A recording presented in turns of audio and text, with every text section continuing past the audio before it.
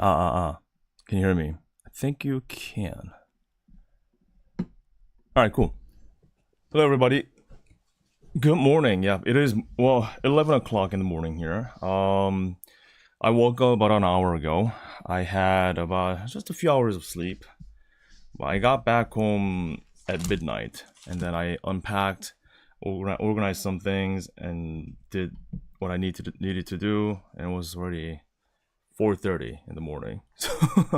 But I still wanted to come up on stream and tell you guys about my LA trip. Yeah, and just for your information, I am back home. Yeah, no BGM on purpose for various reasons, but I'm just trying out the no BGM thing. You will get used to it. Thank you so much, everybody, for joining. I really appreciate it. First of all, yeah, it sounds like you can hear me. Can you see me? Can you hear me? All that. I think it's all good. All right. Awesome. Let's see. Did I get everything done? All right. All good. All right. How is everyone? How's your weekend so far? Loud and clear. Awesome. Thank you. Sounds good. Yeah. We'll. Let me just get this set up real quick. Yeah, I just wanted to talk about the basically what I did during the LA trip, and I'll hopefully show you some pictures that I took along the way. I actually did quite a lot. So, yeah. But hopefully you're all doing well, especially the ones that went to LA for Calli's concert. I hope you had an amazing time. I hope you got some rest too. Amazing, but a bit tired. Yeah, my body is kind of, what should I say? It's squeaking. My joints, my bones, cracking and squeaking. So it was a long trip. I gotta say, it was a long trip. So long.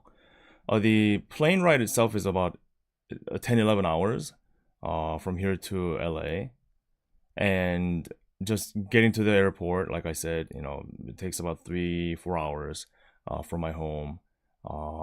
And then all the stuff that you have to do after you touch down. It's a long and quite challenging trip all in all. But thankfully, I managed it. Thankfully. Hey Gamerful, how are you doing? Thank you for joining. Good to see you. Yeah, thanks everyone else for joining too. So Bones Goes Binted. I regret that I don't have any rules saying you cannot say binted in my chat. I might add that pretty soon. I'm just kidding. Bones Goes Binted. That was an actual thing that people chanted during the concert, and Calli herself did it on stage. She said it on stage. Bones Goes Binted. So Bones Goes Binted, everybody. How is your morning, your evening, your afternoon? All good. I love how you guys are just automatic, in terms of the binted. Automatic. It's basically automatic. Someone said what? Binted? It must be my time to shine. Binted. I find it hilarious. What you said, binted? Funny thing, I don't think I have the picture over here. But did you guys see that picture of the Gigi and Cece in LA? Did you guys see that? That actually happened real. I gotta show you that picture.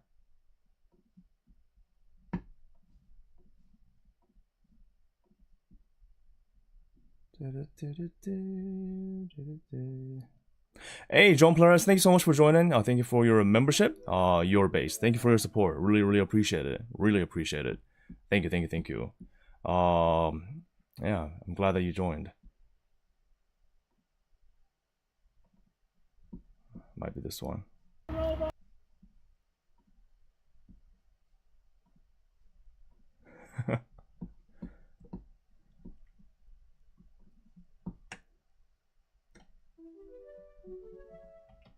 Yeah, maybe hard to see, but the delivery CC was delivering in Hollywood. Did you guys know?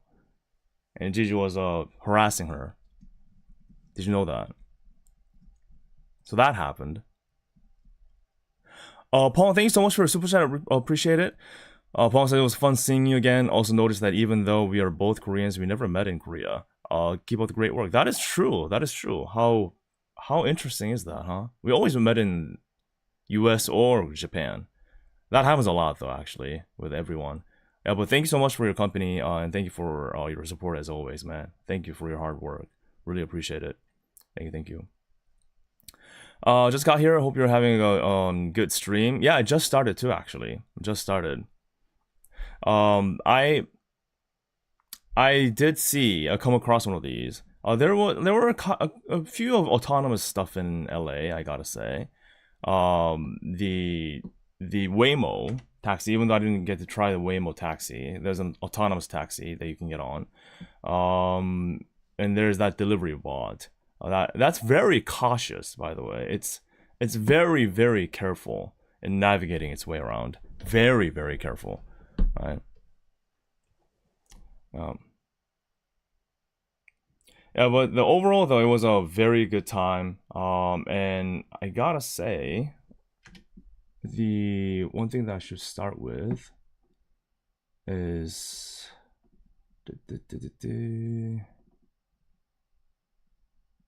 where is it?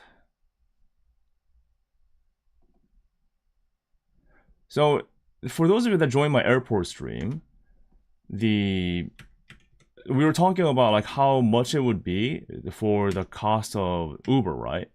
And from the airport to the basically Hollywood, it was $50 to $65. That's what I found out when I touched down. And people were telling me that that's what was going to happen.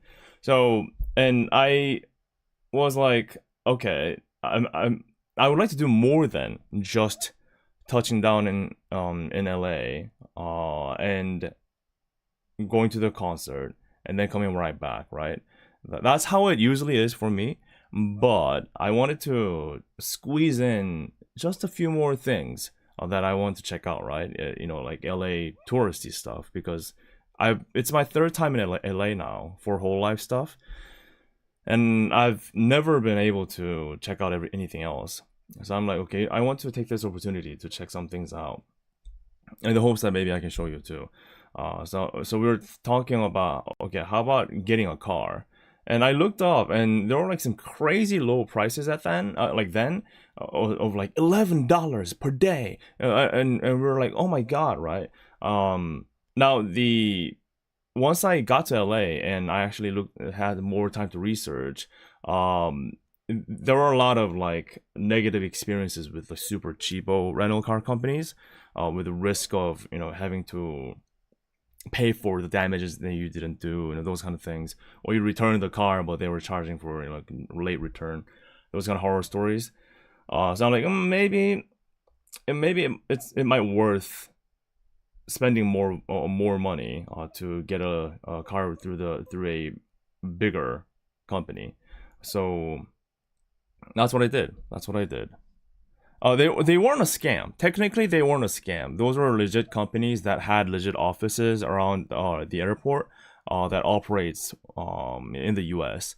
But there's always a reason why it's cheap.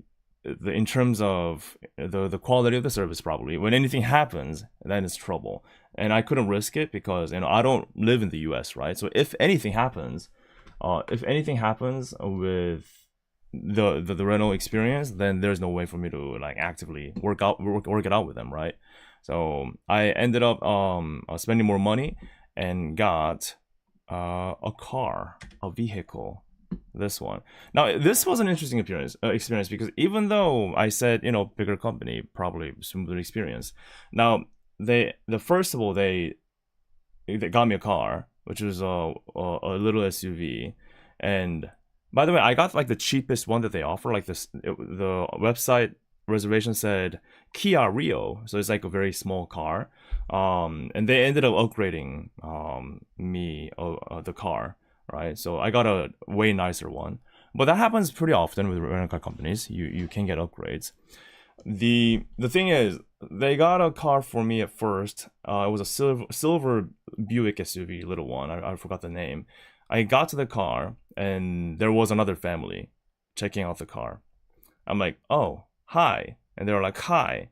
Did they get you this car? And they were like, yes. So they got me this car too. So we compared that little slip, and sure enough, they double booked us. So I'm like, oh, okay. And then I went to the office again, and thankfully they were very cool about it. I guess it's just it happens so often, I guess. So like, no worries. And one of the staff members just took me to the parking lot right beside it, and she was like, yeah, just choose any car you want and drive off. I'm like, okay. But I wasn't really sure about that, because like, what if I just drive in I don't know, Cadillac Escalade for a Kia Rio money, right? So I was being cautious, and I found the Mazda sedan. And I'm like, oh, okay, this is cool. Now, one of the things that I didn't quite think through was my USB cables. Have you ever thought about that? Have you ever thought about that when renting a car? Did you know that that's a factor in renting a car?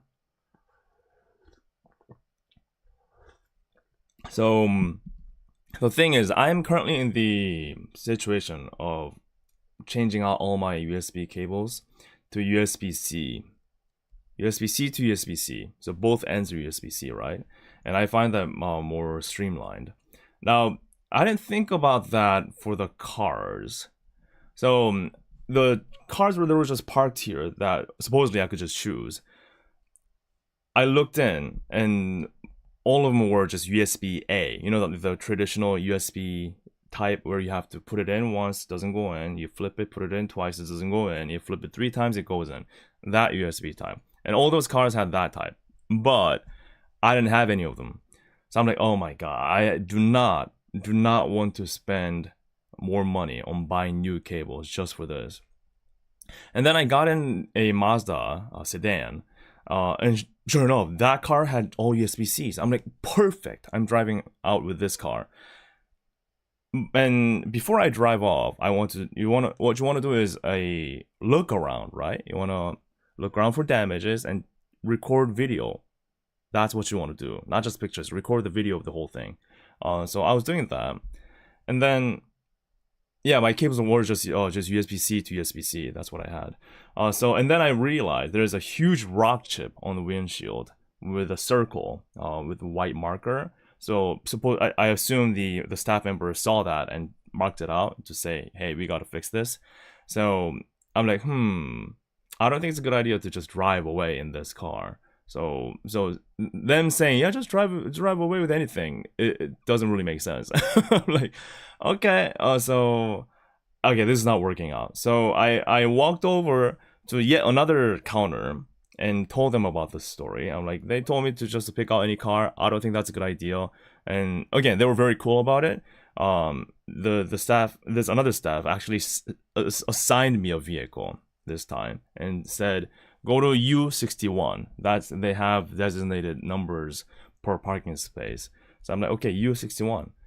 Got there, and I was happy to find out by pure chance they gave me another Mazda, which was one of the few vehicles that offered USB-C. I'm like, oh, it's perfect. And it was a bigger vehicle too, more practical than the sedan that they had before. So I'm like, this is off to a good start. And the car looked nice, and it drove really nice too. I really liked it. I was pleasantly surprised with the car. So yeah, very happy with that. Yeah, good stuff. So phone holder was also another thing that I was like, okay, I forgot to bring my phone holder. Do I have to buy one? Thankfully, it had wireless Apple CarPlay and Android Auto. And my god, it's my first time using it. I know I'm very behind the times, but this is a godsend. I don't have to take my phone out of the pocket. I mean, I kind of did because I have to charge it because iPhone SE, teeny little battery. But no need for a phone holder at all for me. Like that, this worked flawlessly. So I'm just, you know, just driving around, cruising. By the way, this is your point of view. This is literally you're sitting with me on the passenger seat, and we're driving through LA together. So everything worked out really well. It was a game changer. It's my first time using the wireless one, especially. But my God, it was so good. Yeah, it looks. Oh, look at all the palm trees. May I talk about the weather? The palm trees and the blue sky, as you see here in the back there. This is like that for the whole freaking city, whole entire city. And the weather here, it's February, right? It's February, so it's supposed to be in the dead of like winter. But look at the greenery. Do you see that? The greenery there. So I was shocked to find out. Oh, thank you, Nerdy Laundry. Thank you so much for the membership. I really appreciate that. Thank you. So I was shocked to find out that the weather was so nice. It was perfect. I think in Fahrenheit wise, it was like 70 something to 80 something. Celsius wise, it was like 16 to 20, 22 or something like that, degrees Celsius. I'm like, oh my God. Like, I legit feel like if you want to visit LA, February might be the best time. Not just because of the weather, but also because it's not too crowded. It's not the holiday season, like typical holiday season. So it was just so good. It was so good. Oh yeah, and yeah, I did find out that the day before and day after my trip window, it did get a bit chillier. So I think I made it at the right timing. That's true. So maybe March. Would you say March is better?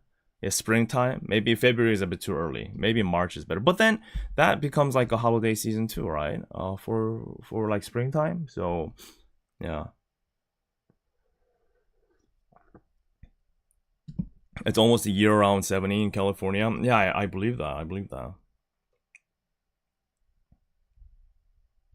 April would be much better. I see. So around that ballpark, right?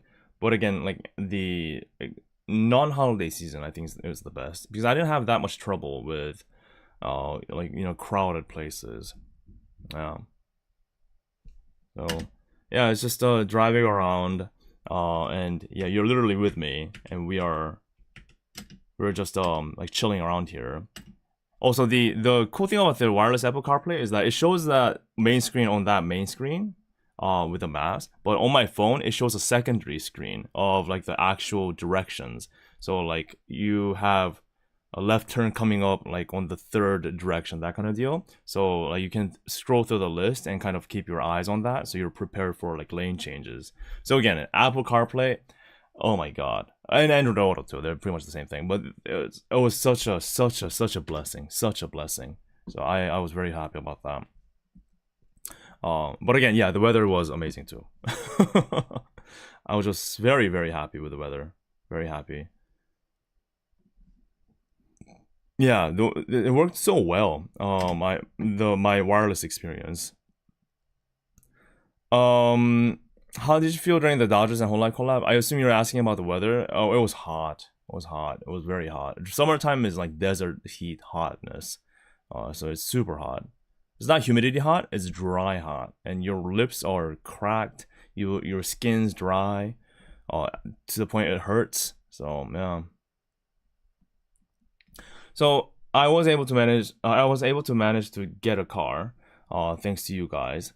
And although I had to pay a bit more, actually quite a bit more. Yeah, can I talk about that real quick? So our original calculation with like that cheapo rental fee that we found online at the time, like everything considered with renting a car to paying for my hotel parking, which is $20 per day, which is not bad for like LA, right?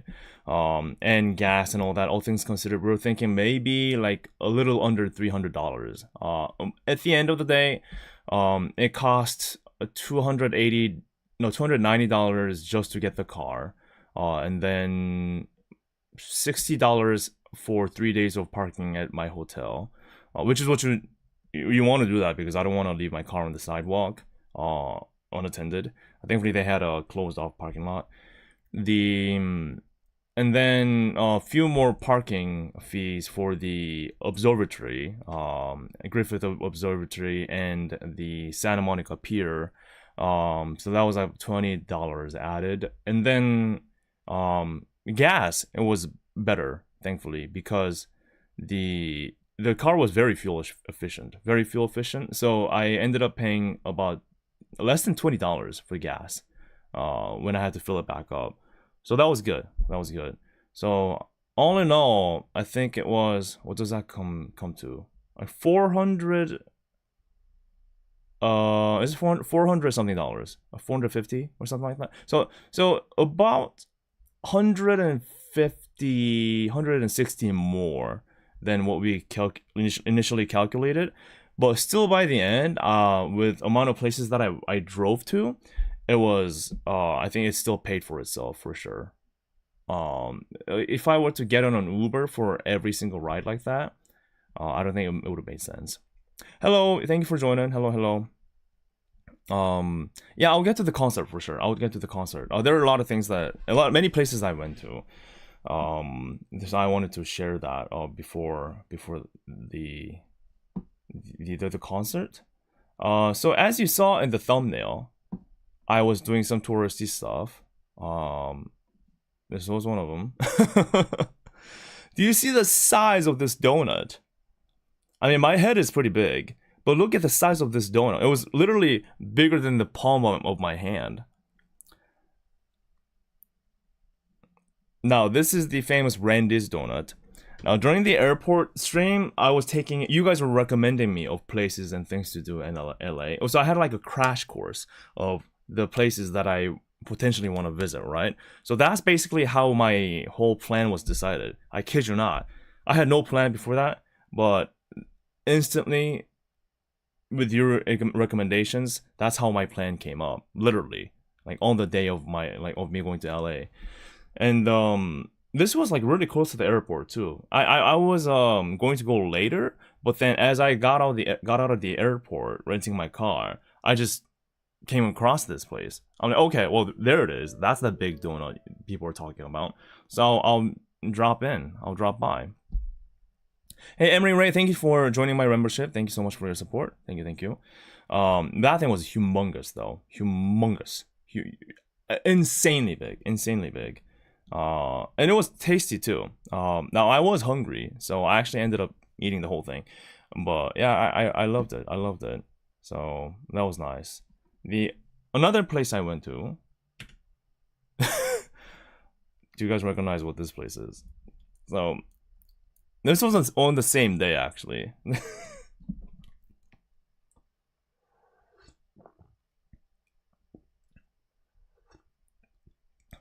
So I was on a full-on tourist mode, okay? I had no shame.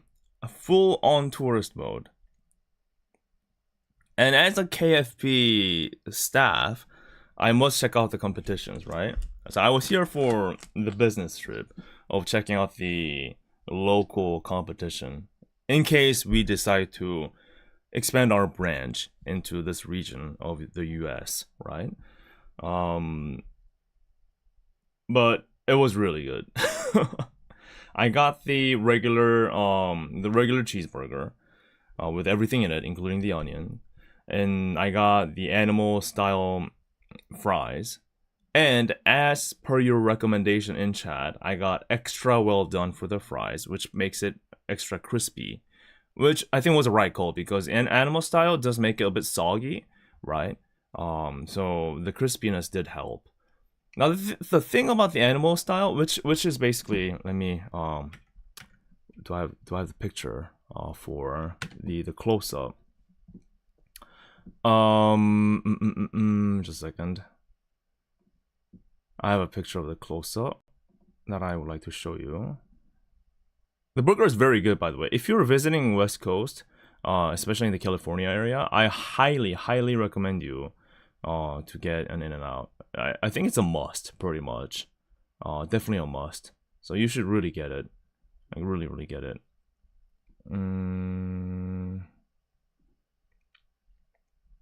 Where's my burger pick? My burger pack. I got so many pictures. It's unbelievable. So many pictures.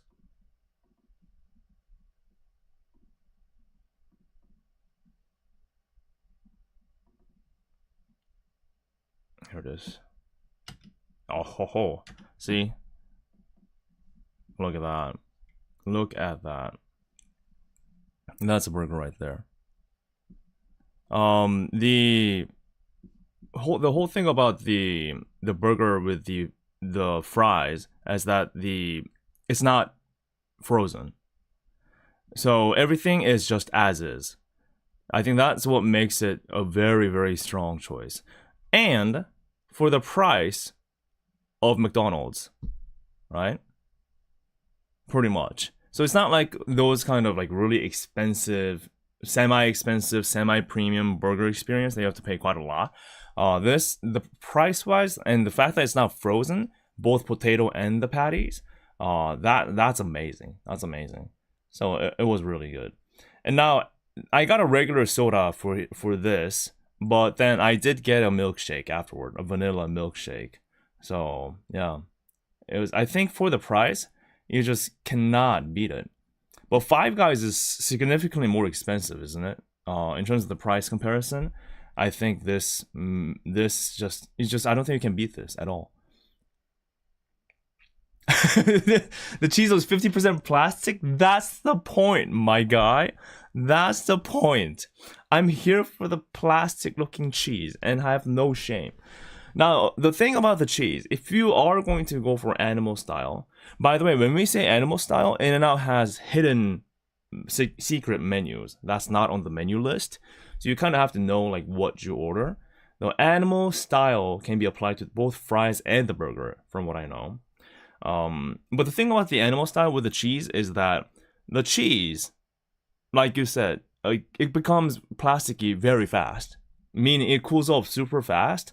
So if you don't eat fast enough, the whole thing that you see here, you lift up one fry and the entire thing lifts up together.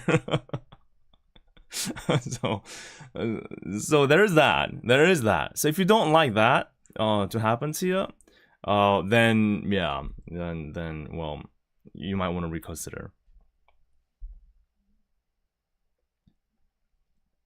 You're disappointed?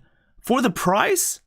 No way. For the price, there's no way you're disappointed. Again, remember the price, my dude. Remember the price. It's basically McDonald's, but for this quality. And if you're comparing it to like other franchises, okay, but again, the price. You have to think about that. Many times people forget about how affordable In-N-Out is. So yeah, you have to remember, you have to give them credit for that. Like honestly. But it's my favorite though. It's my favorite. Now I showed you the picture of me being very touristy, right? With my In-N-Out hat and all. But may I show you that I went further with my touristiness. I went further, and I don't know if you want to judge me on this. As locals in chat, okay? As Californians in chat, please judge me if I did a cringe thing or not, okay? Or if you've ever done anything like this before.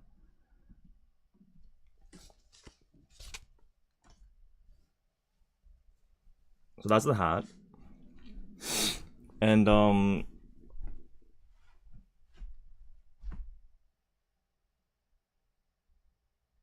I had to get it. It was $20, okay? It was $20 for a good, decent looking shirt, and I needed a shirt for upcoming summer. Alright? And the design was actually pretty decent. Now, I might have picked the size a little bit small for me, but it's okay. I'll just work out and be in shape before summer rolls in. But look at this. Isn't that cool? Base AF? Okay, oh, thank goodness. Alright. I think the vibe in chat so far is hell yeah. Okay. Now, This is the front, okay? Are you ready to see the back? Have you ever seen this? Even as locals, hey, did you take the time to pay attention to the t-shirt offering that they have?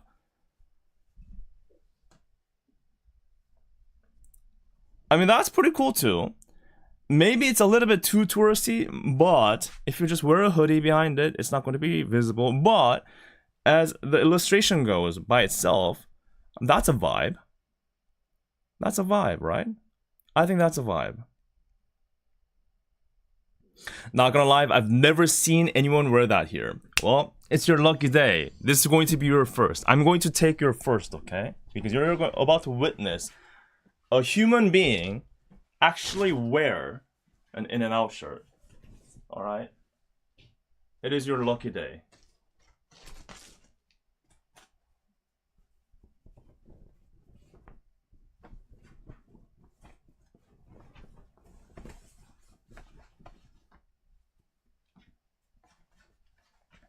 Okay, maybe the size isn't too bad.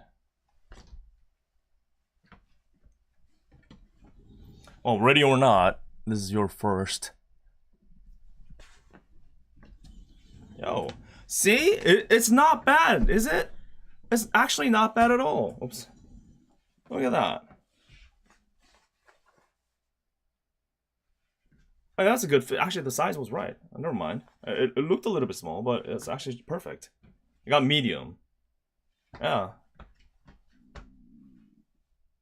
So this is your first time actually seeing someone wearing an In-N-Out shirt. Huh? So yeah, that's not bad, right? Not bad. That's really good, actually. I like it. I like it. So that is In-N-Out shirt, and the hat is what the staff actually wear. And did you know? May I show you this? This is some high-tech stuff. Okay, the In-N-Out has their paper hat technology all figured out. So if you look at here, do you see this? Pull out to your head size. Did you know? Even as locals, did you know? First of all, that the hat is free. You can just ask them, and you can get one for free. And second of all, it's adjustable. Did you know?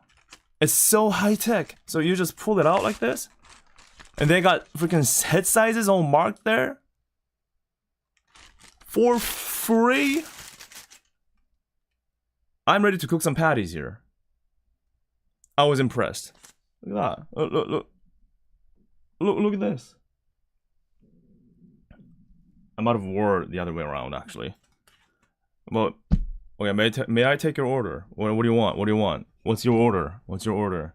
Welcome to In-N-Out. May I take your order?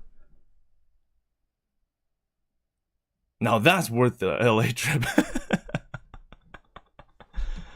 Yeah, I'm very America mode for sure. I look Indian. No, it's the see, it's the pattern. See, if I look like this, if I flip it like this, then it's better, I think, because of the In-N-Out logos. Well, you're right. Actually, the patterns does give it that traditional. I don't know exactly what the names of those hats are, but you guys know what I'm talking about, right? I think I've seen something in like the Turkish ice cream places too, of like these kind of a hat. So that pattern does look like that, which is cool. It's actually palm trees though. Hey Jaywin, thank you so much for the membership gift. Thank you, and congrats to Don't Mind Me for the gift. Getting the gift. Please say thanks to Jaywin. Thank you so much, man. Thank you so much for your continued support. Really appreciate it. My hat has earned a membership apparently. All right. Number 3, double. All right. So we got double with Coke. All right. 2 number 9 large. We got number 3 double. Give me 3x3 grilled onions, mustard, animal fries, light well, and a drink. And 2 number 9s, a number 9 large, a number 6 with extra dip, a number 7, 2 number 45s, 1 with cheese, and a large soda. You got the wrong franchise, bruh. Hide it before Kiara sees you wearing it and throws you in the usual room. Boss, this is research, okay? Research purpose. research purpose. Okay, research purpose. Please don't fire me. They also sell their red food trays for like $2. They sell their food trays? No, I would legit bought that. Are you serious? I need that.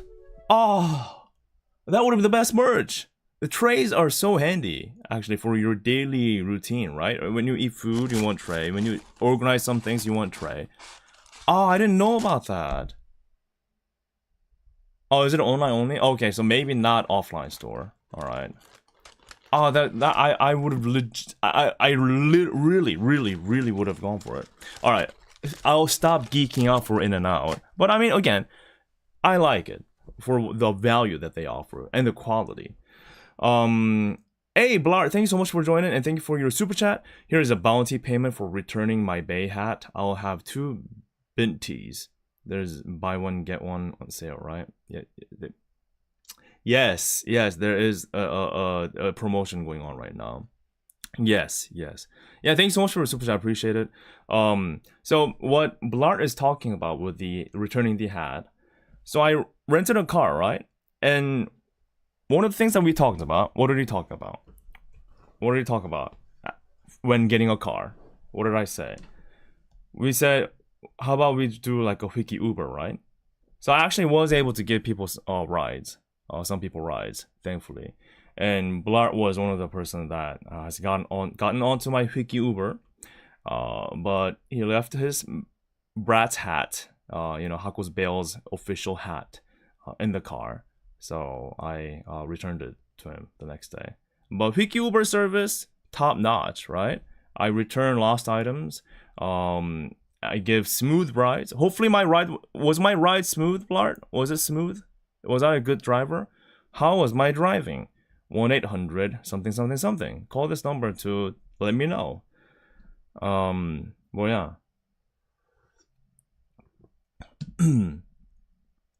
5-star service. 5-star. I think I'm doing good.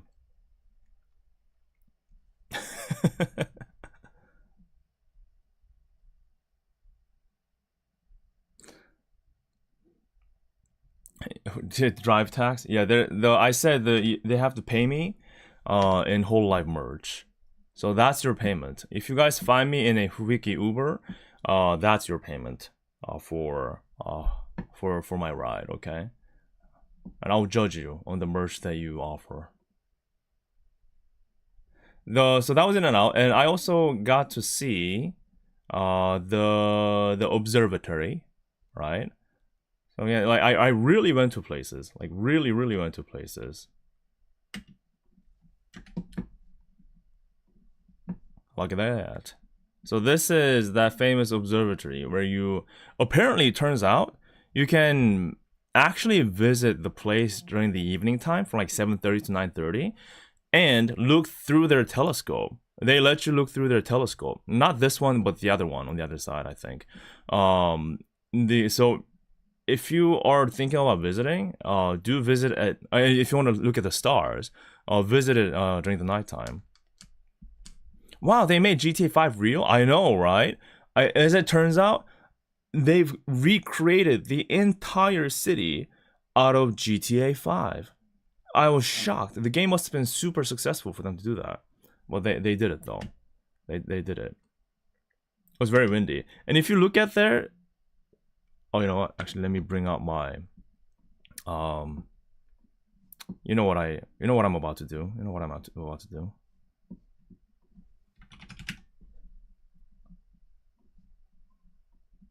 There we go. Even the crime?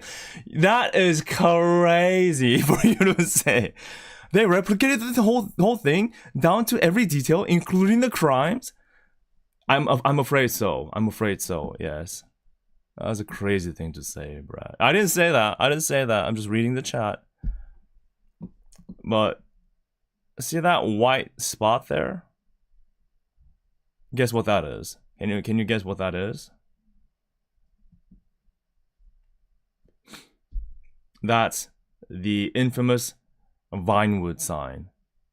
I'm sorry, Hollywood sign. That's the Hollywood sign. Yeah. It is. What a scenery, huh? What a scenery.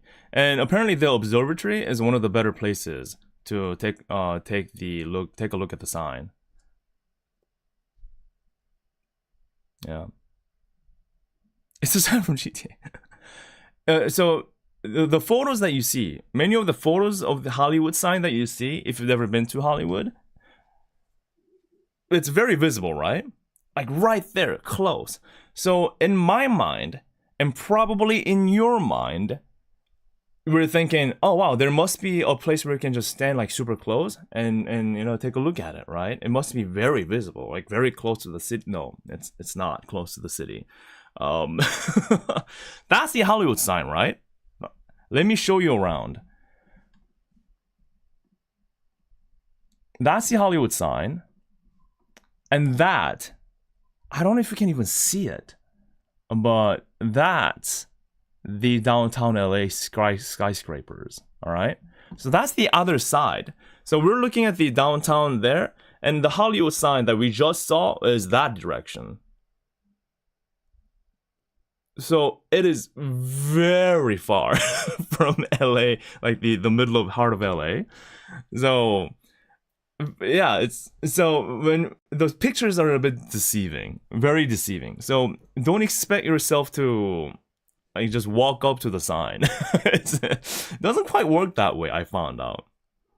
Yeah, GTA 5 lied. I'm sure if you're brave enough and don't know better, maybe you can try to hike up there, but it's probably deadly to do so.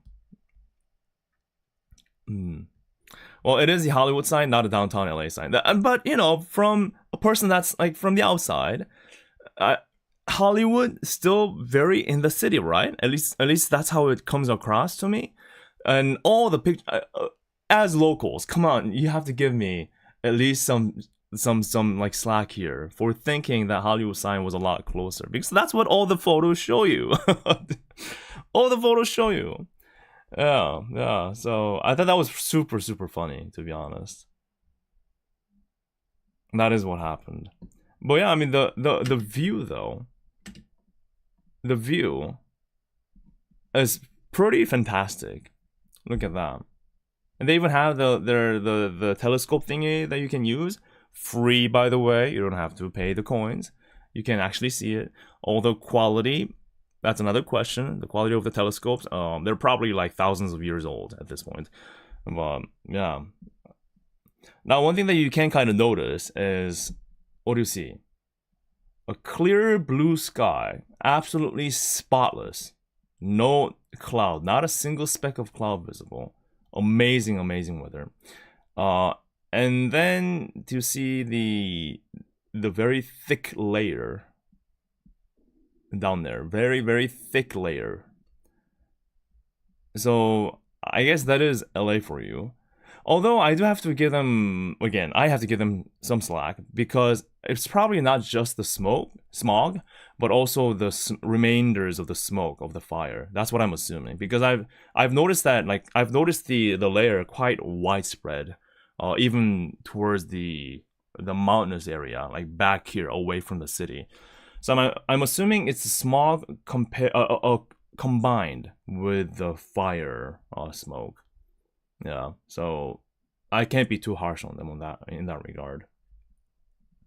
But you can definitely see it, though. You can definitely see it.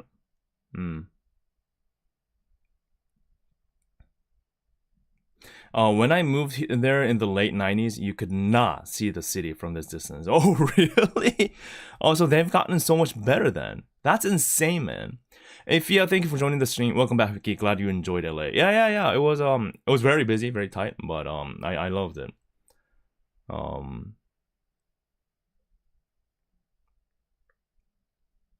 It used to be much worse. Wow, really? It's much better? That's insane.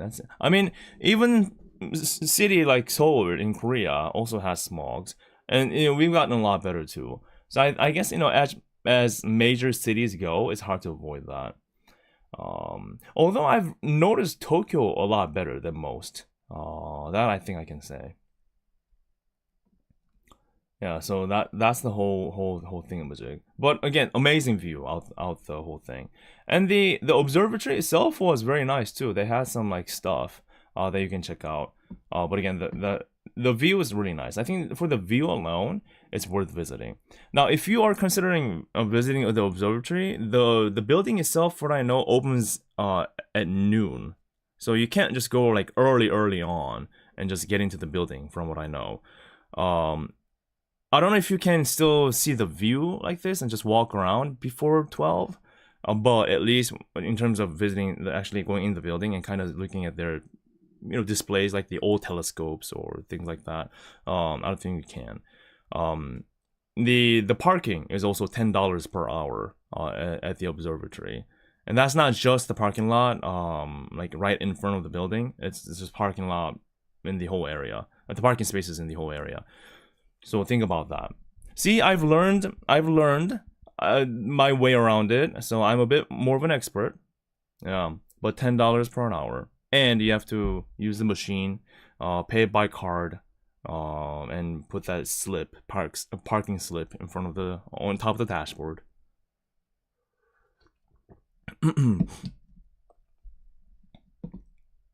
And the whole vibe of the area was good too. So it was February, so it was, again, not the holiday season, so it wasn't super packed. And the fact that it's not like in the middle of the holiday season, they were renovating their gardens like in front of it, so it wasn't the most beautiful looking right now, but they were just they were about to redo the dirt, right, and do like replant the stuff. So if you go right now, then maybe in terms of like how the building looks, it's not the nicest. But again, the view alone was amazing. I gotta say, it was amazing. So the observatory was nice. That's what I'm trying to say. And I got to check out a lot of stuff. It was another obligatory Hollywood shot. So when I say, oops, spoiler. When I say that the sign is far, I mean, it's not too bad. If you zoom in like this, it's not too bad. But again, it's not like in GTA 5 where you can just like walk up the hill. Look how steep that is. Look how steep that is. It's unbelievable. So that is that. So please keep that in mind. Please keep that in mind. Yeah. Leaning Letters of Hollywood, yeah. But it's very mountainous, though. Very mountainous. Very, very mountainous.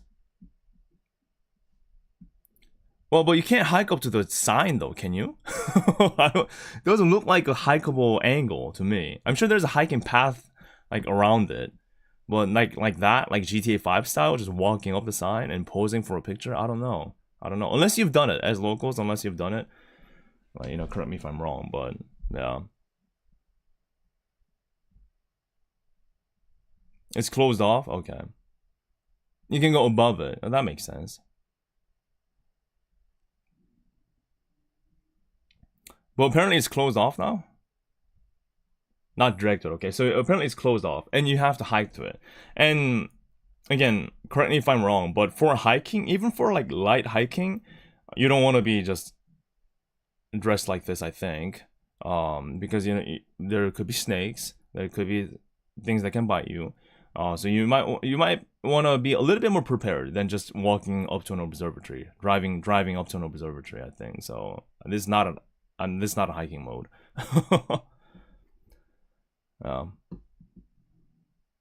So that was fun too. That was fun. It was a good time. Now another thing. I'm going through the touristy stuff first.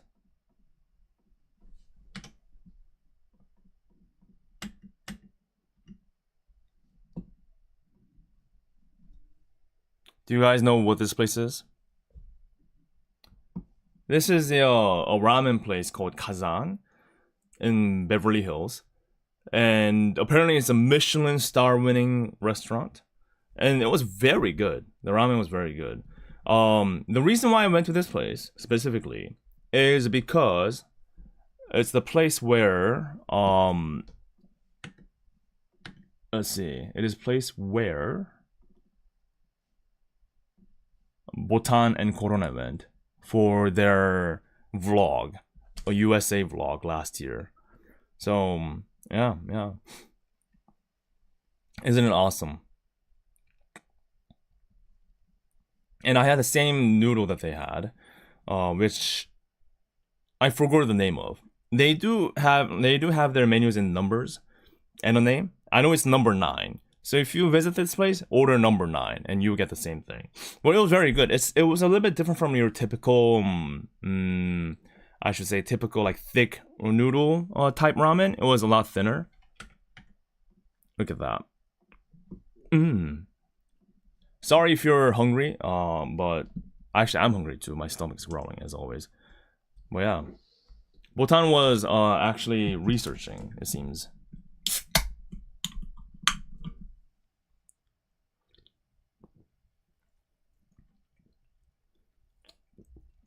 It was good. It looked good and it was good. So it was a pork kind of like based ramen with thinner style noodles with added spices like peppers and egg, and it was a thinner broth rather than like those thick broth ramen style. It was on the thinner side, and I liked it. I actually might even prefer this style. I found out, but it was really good. Hey Kyle, thank you for your super chat. Welcome, man. Welcome. How are you doing? Good to see you. Now I'm hungry. Yes, this is my plan according to Keikaku. If you're hungry, well, it's time for you to eat, it seems. I liked it. The vibe was good, and interesting story, right? So I visited the store, and I'm actually eating, and I love the whole place. And if you look at it, do you guys recognize that? Do you know what that is? It's a bit hard to see from this angle, but the keen eyes in chat may know what this is. Not the big ass cursor, but the thing that the cursor is circling. I'll give you some time to figure out.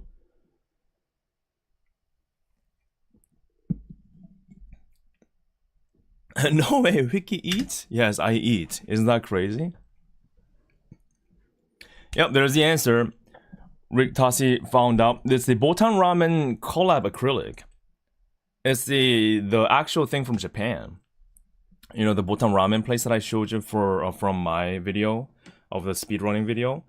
So that was there, and the reason why that was there was the staff of the ramen store actually came out with it, and you know, he recognized that I'm a hololive fan, like that's why I'm here. So he took it out and placed it here so I can stare at it while I eat. 100 points for customer service, right? So the reason why they have that there is because apparently they've been getting quite a bit of visitors, quite a bit of hololive fan visitors since that collab, and especially the time before Calli's concert was rolling in. And one of the groups that visited was you know, I guess for the concert, and I guess one of the guys within that group was a Koroneski, the fan of Korone, and he gave the restaurant, actually just gave the restaurant this whole acrylic panel merch for the shop to keep. I thought that was a really cool gesture of, like, you know, fan being wholesome, and the staff, you know, probably brought it out for me to see it too. I thought that was really nice. I thought that was really, really nice.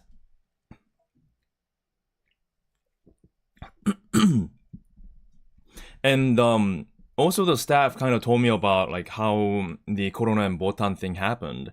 The staff wasn't actually the same person that was there when they came, but apparently Botan and Corona's thing, like they called in, not they themselves, but I'm sure like cover staff or somebody, they called in like on the day, like in the morning, to reserve the whole space out. So it seemed like it sounded like it wasn't like a pre-configured like advertisement space for that vlog.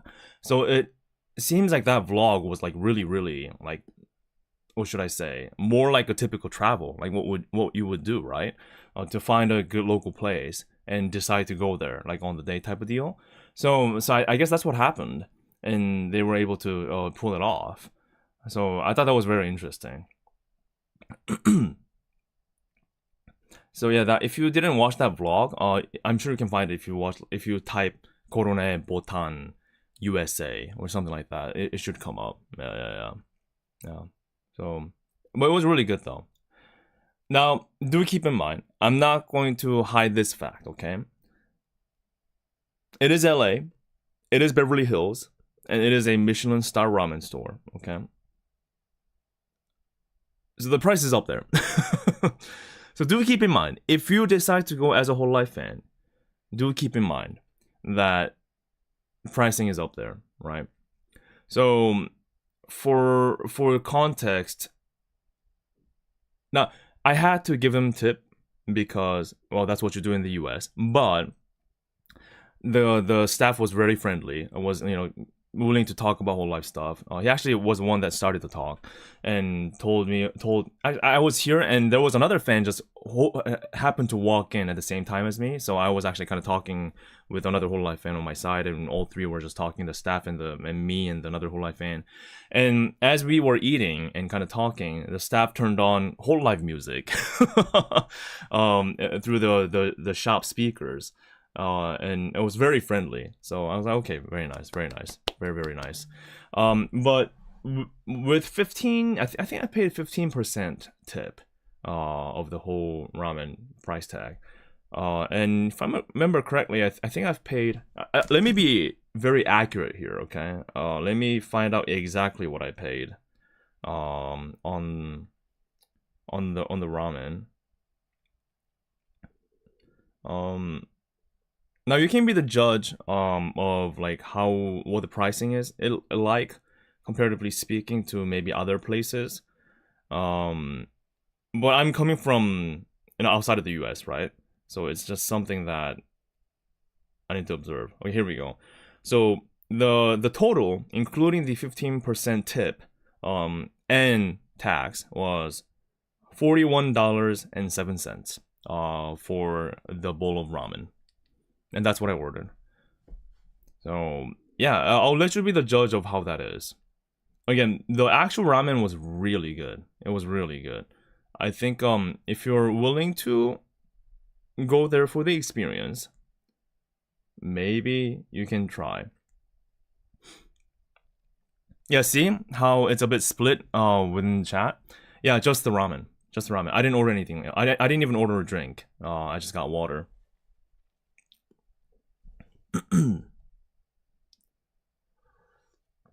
See, different opinions. Not bad, actually. Too expensive. Decent. See, so it depends on how you look at it. It seems for me it made sense. There's no way I would have gone here just to have the ramen. Absolutely no chance. But for me, I was willing to pay the price for the experience as a hololive fan, right? So in that regards, you could kind of talk your way into it. But if it was just regular old me, that's just here for tourism, I would think it would have been a very hard sell for me personally. But as a fan experience, and just to say, hey, I tried an interesting like cuisine, I think yeah, maybe it makes a bit more sense. Well, yeah, do keep that in mind. For context, that Yaro ramen, no, not Yaro ramen, no, what was the Tsutaya ramen collaboration that they did last year with hololive. That ramen was, the ramen bowl, just a single bowl, was 20. Do you guys remember how much it was exactly? I think it was like $25, $26 for the single bowl. So again, it's LA pricing. Things are not always cheap. Yeah, you pay for Michelin stars. Yeah, pretty much. But again, it was really good. So yeah, I guess the only way I can describe it was really good, right? So you guys have to be the judge. Was it 29 including tax? Maybe including tax it got up to like 29 or something. Yeah, and also remember that it's not just in LA, it's also LA in Beverly Hills, right? So they all combine and they stack up so fast, right? And which translates into pricing.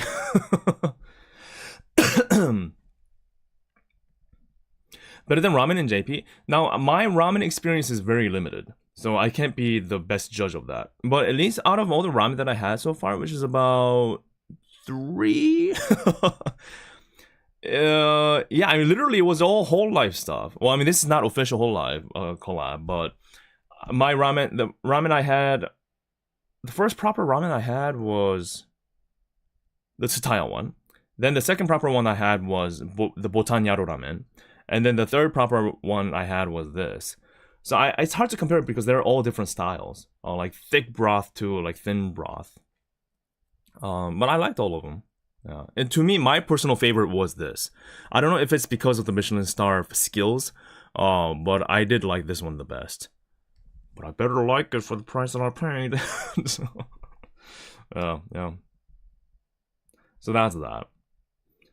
And again, another reason why I was able to come here was because of the rental car. I think it would have been very hard for me to like visit all these places if it wasn't for the rental car. Now the interesting thing about this particular location, like I said, it's in Beverly Hills, right? So I found out that this place is literally right next to the place that I wanted to visit anyway.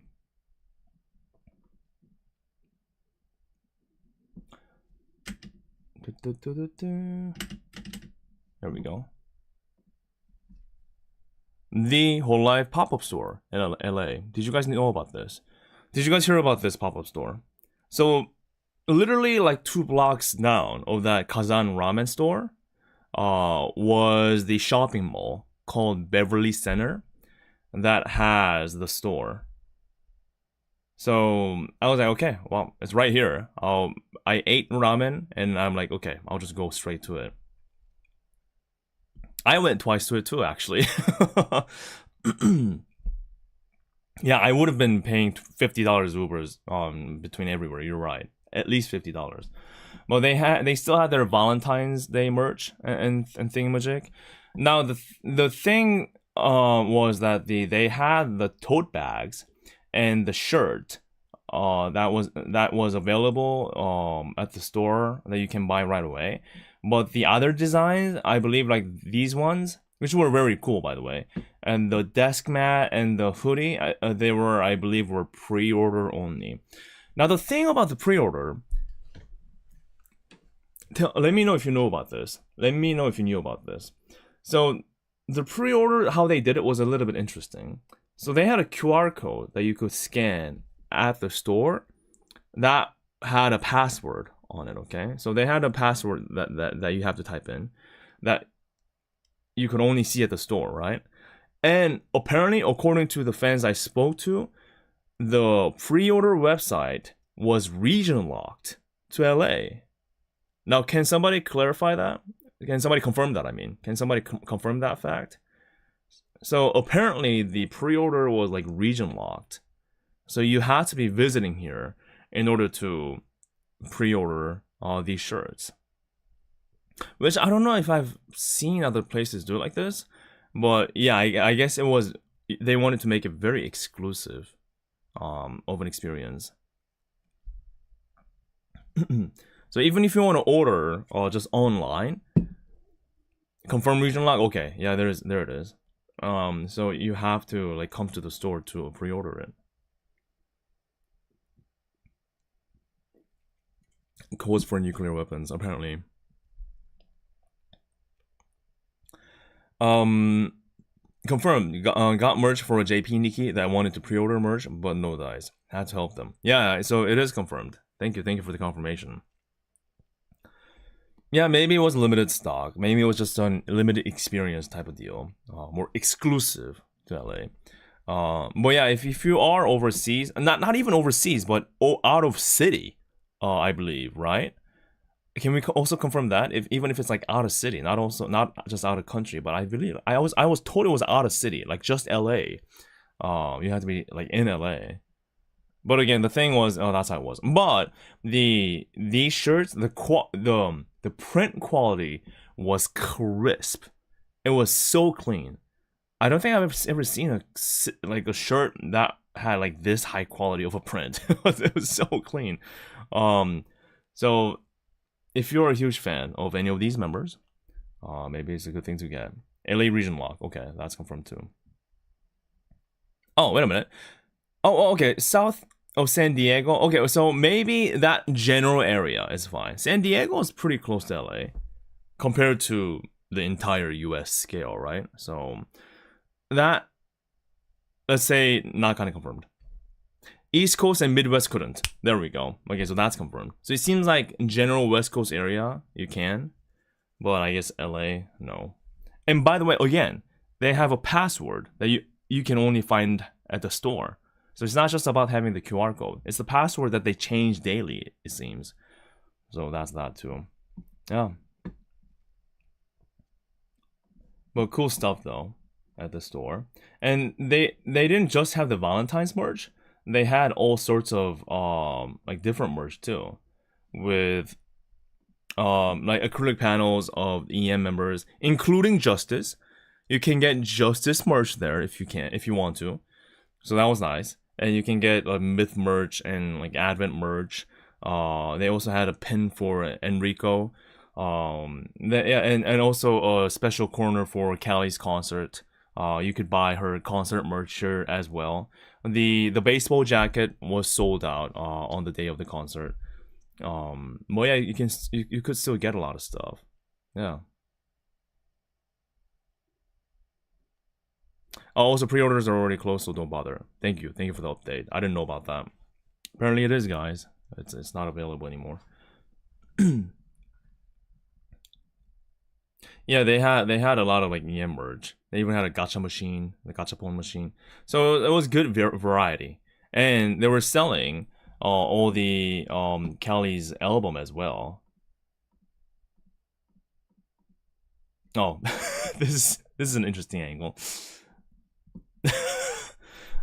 Something about this is just hugely funny. I don't know why.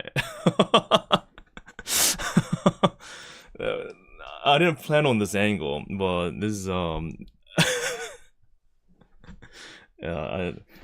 by the way, they did a meet and greet here as well a week ago or two. So you could sign up for a meet and greet. Yeah, you look lonely. Yeah, that vibe. the freaking Blade Runner vibe. That is hilarious. Oh my god. But they had a special recording of the Valentine's Day event, and each member had their own video message that was playing on the big screen. And in between the messages, they had the music videos of EM members playing. Yeah.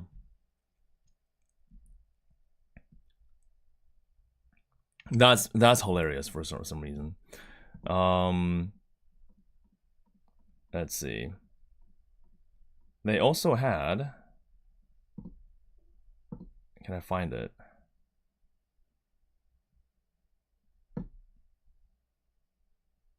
Let me see if I can find it. I took so many videos. It's unbelievable.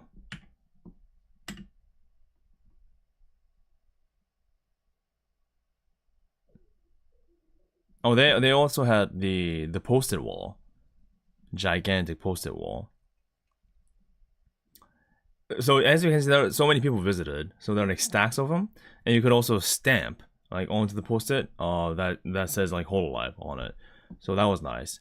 But the the cool thing was, Calli herself actually visited the store like I think 2 days before the concert. That's what I was told by the staff, and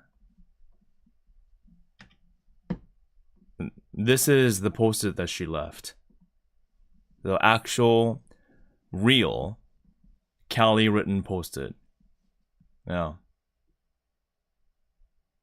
And it's not the only thing that she wrote. She also signed like on illustrations across the store.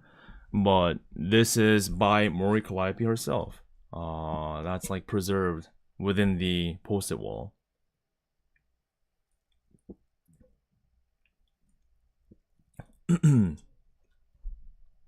I thought Calli post-it would be locked because someone could have taken it. Yeah, I mean, I guess they were just not really worrying about that. It was taped, but yeah. So that was really interesting.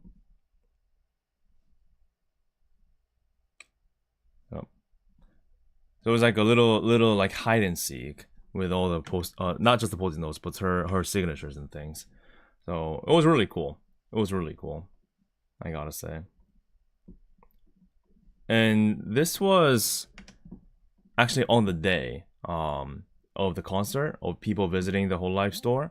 The on the day, you know, for the right reasons, was a lot more crowded.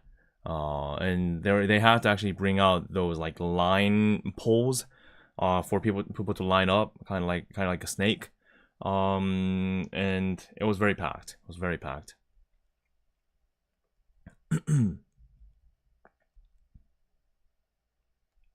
US deadbeats have manners, even if you're dead.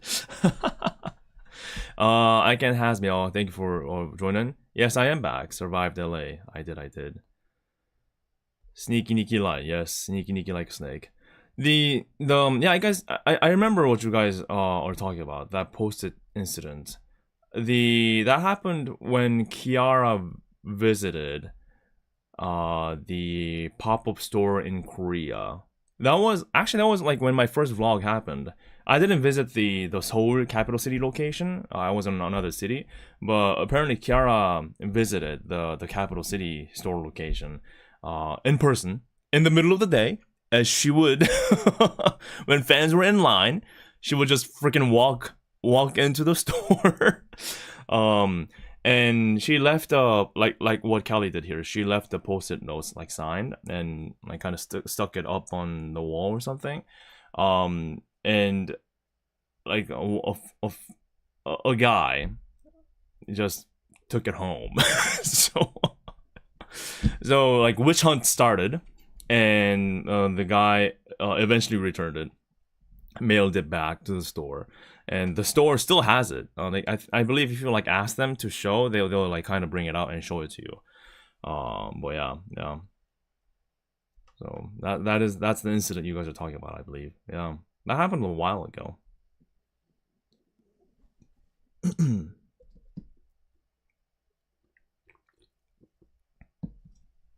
So this was like on the day of the concert. It was very cool. And another touristy place that I visited was, let's see, just a second.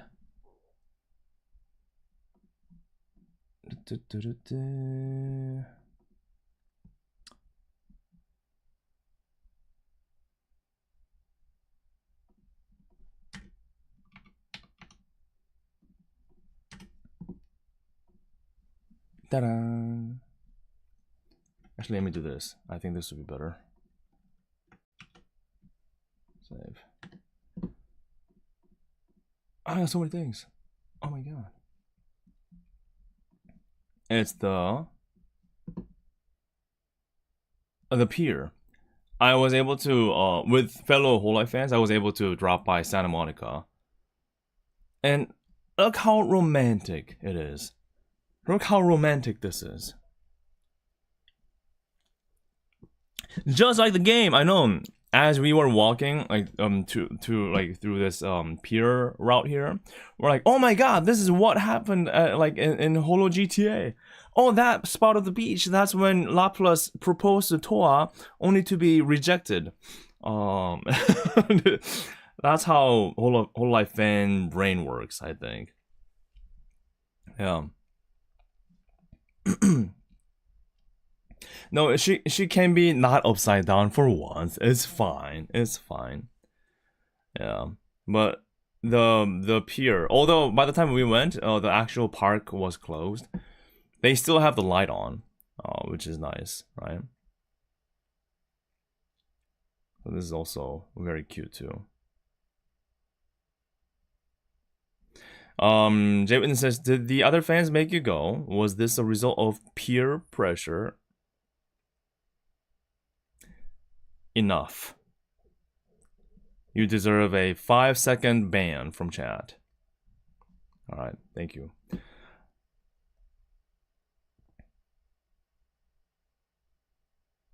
Northern Hemisphere, right side up here. I guess so, I guess so. But it was a whole interesting vibe. And guys, the wave was really strong too. It was not a calm beach, I gotta say. And I wish I could also visit it during the day to see the whole, like, the vibe of it. But yeah, at least I was able to check it out and see and actually say, I visited, guys. I visited. So this is how it looks like up close. Look at that. This is that Holo GTA spot, guys. Oh my god, it's real. It's real. Look at that.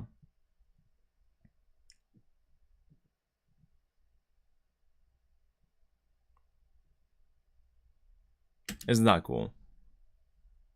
We were pretty late there. So the parking fee was $7. Yeah, $7. I don't think there was a limit for how long you can. I don't know. I actually have the little ticket here. No. That's where Kanata was held hostage and nearly died. See how our brains work? We're so cooked, guys. Our brains are so cooked. Everywhere we go, we're like, oh, hololive. We shouldn't be like this. We can't be like this. We have to live a life outside of hololive, at least for once. We can't be like this 24/7. We just can't live like this. We can't. We have to fix ourselves. No way we can live like this. Oh, it was Mio. Okay. Well, yeah, I really remember this whole thing. We can't be fixed. I guess not. And yeah, by the way, this is the parking ticket. Santa Monica. If you can zoom in. Hello, there we go. Yeah. I don't know why I still have this, but well. Yeah, it was better than I expected. Okay. Sometimes it's better than you expect. Sometimes. One of them did get shot though. Just casually. One of them did get shot though. Yeah, it's just we had like hello, like you know, like a fellow hololive fans. Pacific Park. It looks a bit ominous like this, doesn't it? For some reason, I don't know why. Like something's about to go down or something. Focus camera, what are you doing? Hello? You're a bit slow today. Okay. Oh, here's the beach. So this is the night beach. And as you can see, there is a mist in the air. Look at that. And look how, you know, pretty strong the waves are. Look at that. Let me turn on the sound too. What can you say, man? How fans making waves? Yeah, exactly. Yes. And we were like, oh my god, that specific spot, that's where Laplace was proposing to Toa. That's the talk we were having. Well, yeah, that's it was pretty cool. It was a pretty cool location, I gotta say. No, there's no way I'm diving. It looked pretty deadly, I gotta say. Look how deadly it is. See, it looks, if you look at the underside of the pier like that, look at the wave crashing in. Let me show you that again. Yeah, that water is probably cold. And thank you for the membership upgrade. Thank you so much, man. Thank you for your support. I really appreciate it. Thank you for your generosity. And Oh, there's a big one. welcome to Based. See the wave. So it's not some kind of calm water on this pier. It's pretty intense. Oh yeah, it moves so fast. So fast. Yeah. And there were people fishing too. If you look at it here. See, there are people like kind of fishing at the end of the pier. So they're all very patient and just standing and chatting with their friends, and while they have the fishing rod there. And this guy, right? This guy, he caught something.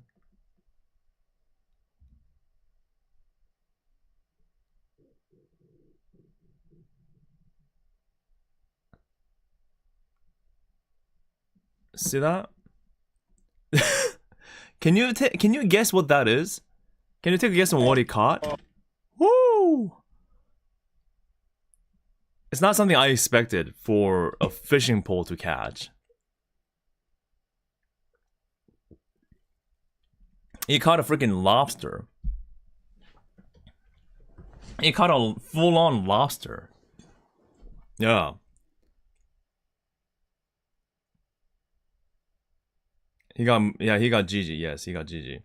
No, he caught a lobster, and it's I guess just a typical like local fisherman behavior. And he caught it. He was like, "Yay!" and was cheering with his friend. And you know what he did? He unhooked the lobster, and he put it straight into his backpack and just zipped it up. No proper basket with water kind of deal. No professional container to keep your catches alive. He had his regular ass black backpack that you can buy anywhere from the store. He casually has his lobster in one hand while the lobster is going crazy with his tails flicking like snapping. And it was like, whoop, goes into the backpack, just whoop, zips it up and closes it off and moves on. I'm like, dude, bro, that's bro, that's how you do it. I kid you not. I kid you not. I think there's a. He kissed Did I it. catch him doing that? He kissed it. He kissed it. W. I think. Yeah. Oh, come on. There must be. Yes, yeah. Yeah, like I don't know. Oh, there again. It's like how. There's. Oh, there we go. Okay. Okay. I see it. I see it. So. He. See, caught in 4K. So that's a lobster in his hand, okay? That he's just carrying it barehanded, and that's his backpack. It's like, kid you not, he did it. He actually did it. It's like, yeah, this is what I do every day. It's like no single hesitation. Oh, I just found that absolutely just so freaking funny. Yeah. Yeah, it's not it's just a regular backpack. It's not even those heavy duty, very big backpacks that you expect. It's just a regular old school backpack. Oh man.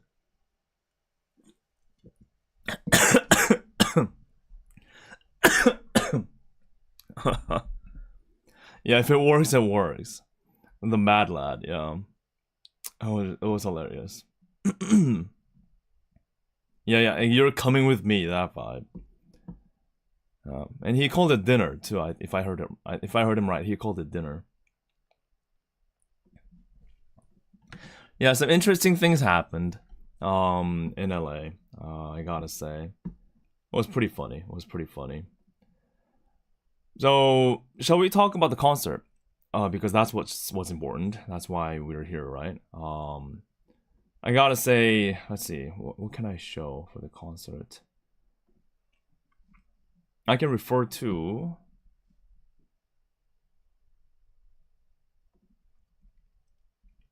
so my picks first of all.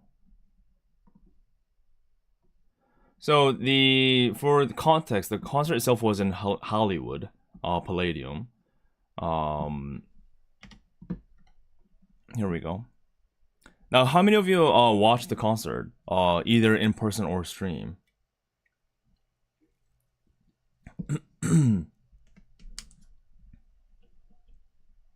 It was lit, at least watching on stream. Yeah, I mean, I'll be curious to see how it looked like on stream. I was there, saw you online. Oh, did you? Awesome. Was there or in stream, was in person. It was a pretty good mix in the chat.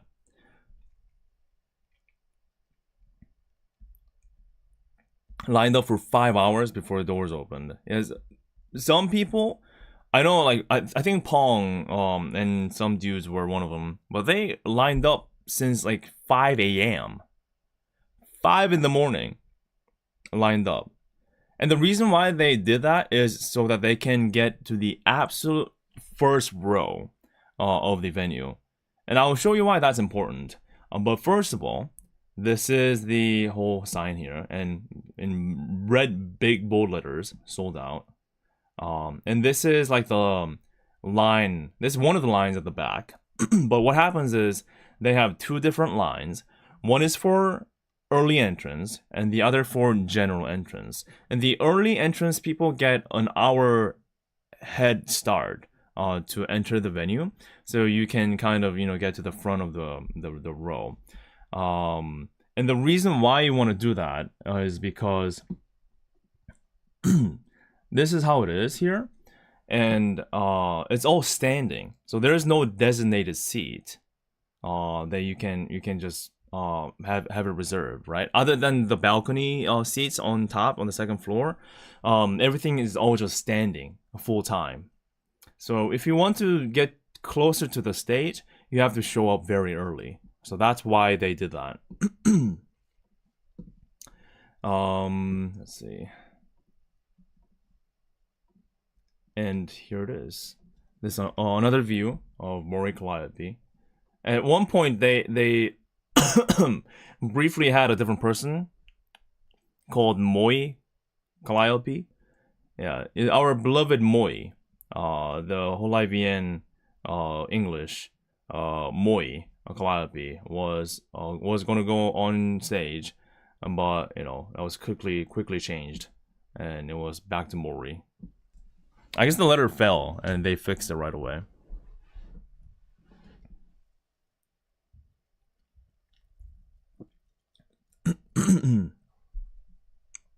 And Moi Calliope, French for my Calliope, of course, as Mori Calliope's French cousin,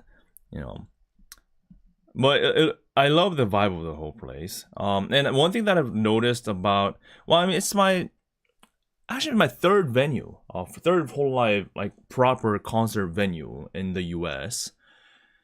And the New York one with the Breaking Dimensions, the King's Theater, and this one, the Hollywood Palladium, they all have a pretty long-running history, right? Of decades and decades of operation. So like that, they have different vibes when it comes to concert venues. At least that's what I found out. And of course, they have brand new venues like that YouTube theater they did with the first English concert.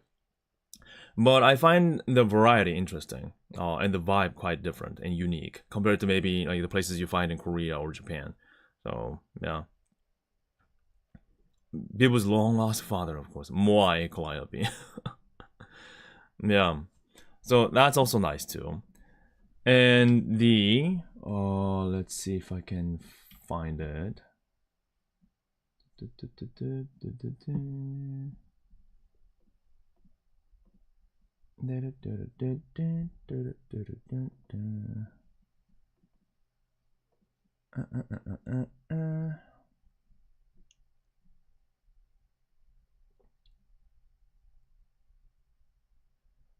I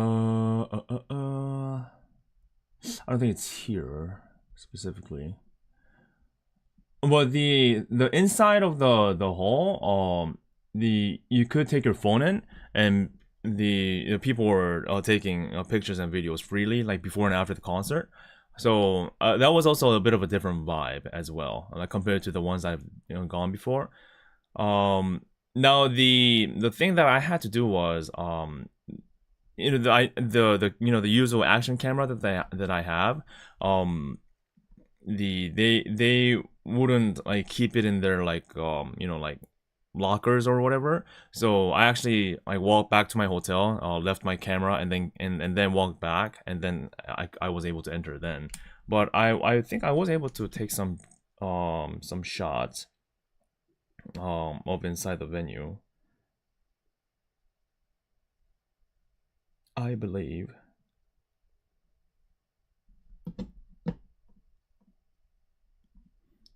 Yeah, no, it's okay. I knew that they don't allow like camera gear into the venue, but I guess I was just kind of expecting because they said they take in like coats and things.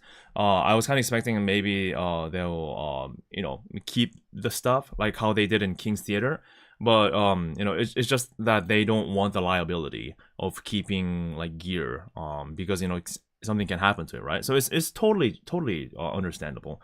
I should have done more research. And thankfully the hotel was about 15-minute walk, so it wasn't like devastating in that regard. So it was totally it makes sense. And I had I had early entrance anyway, so I had enough time for me to go back and then come back and put my stuff. And then return to the concert hall. So it worked out in the end. It was all good. All good. Yeah, the another thing about the US venues is that the bag check, right? Is something that takes a long time, because like Japan and Korea, they don't do bag checks. Not a single one. So you just walk in. But in the US, I found out that they always do those bag checks and metal detecting like gates and all that. And those take a long time for sure. So that's usually why the concerts in the US, the hololive concerts in the US are delayed. Because those take so much time. So much time. So that's something you definitely want to keep in mind. For sure.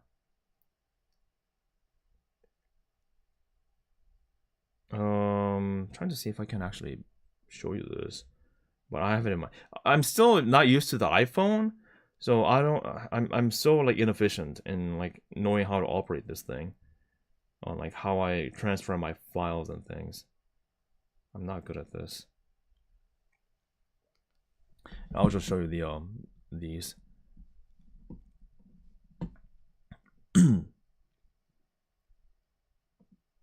Yeah, but this is the whole area basically.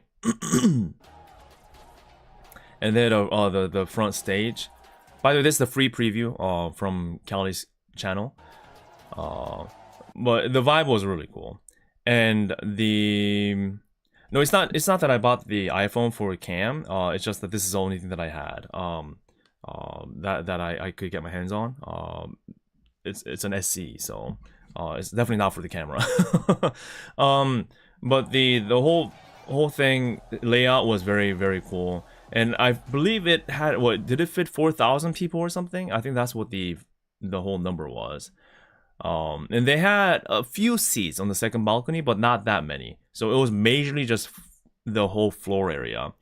Now the thing that I found out, another interesting observation that I had, I am totally down on standing, because that's what I do anyway, and that's what I want to do anyway for the concerts. Even for the seated ones, I always stand up. That's just how I do, and that's how everyone does in Japan for hololive concerts anyway. Everyone stays up. So I thought this is designed to be standing up. This is designed to have people stand up, right? So well, perfect. One thing that I didn't consider was that you have to keep on standing up until the concert starts. Because what you typically would do is you kind of arrive early, right? Especially have early entrance like what I did, what I had, that's what you want to do. You enter early and get a spot and wait about 2 hours or at least an hour and a half until the concert starts. Now, that means you have to stay standing for an hour and a half to 2 hours until the concert starts. And then you have to stay standing for the whole concert, which was about 2 hours. So all in all, you have to be standing for 3.5 hours to like 4 hours plus, which I did not quite consider. So you have to like double the amount of time you have to stand up, which does make it a bit tiring. I mean, yeah, that is the hype, but that's just the part of the whole thing. But again, during the concert though, it was just so fun to have everyone just standing and just go crazy and just kind of, you get swayed in the wave of crowds. So you start a song, you jump up and down, and the song ends, and you find yourself shifted about few bodies onto the left. And then you start another song, you go crazy, jump up and down, and the song ends, and you find yourself back to where you started. So everyone moves around like a wave as the song progresses and the concert goes. I thought that was really funny too. Oh, you don't want to sit down on the floor. You get killed. You get stomped on. Literally, people don't know you're there. You will be killed. So you don't want to do that at all. No.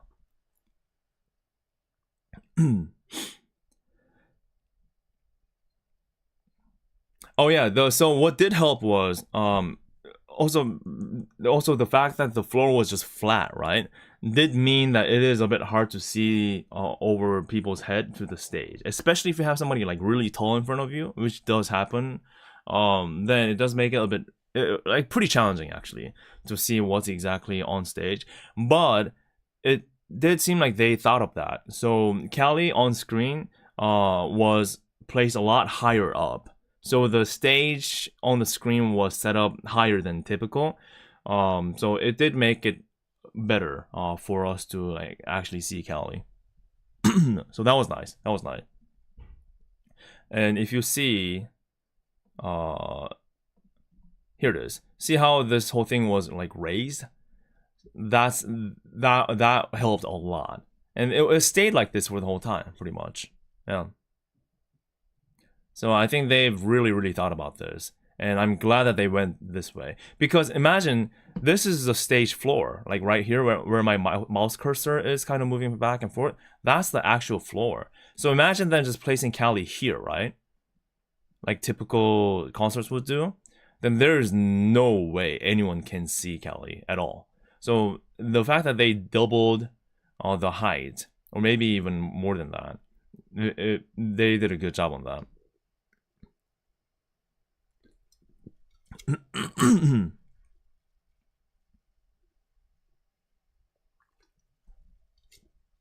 Oh, did they make her bigger? Wait, really? So she was like 10 feet tall. I didn't realize that. Interesting. Wow, have they ever done that before? Because, like, isn't that something like we kind of like jokingly talked about like in the past? I think maybe Kiara even kind of mentioned that too, because like, you know, it's on screen anyway, right? So like, why not make them bigger so everyone can see? I swear there was we kind of talked about something like that before, like a long time ago. Huh? So they played around with their scale. Oh, yeah. Kiara said something about being a giant or something. So it's not that. I mean, I guess it's 10 feet. That is a giant. Well, I didn't even notice that though. From farther back, it didn't feel like that. So that also makes sense. Yeah, so if they kept it to like 1-to-1 size, maybe it would have looked too small. At least for the majority of the crowd, like towards the back. Huh. Yeah, that's really good. And plus, why not, right? I mean, if it helps in many different fronts, I mean, it's on screen anyway. That makes total sense. That makes total sense. I like that. Now it would have been a little bit eerie for the people like at the very front, and they would have been, you know, that meme of like looking up. Maybe kind of looked like that for the people at the very front. How was it for the people at the front? Was it kind of like that? A gigantic like, yeah.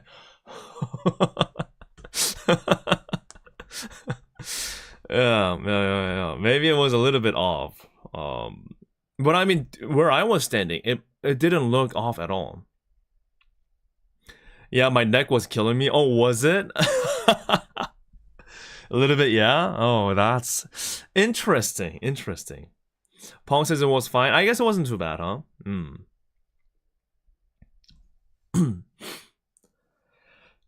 I was in the hanging seat, so I got a good view. Yeah, overall, I think the size of the venue was just right too, so it wasn't overwhelming. Where's the overall shot?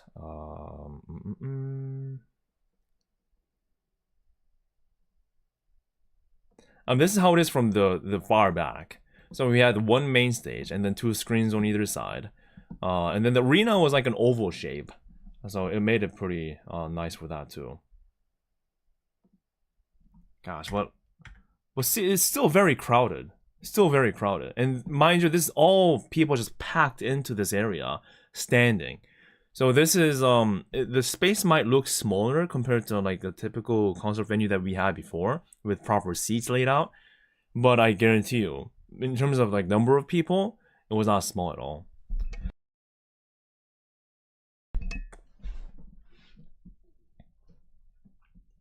Yeah. And oh my god, can I talk about Calli and her performance? I liked everything. First of all, I love the pacing. Pacing of the music was really good. We started out hype, and then we have that, you know, middle emotional spot where Calli talks about, you know, her own stories afterward too, and then we end on some bangers too. And we had an encore, right? But she served us. She spoiled us. Didn't she sing?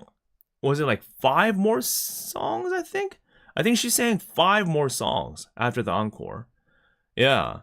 So was it 4 songs? Okay, so it was 4, 5. I thought it was 5 songs. But still, yeah. So not just 1 song after the encore. She served us 4, several. So I'm like, oh my god, like this is the best thing ever. And her costumes, her outfits, I should say, were pretty fire too. Like this is a free portion, so it doesn't show everything. But my god, like look at this. Look how smooth it is. Look at this. Look how cool that is. And another thing that I realized, it was a whole new set. You're right. Oh, actually, I can also show you the. Yeah, this is from the hololive Twitter, but look at her. This is part of her new outfit for the concert. It looks so cool too. And what I love the most. Look at that. What I love the most is that the outfit is like a bit of a mini skirt type, right? Which is very different from her usual thing in the past. But I think it really combined the cuteness and the coolness well. That's what I want to say. So it was, in that regards, I was very impressed. I wish there was a screenshot that showed the full costume. Oh, and she had a bass. She was playing bass. At least some portions of it live. Oh my god, the scythe type bass was a killer. I loved it.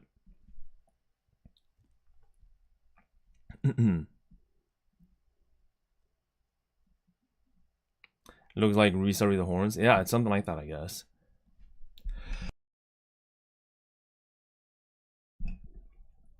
Oh, she did the same for her first concert too. Or by the way, another very, very important thing to mention, okay? So this concert, right, was her second solo concert, but the one thing that we have to keep in mind that I wanna mention is this is the very first hololive solo concert outside of Japan. So Calli is the one leading that now, right? And that's a huge part of the journey, I gotta say. Yeah. It's not just USA, but outside of Japan, like as a whole. It's the very first hololive solo concert. And another interesting thing is, you know, that emotional segment that she was kind of talking after some songs. And she said, don't underestimate hololive EN.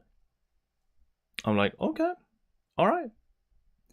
And from the things that she was saying, it seems like more are to come, right? So I was pretty hyped about that. The nuances or the things that she was kind of suggesting through her speech. She was like, don't underestimate hololive EN.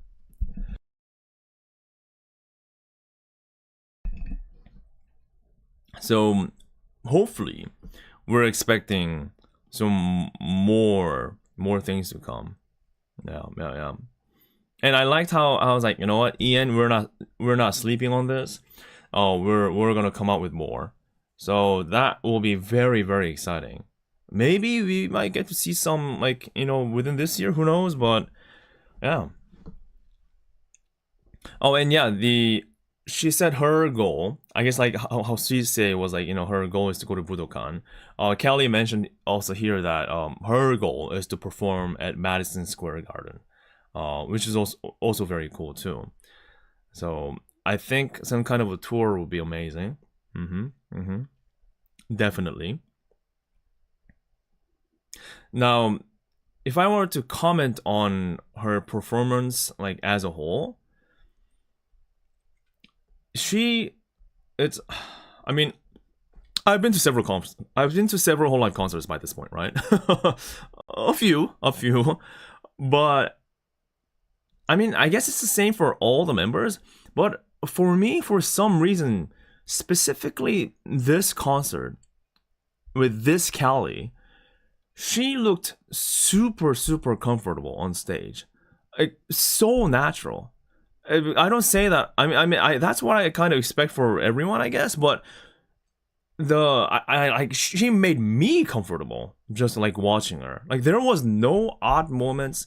Not that I'm saying like there are for other concerts, but like just the fluidity, and the motions and the movements and her attitude and her presentation. Just her walking around, right? I'm not even just dancing, but just walking around, like jumping around and just spinning around on stage. It felt super natural and very, very comfortable. And I'm like, wow, that, I guess she really is made for stages. She's really built for stage, to perform on a stage. Yeah, it was super clean. You're right, super clean. And I was very impressed. That was something I immediately noticed. And I was impressed. I was so impressed. Even just during the songs. I mean, there's the whole vibe. Oh, and yes. Another thing. For the EN concert, right? That happened in the US. I believe this is the very first live band concert. Correct me if I'm wrong, but I believe it is. And may I tell you, I've emphasized this several times before in my videos with like the EN concerts and all that, but oh, the live band made the whole thing so much better. Oh, they were so good. First of all, it was a band that they brought from Japan, actually. But God, it just hits so different. The kicks, right? The drums, the bass, the guitar, the keyboard, all things combined. The harmony of it just it hits you differently. and I loved it. I loved it, and it enhances Calli's music to like several-fold. Oh man, yeah. And as I said before, I'm going to say this again. For all the concerts that are coming towards our way, all the concerts that they're going to do, they better do it live. They have to. I'm going to say it should be mandatory to do live band concert. They have to. They have to. Yeah, you're right. There is no substitute.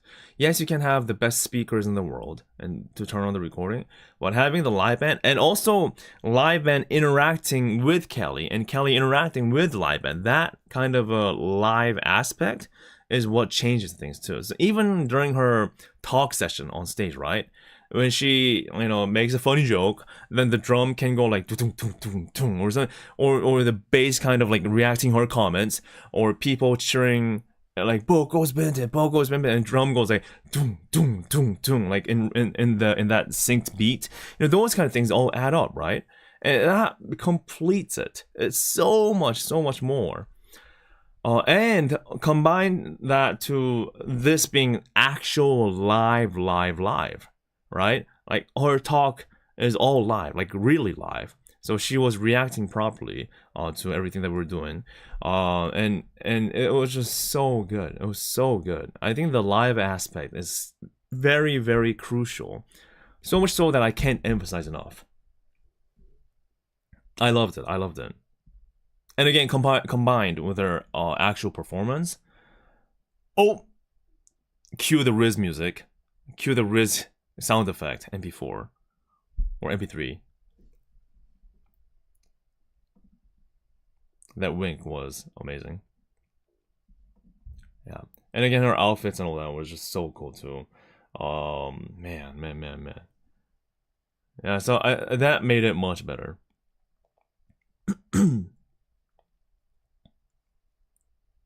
Yeah, wink taskaru. Yeah. So I guess another thing that I was impressed was the choreo, right? I guess we don't really see. I guess at least in my mind, comparably speaking to other like dance-focused members, in my mind, I don't really see Calli as like a dance-focused musician. But like overall, they had a like really solid choreo as well throughout the entire set list. So yeah, of course there are moments that she was like rapping and doing like rapper things. But like again, it felt very organized yet natural. And the whole thing was just and people waving like with her like that was so cool too. But it was just so cool.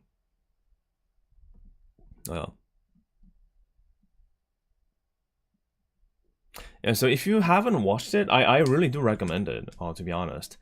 One other thing I want to mention is the whole visuals of the background.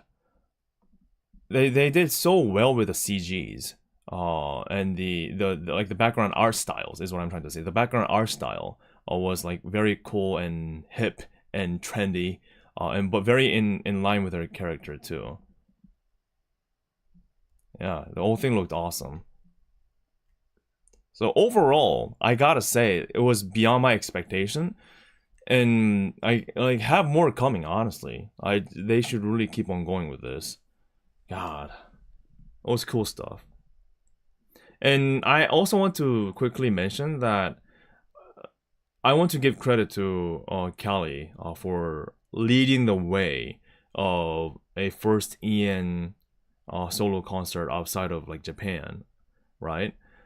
So first hololive solo concert outside of Japan, like the paving that kind of a path, I would assume there's a lot of pressure on your weight, but I think she killed it. She killed it. Honestly, I don't think she could have done it any better. Yeah. Oh yeah. Also, I saw. You're right. There is no con buff here. Also worth mentioning, there was no con buff. There was nothing else. Yes, there was a hololive pop-up store, but that's not enough, right? To get like people going to a concert. So the fact that we got a very standalone solo concert happening on a weekday, mind you, on a weekday outside of Japan, is impressive, I gotta say. Yeah. Before Fest, a week before Fest. So in terms of all the timing, it's not the most ideal. Actually, far from ideal. So it's impressive on many fronts. Yeah, raw weekday audience. And from hololive fan perspective, like you said, right before Fest, a week before Fest, so it's harder for people to commit, to fly over here and then go back to Japan. So, yeah.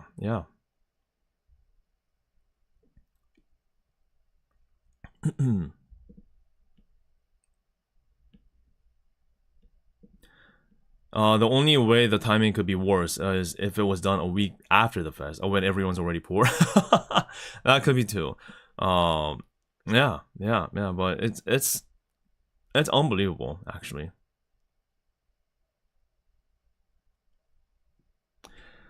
So overall, I came out of the concert very impressed, and also so much looking forward to what hololive EN has to offer in the coming future.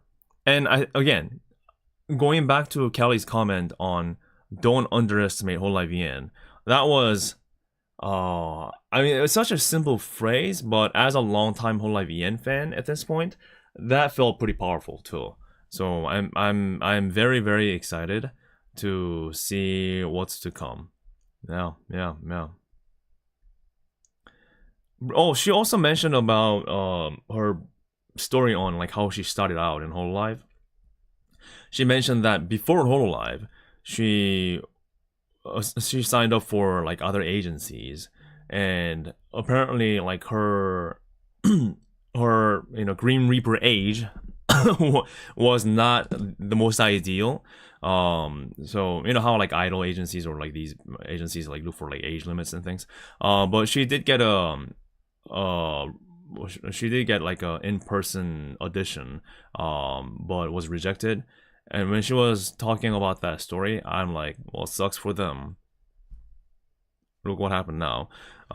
So, and the fact that she could make it here and do what she likes to do and spread music was also very nice thing to hear. Nice thing to hear.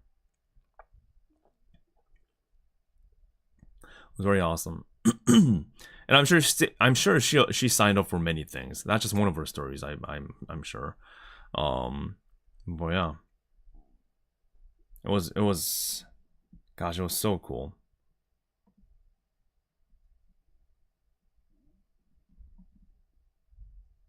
Gosh, the band, man, the band killed it. The band killed it. Look at him go. Oh.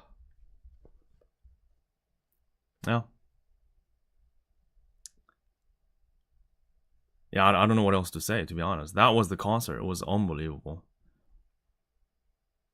After the concert, I don't know if this is a US thing as well, but they really want you to get out. I guess the places that I've been to in Japan, people can kind of hang around still and walk out a bit slowly. But like all the places that I've been to in the US, they really want you to get the hell out of there after the concert, like right away. So I'm like, okay. So I guess that's just how things are done there. Yeah. Curfew hours, interesting. But I mean, places like the concerts in other countries, they happen at night too. And surely they have to clean up too. But I guess they just want to go home quick, or it's just a law, maybe? I don't know. Or for safety reasons, perhaps? It could be safety reasons in the US. That could be a thing, for sure. In that regards, that makes sense, I gotta say. It's not that, it's the overtime? Okay. Oh, it's the payment. Aha. That could be. So multiple things: safety, the hour rent, gotta get home, over hour pay or whatever. Maybe multiple reasons. Yeah, it makes sense.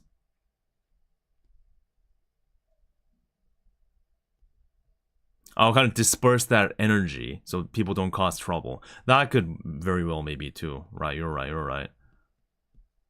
Like Canadians after losing a hockey game.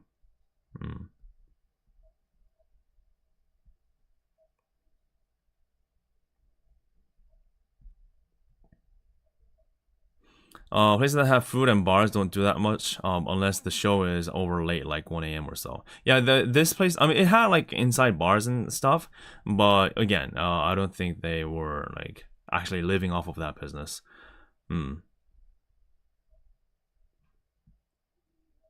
But after the show, though, people had their different off-kais.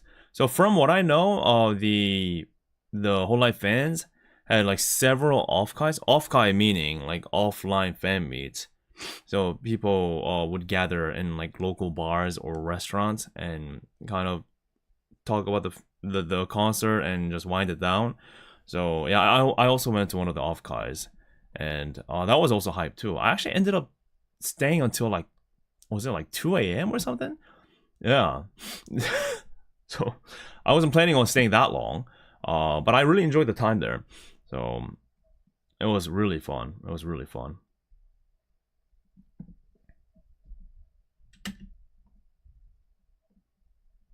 And the cool thing about this particular off-kai, they rented out like the whole place. And they also had like the live band here as well. Let me quickly find out. Yeah, here we go. So this is a snapshot.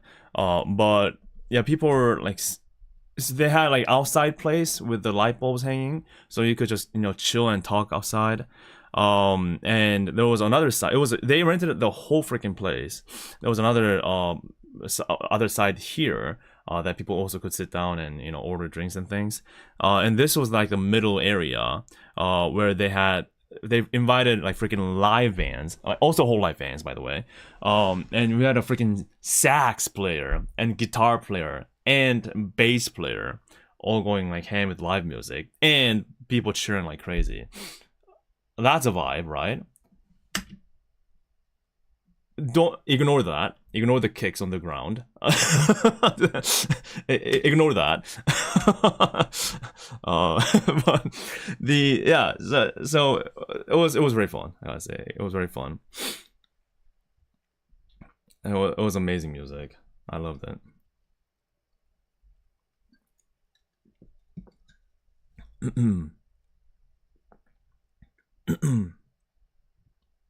Yeah, these things you do have to like know beforehand, and it is hard to know. So you have to like really dig around or ask around, and most of them are like reservations, so they're like done and paid way beforehand. So that's also a thing to consider too.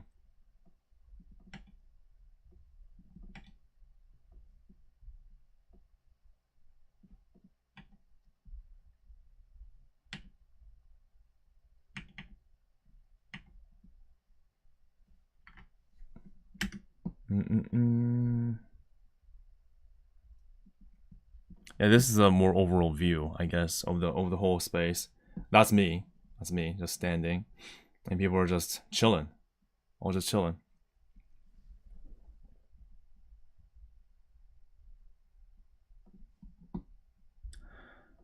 There isn't like a specific. I don't know if there's like a specific Discord server for the off-kais.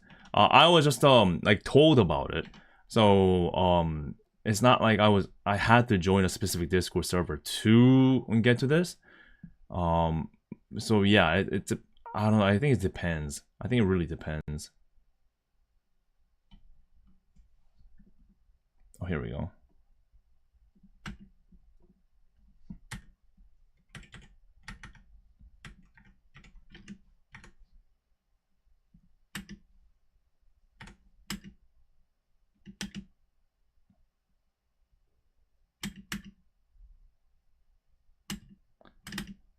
Yes, so just a second. Sorry, I'm just trying to get to the right shot here.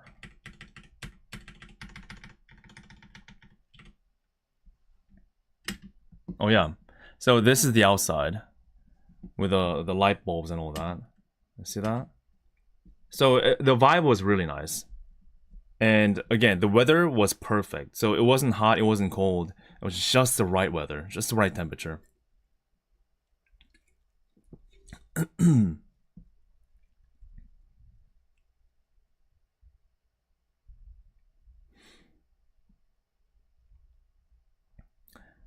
Offkites can also hit capacity limits for building fire code. Yeah, how many? Do you guys know how many people were in this specific offkite?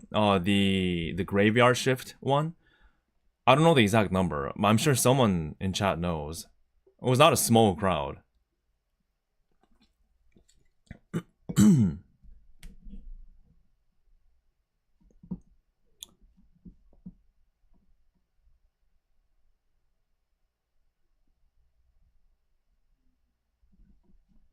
It's 150. Yeah, that's a pretty sizable crowd. Oh, and what we were doing is, so people are like just opening like sticker packs. Like this is a vibe, right? So I was like, yeah, open it, dude. I'm like, okay.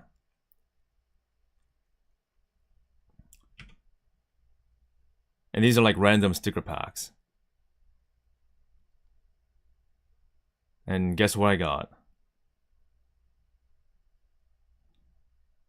I got Sora, I got Rui, and I got Ina and Furea in the same pack. I don't know if that happens normally, but I think it's destined. It's destined for that to happen. Yeah. So these kind of moments, I think, are like what's really cool, right? It just happened to like just you know, sit with people and start opening sticker packs. I thought that was really cool. Ore no ina. And of course we did the Yuo in the drink type of deal. That was nice.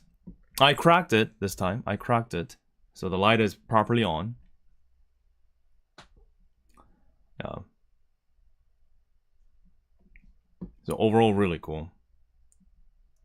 Yeah. And looking back now, like no wonder I stayed for a long time. And like although I've been pretty like, you know, active in taking recordings of the whole vibe, I think I just stayed because I liked it. It wasn't even about the video anymore. I mean, I guess I was like recording out of instinct because, you know, that's what I do. But I guess I just liked it and just kept on staying. Yeah.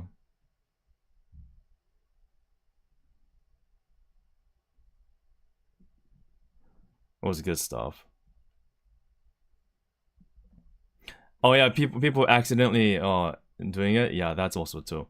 Oh, this was funny. So I was trying to take a shot, right? Or the scenery with my camera.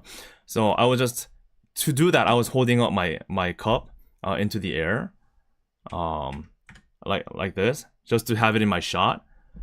But then suddenly people started compying. I'm like, oh yeah, I meant to do it. I meant to do it. Yes, thank you. I thought that was pretty funny too. Yes. Yeah, of course. Yeah, how did you guys know? I wanted the compy. I wanted to cheer. It was all calculated. So yeah, it just happened to be, I gotta say. So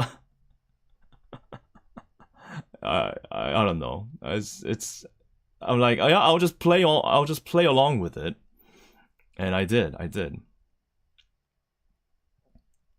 That was planned. Yes, it was. I promise you, it was planned. Did they serve backpack lobsters though? No, man. Maybe I should have invited that guy over, right? That lobster you caught, maybe you could use that.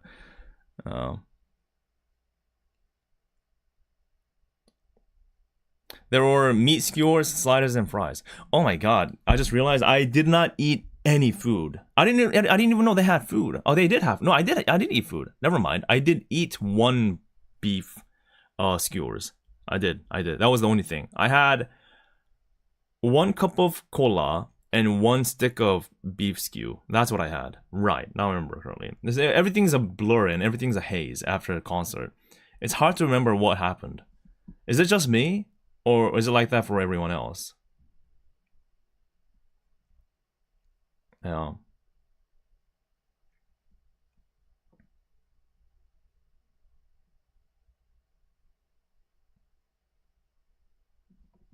And we got the long sought after MILF hat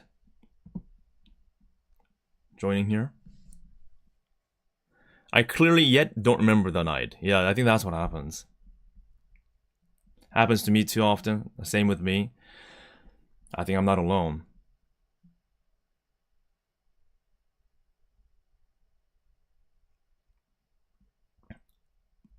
Cultured. Yep. MILF hat. I saw several of them actually. I saw several of them. There was also a Japanese hololive fan that flew in from Japan. That's also a huge sapling that attended the Calli concert. So yeah, I was a very big fauna fan. Yeah, right? Yeah, I've seen several as well. Yeah, PRK. The Mad Lad.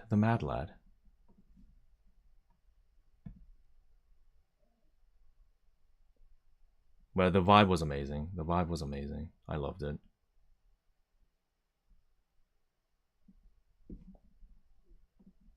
Like that. And people just kind of doing their thing and listening to the music. Man. And that went on for, so when did we start? I think I personally made it in like at 10:30 or something, or a little beyond that, because I had to go back to my hotel again to get my camera and then come back here. Which was all, again, walking distance, thankfully. But I got in a little bit later. But I think let's see, so it's 10 to, so several hours. Yeah, several hours.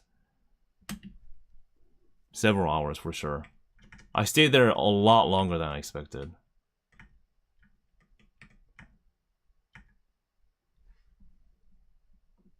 Yeah, again, this is the whole vibe. Amazing place.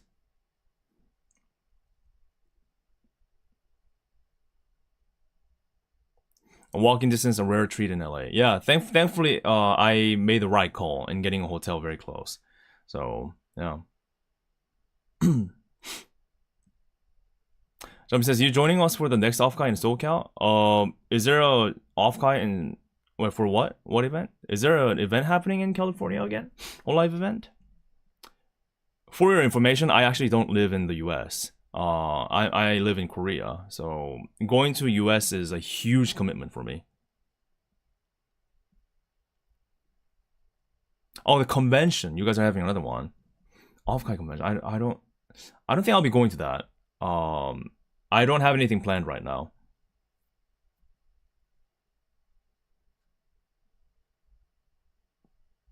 Oh, just in general. We'll see.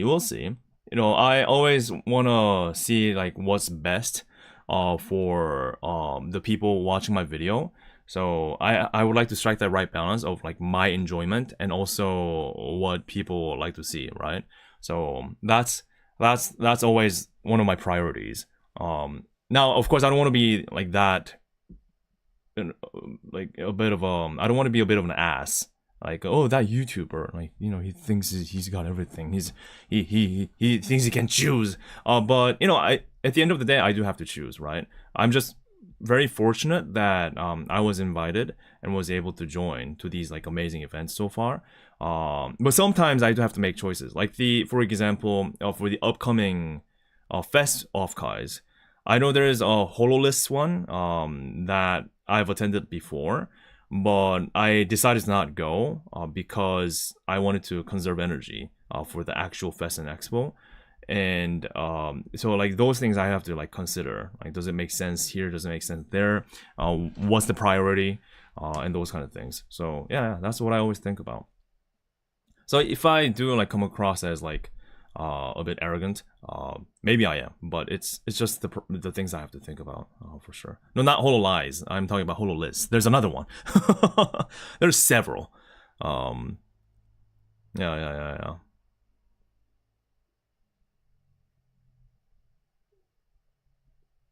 Yeah, gosh, Anime Expo's coming up too, huh?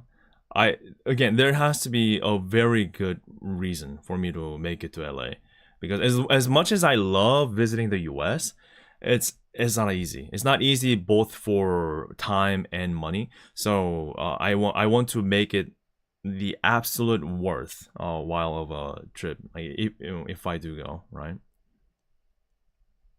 There is a limited supply of Hiki. You're right, absolutely. That's something I have to tell myself too, because even though like I try to squeeze in as much as I can within a single trip, I always I always forget like how I'm just a single person. So I end up stretching thin every time, and I gotta do better than that. I gotta know better than that. So that's what I'm also trying to practice too, in terms of like what things I go and what I don't go.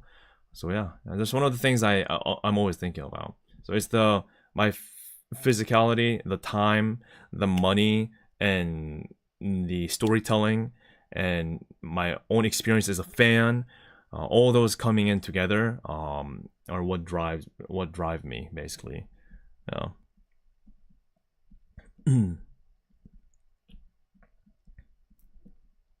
Yeah, so I recommend you guys do the same too, because yes, you can die, you can just, pretend that you're dead for that one weekend and not sleep at all and push through drinking 5 Monster Energy drinks back to back to back to back to back. And yes, technically, sure, you can be at all places, but I really recommend you to not do that, because you gotta remember, you have a life after the concerts, you have a life after the fest, you have a life after the conventions, you have to go back to work, or you have to live after those. So if it's your first time like planning for a fest or conventions, if it's your first time going to a concert, do think about that. I mean, even Linkcat, who Corona mentioned, Linkcat is another person that's another fan. He is a good example. He had no choice but to do this, like how I had no choice but to do it for New York. So sometimes you just have to do it. But I came across him and he looked dead. He flew in on that day and he had no sleep for 24 hours, and he was there for the concert and for the off-guys, and he looked dead. So and that's not something I wish upon anybody, including him. So I hope he got back home safely and is taking some rest. And even for me, trying to like manage my pacing, like I'm dead right now actually. Like I barely managed to wake up because I came back home only like 12 hours ago, right? Hey Donnie, thank you so much for your membership gift. Thank you so much for your continued generosity. Man, thank you. I really appreciate it, man. I really appreciate it. Thank you. Nice gifts. Please say thanks to Donnie if you have gotten the gift. Thank you again, man. Thank you again. It really helps me a lot. And these kind of supports are one of the driving factors that allows me to keep going forward. Because again, it's stupid for me to do this, right? Just for a concert, flying over to LA, like 11-hour flight, which is like, it's not something that people do. It's not something that people do. So I don't think I would be doing this as well. So yeah, but what I was trying to say was, you really do have to think about that balance. There were camera guys taking photos of him sleeping on the ground in line. Yeah, it's just no kidding. I don't blame him, man. No, I don't blame him.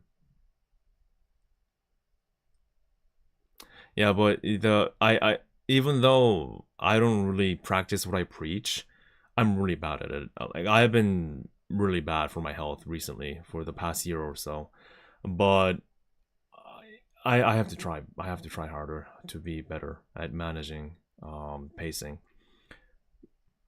Yeah, but it was fun. That's the whole point. This was fun. It was amazing. Great experiences that I've never experienced before. Great places I've never visited before, and I'm glad that I did. And I'm glad that I rented a car. I'm really glad I rented a car. Judging by all the places I went, judging by all the number of places I went to, I think I would have paid more for Uber, like legit more for Uber.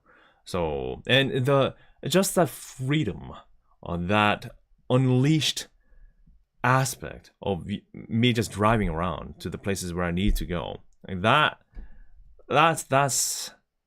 that's freedom. Cue the eagle screech, America. Yeah. Oh, and the car was nice too. Now, again, it made more sense because it wasn't like as crowded as like a holiday season. So I think I was better treated by the LA traffic. So that also helps too. I'm not saying renting a car is always the answer, right? There are places that works, places that doesn't. But yeah, at least for this instance, I'm glad that I did it. I'm glad that we made it work. So, hey Donnie, thank you for your super chat. Here's for some energy coming up this week. I'll see you over here. Yeah, I'm going to Japan and I'll be seeing a lot of you. Gosh, that's also coming up like very soon. Only a week away until Fest. It's next week, guys. The Fest is next week. It's insane. Yeah, the traffic was fine. It wasn't bad. It wasn't bad. So I didn't have too much trouble. Yeah, and again, the fact that it wasn't the weekend really helped too.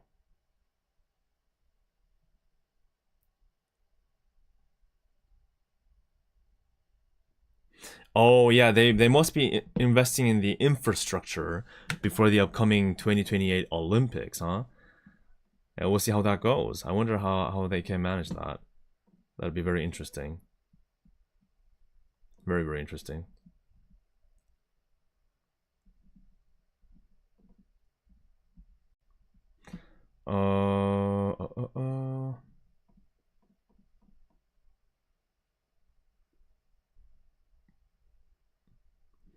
Yeah, meanwhile, let me quickly go to the restroom, but you can watch this. You're sitting in traffic with me right now, and this is your point of view. Isn't this pretty cool?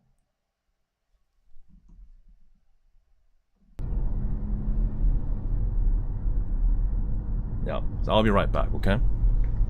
Immersion. 네, 미리 잘했어. 일단 이게 제일 중요한 거기도 하고.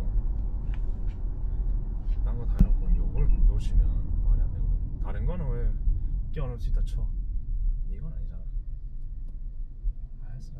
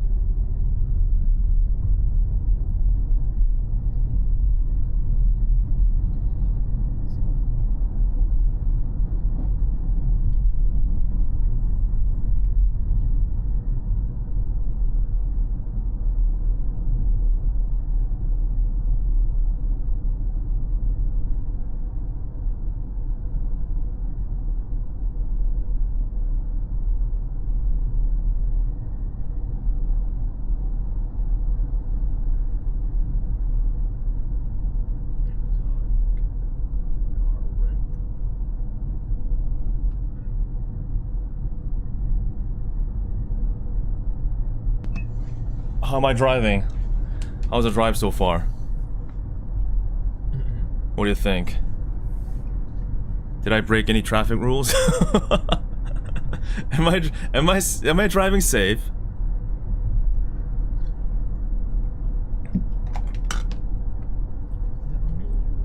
Some others did. Oh man. Am I driving good? That's good.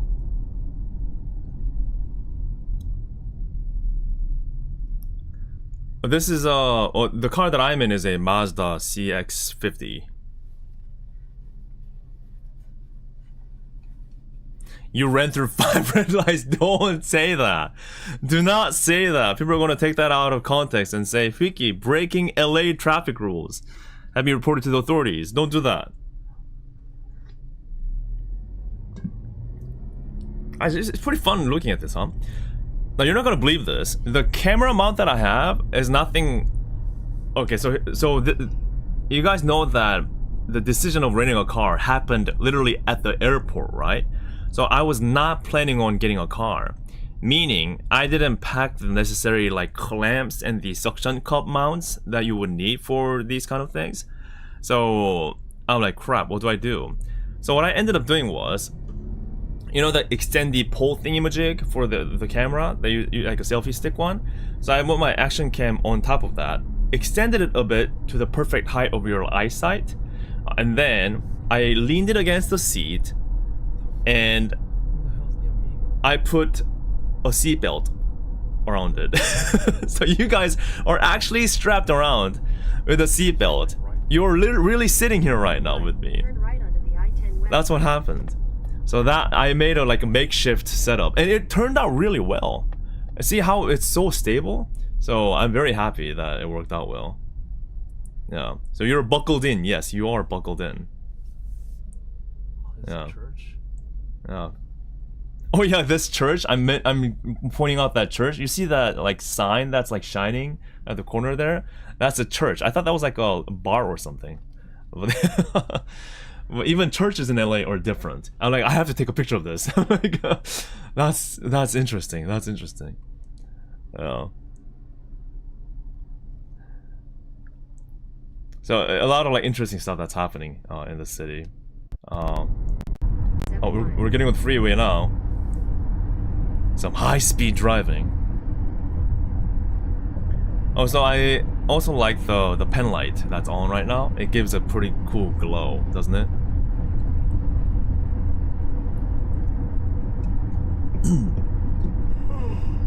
Oh, sorry, that was me yawning. No. Oh, see that? Did you see that guy? Did you see him? Fascinating move. Let me. Okay, replay. Instant replay. Did you just see him? Here we go. I was driving straight. Woo! Okay, well, fascinating move. Fascinating move. That's my commentary. See that? He was in a hurry.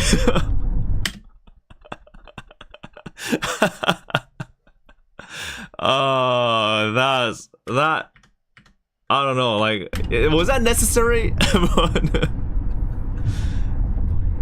At least he put on the blinkers, okay? At least he signaled. So that makes him so much better than the majority of the law-breaking drivers, okay? He actually signaled that he's about to make a wild move. Almost as a ceremony, okay? But he let me know that something's going down. Oh, man. Yeah, I thought that was funny. The road condition, by the way, was okay. There were some harsh spots, but it's not like Toronto, I guess, or like Boston. It wasn't as bad as I would have imagined. No. Oh, but by the way, it's not just the US. Even in Korea, there are morons. Even in Japan, there are crazy drivers too. Maybe the frequency or the style is a bit different, right? But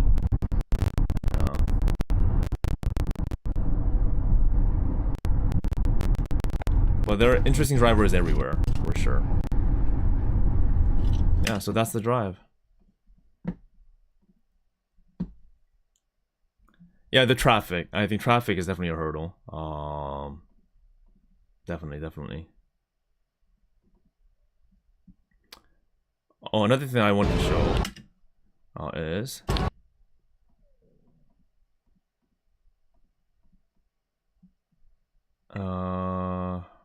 do I have it here? Oh yeah, the round one. I was able to visit a local round one. Per your suggestion, someone mentioned to go to the Burbank location, like in the northern part of the LA. So I actually made the time to go to round one. And unexpectedly, they had some new plushies from hololive. Yeah, look at that.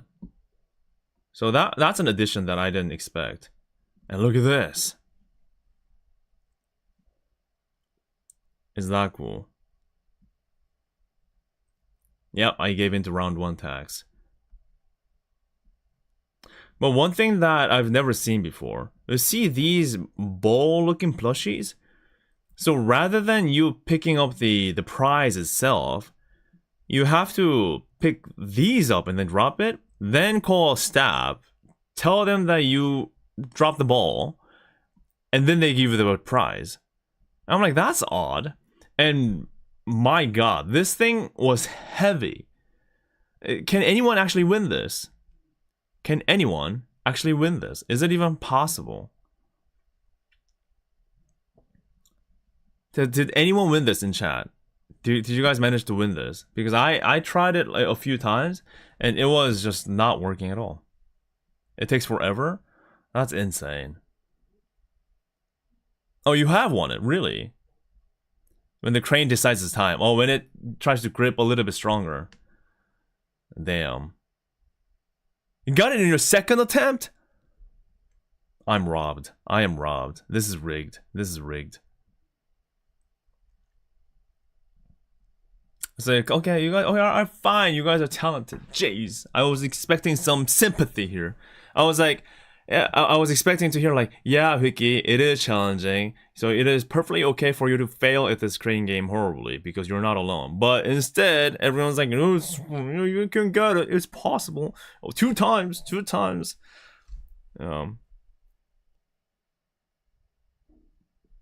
But funny enough, as it was mentioned, 446 mentioned,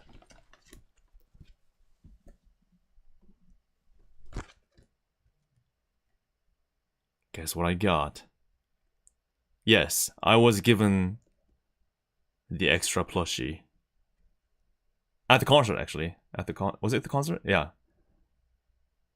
Look at that stare.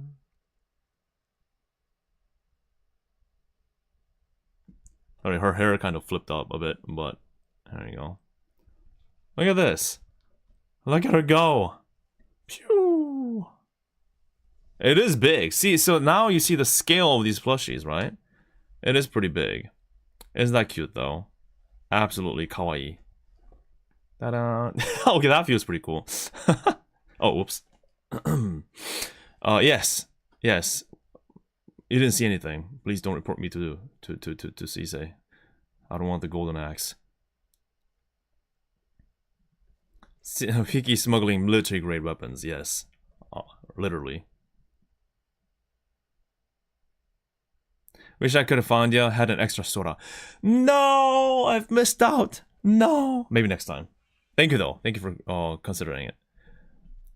Yeah, but it's very cute. Very cute. It's got the whole set.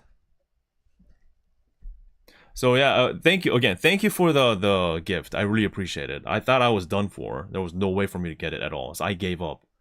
Literally, I gave up. But yeah, thank you so much for your gift. Really appreciate it. Kawaii. Look at that. Yeah, from this view, it's just like her head. Damn. That's nice.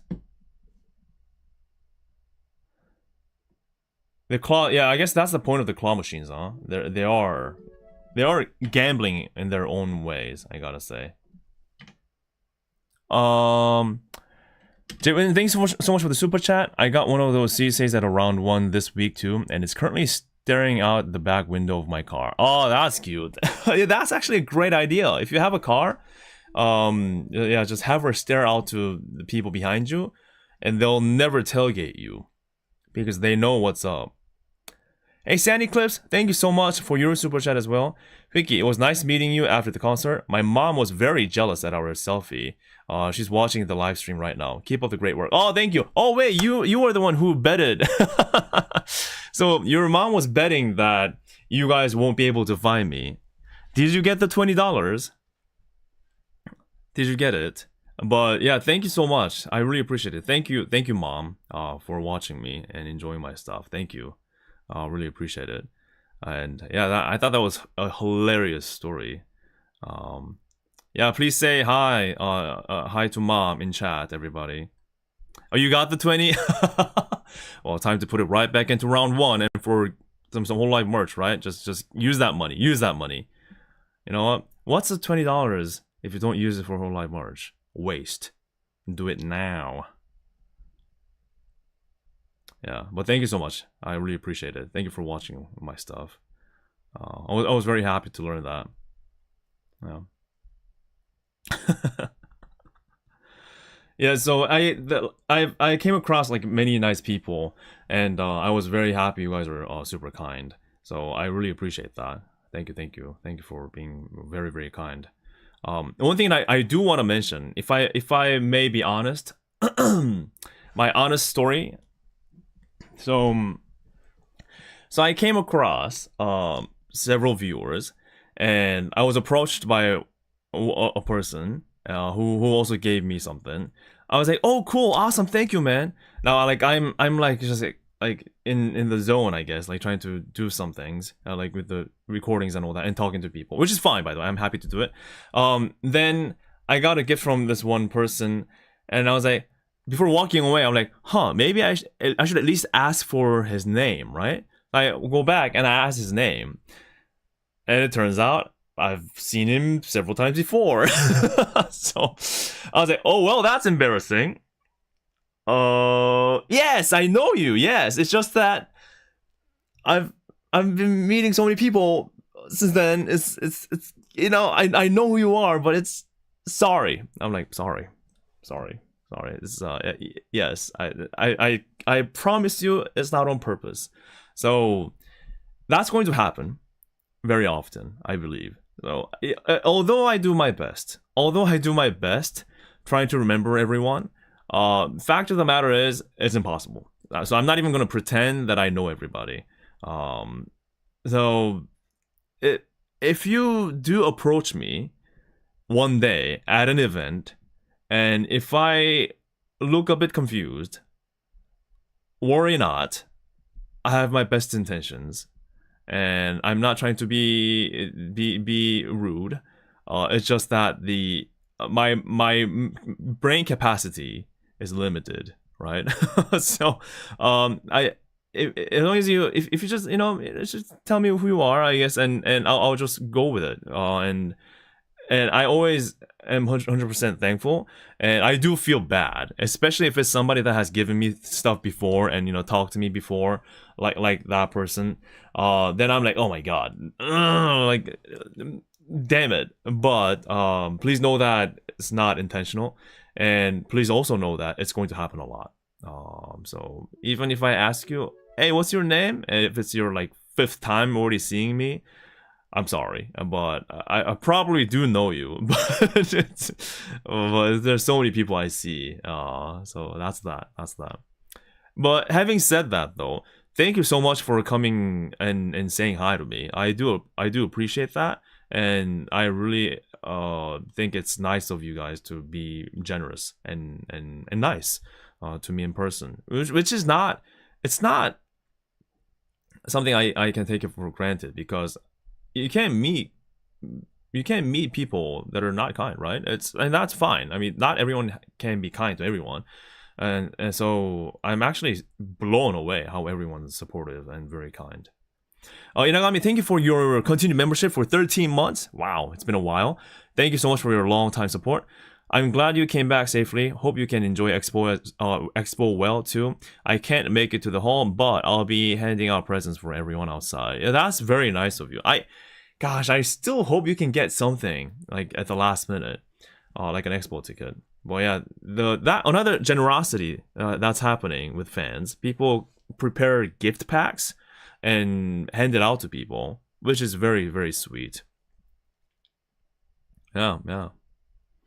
Sandy Clip says, you helped my mom get into hololive. Oh, really? Her Oshi is Bibu? You know what? That's not surprising, actually. Bibu has a rock like her has a tendency to collect mothers. So, I mean, she will have several mothers at this point, so do not be hurt by that. The fact that you're not the only mother that's supporting her, but that's just the fact of a rizzing rock, okay? It's just a heavy riz with the rock that we have here that we're talking about. So, but I'm glad that I contributed to this rabbit hole. That's really funny. If I may ask, did you recommend my videos to her, or like how did she come across my video? Because that's always something that I'm curious about when I'm studying my like algorithms and how my videos are pushed out to people. I find that very interesting on like how that works and how people come across my stuff. Well, yeah. Thank you for finding me. That's what I want to say. No free food from Inagami. That means no food review. No.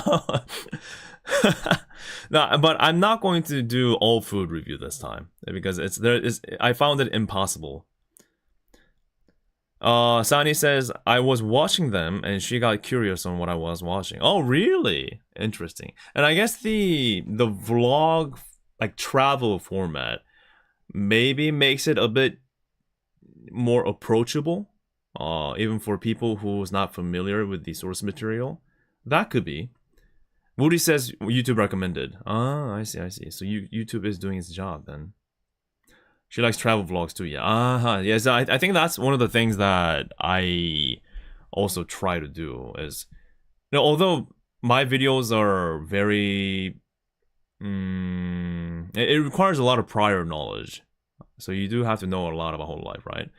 But I also do my best to make it so that even people without those prior knowledges, without that prior knowledge, can still enjoy at least some parts of them.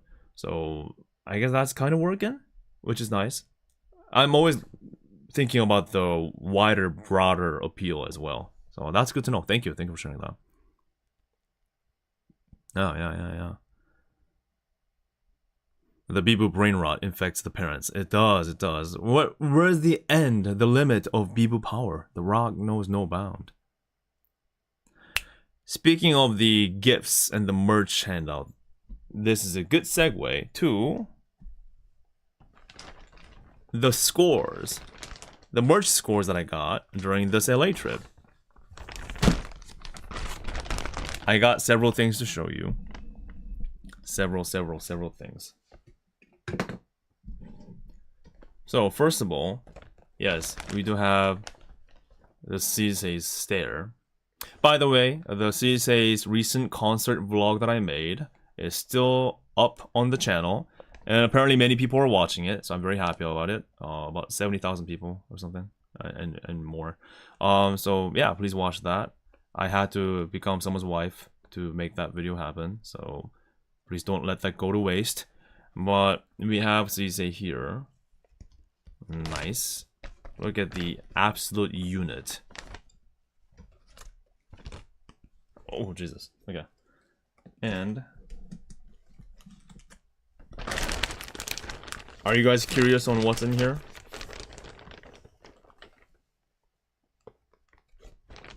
My gloves, because I'm ready. A crony one like that with that stare would be perfect. That would be perfect. Actually, that's a good idea. Hello, Gojo. Thank you for joining the stream. Hello. Alright, since my professional merch review gloves are on, we can jump in. May I start with the bangers? Well, actually, first off, let's go over the official stuff first. The pen light for the Grimoire concert, which was very nice and bright. Look at that. Isn't that nice? And we have the baseball jacket, but it's actually a happy in disguise, which was big for me. I'm not gonna hide it. It was very big for me, but and I managed. And on the back, we have the full illustration. Nice. So this was all very nice too. Cool. So you've seen these before already anyway, so I'm gonna skip them pretty quick.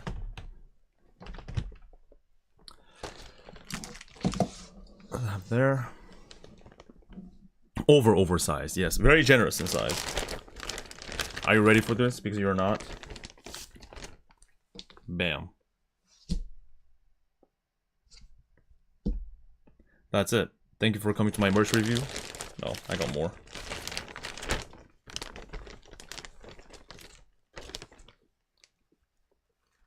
Damn. What do you think?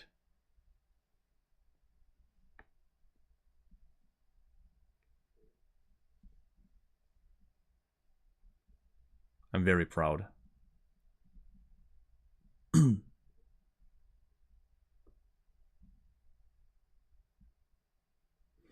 Oh wait, Cherry Pie says, Sandy, does your mom participate in the brain rot? Like maybe she sings sticking out your yacht? The answer is, my mom read that comment and she says, yes, she does. We are doomed, actually. I thought it was just our generation that was cooked by the brain rot of the rock. But it seems it goes beyond generations. The whole humanity is cooked. We're done, everybody. We're done. You heard it here first. The brain rot knows no limit. It has reached every generation possible. We're done. We're cooked. And I think it's good for the world. More. More.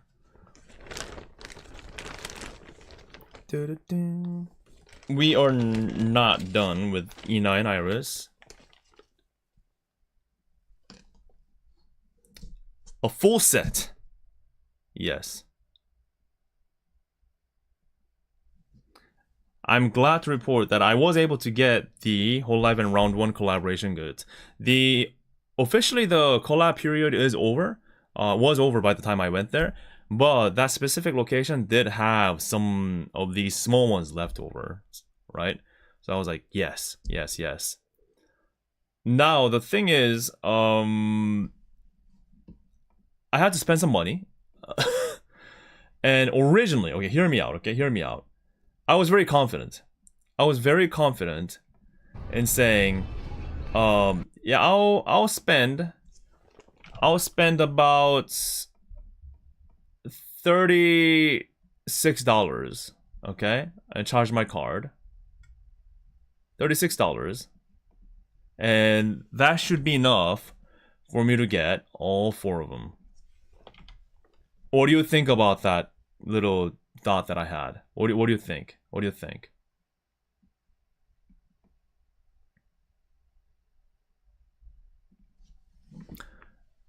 This is me. You know, I think I can get anything that's over the edge here. Right? That's me sounding very hopeful. I didn't know any better. So I'm swiping away. I'm like, I got this. I got this. I still have 103 credits left. I got this. I hate when it happens. That's insane. So I'm like, is this the machine? No, yeah, so let's try this machine. Okay, perfect. That's perfect. That's not perfect. Oh, shit. I'm like, okay, at this stage, I'm like, okay, maybe this is not as planned. It has to be, okay, alright. But I'm still hopeful at this point. So I was able to get Mokoko, right? That's huge. So I'm like, okay, I got confidence. This is it now. That is not it. Never mind. So I'm swiping away, swiping away. I'm getting E now, no matter what. Yep, that's it. Almost, almost. I can feel it. See, I'm still hopeful. I just don't want to let that hope go. And you can slowly, you can see me slowly going mad. Okay, the next one has to be it. Next one has to be it. Next one has to be Oh, watching back, this is actually... This has to be it. Oh, this is horrific. Watching back. I got it. Yes. At least I got it though. See, at some point, it decides to grab, right? So at some point, it decides to grab. So you have to really wait for that. So at this point, I'm already in like so much credit because I got 3, right? When did I get Mokoko? Oh god, Huawa was the hardest. Huawa was really hard. Feel for it. It's always that edge. Oh, come on. That acrylic panel, that's always that. Fuck, I'm screwed, I'm screwed, I'm screwed. Actually screwed. Screwed. I'm screwed. How am I supposed to do this? It is so hard. But I'm like, do I like lash it by the band, the elastic band? There we go, there we go, there we go. That has to be it. That has to be it. Yes. Is it? All right. So I'm winning, but I'm only showing you the winning part. See? But if you look at it here, this is the length of the whole video.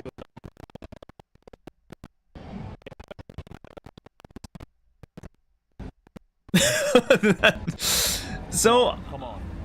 I'm desperate. Oh. I'm desperate. Oh no, I'm done. I'm desperate. So the final total for getting all 4 of them, I actually had this on Twitter. I posted it, but the final total was $108 for the 4 mini plushies.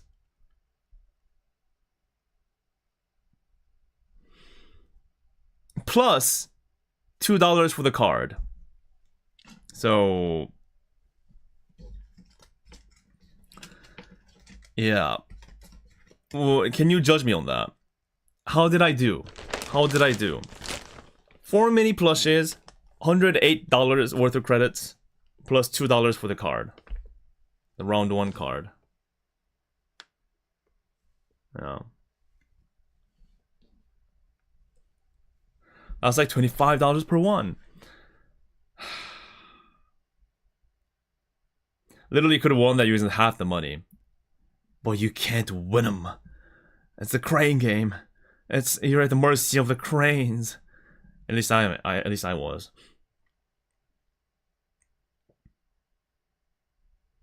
They programmed to be hard. The claws weren't grasping it easily. The Burbank location were rigged. Oh, was the Burbank location one particularly harder? Was I? What? Wait, but I was told to go to the Burbank one. It's because that's the like one of the few places that had it left, probably. That's why I was recommended that. But you're saying I had it harder? So it wasn't me then. It wasn't my skill. Surely it wasn't. Because I refuse to believe I suck that bad. That was their round 1 card fund is insane. Thank you, sir. Thank you, sir. You've made it that much better. Hey guys, I had the card paid. Thank you, Dolster. Thank you so much. Oh man, it's a bit rigged, yeah. Oh man, I've been had. I thought it was my skill. Are you serious?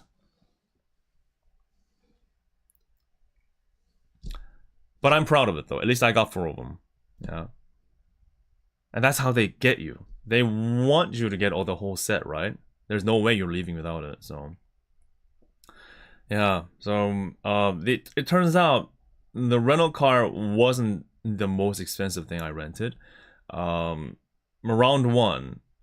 Again, originally I was planning to just spend $36. You know the machine, right? The machine says, yeah, you can choose like how much money you spend.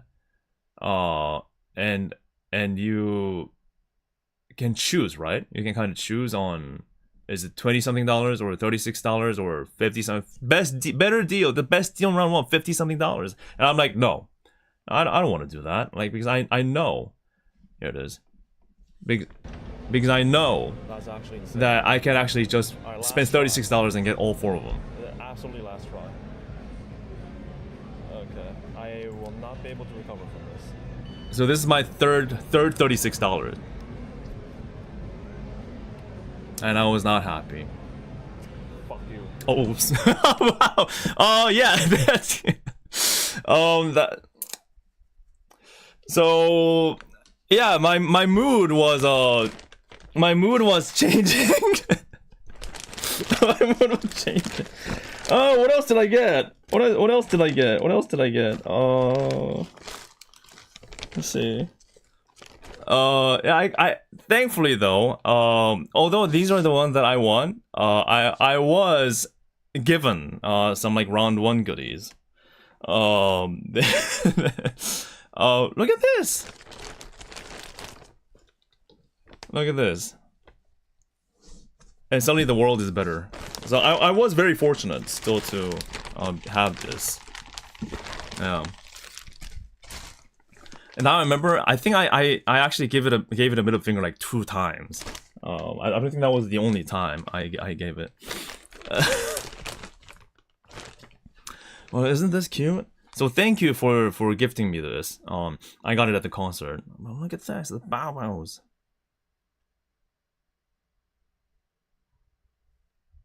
And they also stare at you too.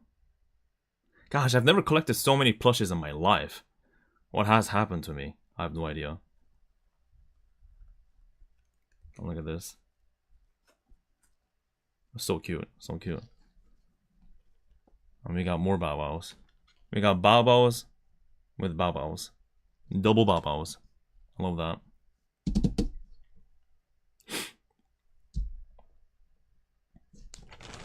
And, let's see. Oh, I also have. Here we go. More round 1 goodies. Graciously gifted by the fans of hololive and my viewers. And I actually got 2 of each. So I got some overlapping gifts, but look at this. Oh.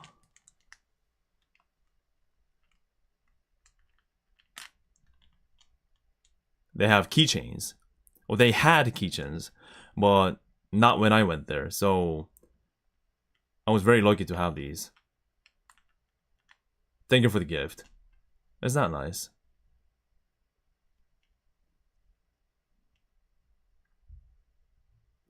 Is it, wait, $120 charge reward? Wait, for each?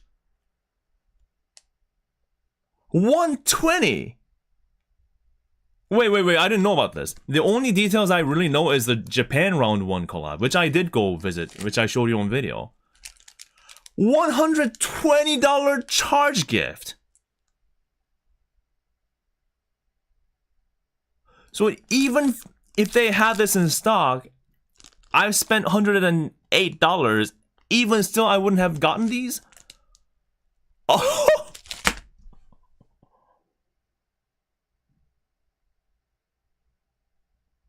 And there were 2 mad lads that gave me these? And Gamerfu was one of them, by the way. It was 110 for me. I spent way too much on getting so many. Oh my god.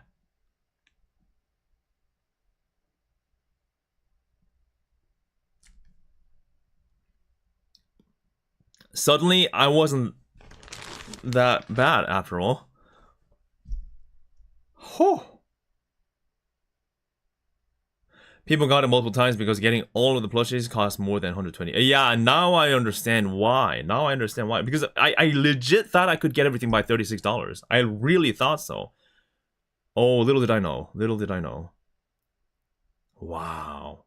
God damn. And someone even gifted me the last time in Korea, when you saw the DJ party in Korea video, someone also gave me the Gura towel. Well, there are several versions of that towel, and there are several versions of the plushie and the keychains. So everything combined in order to do all collect, to get all of them that the hololive collaboration offered.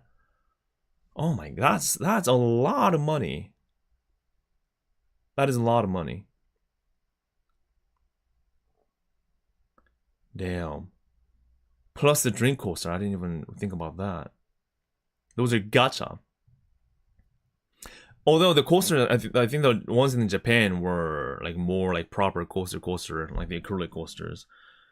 In the US, you guys had the paper ones, I believe, right? Huh. And yet, they were selling out during the collab. So they had to restock multiple times.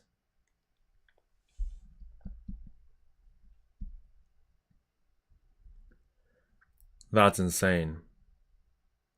Well, thank you for... oh, God. You're insane! Thank you for giving me these. You just freaking straight up gave me these. I'm so lucky. That's insane. Thank you, guys. Thank you. Holy... oh, I'm feeling dizzy all of a sudden.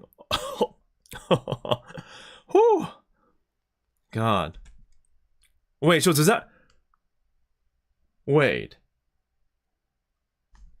So, wait, so let me get this straight. So was it $110-ish per... no. So one keychain and $110 charge, or $120 charge, right? Is that... so one charge, one keychain. Is that how it works? Can you reconfirm that? Okay. So all these 4 keychains combined, that's $480. Yeah? Is that true? That's as much I spent. That's as much as I spent on my rental car and parking and gas for 3 days.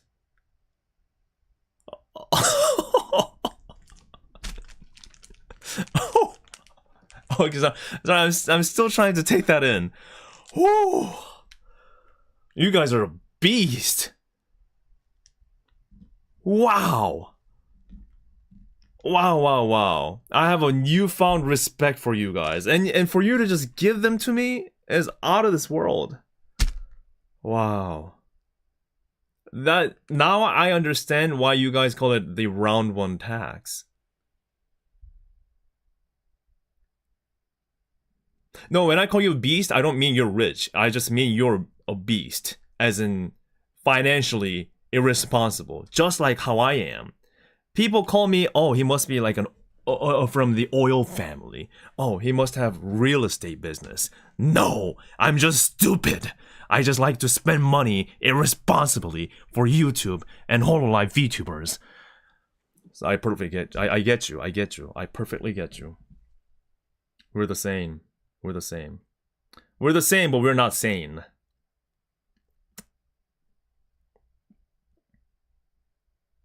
We can't live like this, guys. We have to do something. Next thing we know, we're gonna have some financial freaking courses and lessons and therapy to get our lives around.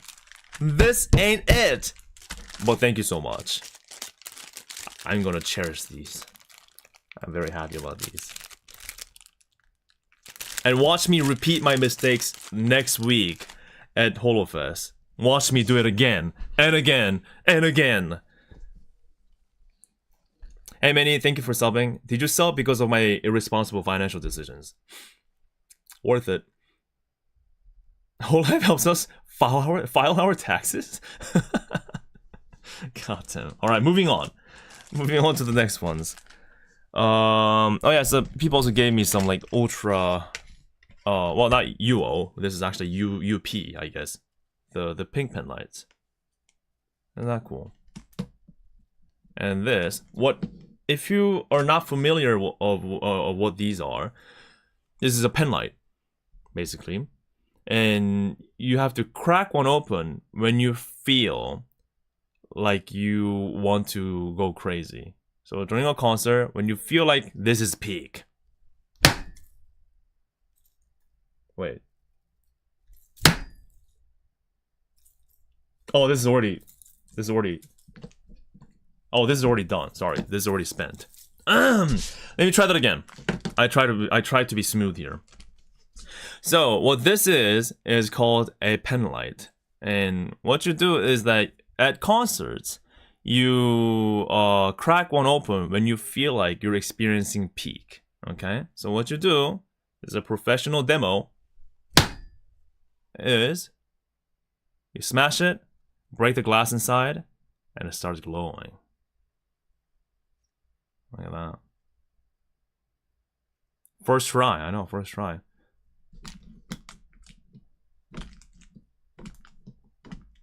Get out of there. Okay, there we go, yeah. Is that cool? And usually, they come in like the orange color. That's the usual color for these like ultra bright ones. So they call it ultra orange. UO for short. So whenever you hear people call a UO, like say UO, that's what they mean. So yeah, well, in this case, because it was Calli's concert, people brought the pink one, which I thought was very cool. And yes, I did crack one during the concert and during the off-kai. So yeah. Yeah, and if you shake it, do you hear that? So the already broken ones, you can hear the shards inside when you shake it. So that's how you know the spent one and not spent one. The more you know. That's that. Well, is that so cool though? I like it. It doesn't last that long though. And also, another added note is that the UO drink is what people do when they cheer with their beer glass, and they go like, they crack it, put it into the beer, and go kanpai, and have the beer glow of orange as a cheer with the fellow fans. So that's called a UO beer. Oh, Dowster, thanks so much for another super chat. Fun for Wiki Finance course or hololive 6th Fest Fund. Thanks for recording your adventures for us and making our days a bit better. Thank you so much for your generosity. Yeah, I'm going to have a lot of fun, and yeah, I'll do my best. Gosh, I'm in so much trouble, everybody. I'm in so much trouble because I still have that ID vlog to finish, and now I have the LA vlog to finish, and next week on 6th I'm flying to Tokyo. What am I gonna do? What am I gonna do? So for the coming weeks, I think it'll be more stream heavy if I can do some more streams. So that's, I think, how I'm gonna like get across to you. But please know that I'm trying my best, for sure. And the AX vlog, well, the AX vlog is a bit of a different story because I wanted to combine that with other conventions to make it into a more bigger, not bigger, but more cohesive story in terms of like covering conventions worldwide, like VTuber related stuff. So that's still in the air. And I've already done AX vlog, like a full Anime Expo vlog before anyway, so I didn't want to do the same thing again. So if you're curious about my like Anime Expo experience, I did make a vlog about it like before. So that's that. Get an editor? It's easier said than done. Like I always say, I can't even hire myself. I can't even afford to hire myself. So getting an external help right now is not an option at all financially. It just doesn't make sense. No, because the recent for context, I'm sorry for keep talking about money, but it's just things that it's just part of the production, right? So we can't just ignore it, I guess. The recent Sisei Budokan video, which has went over 70,000 views, has so far earned me $85. Yeah. Now the overall Sisei Budokan trip costed me at least $800. And that's me having it easier because I live in Korea. So going to Japan is a lot cheaper and faster. But now you see the scale. That's why I always say thank you for your generosity. But that's just, it means I can't hire external help. for that rate. No. But you know, I'm happy to do it. But just be understanding that that's just how it is. It takes time. It takes time. Now moving on to the next one. I showed you all the round 1 ones. Another gift that I got was, this is nice, the Omocat Calli jacket. Look at this. Look at this. It's not cool. So you know I have the KFP Omocat hoodie. But this is the I guess deadbeat. Yeah, deadbeat jacket, like sports jacket.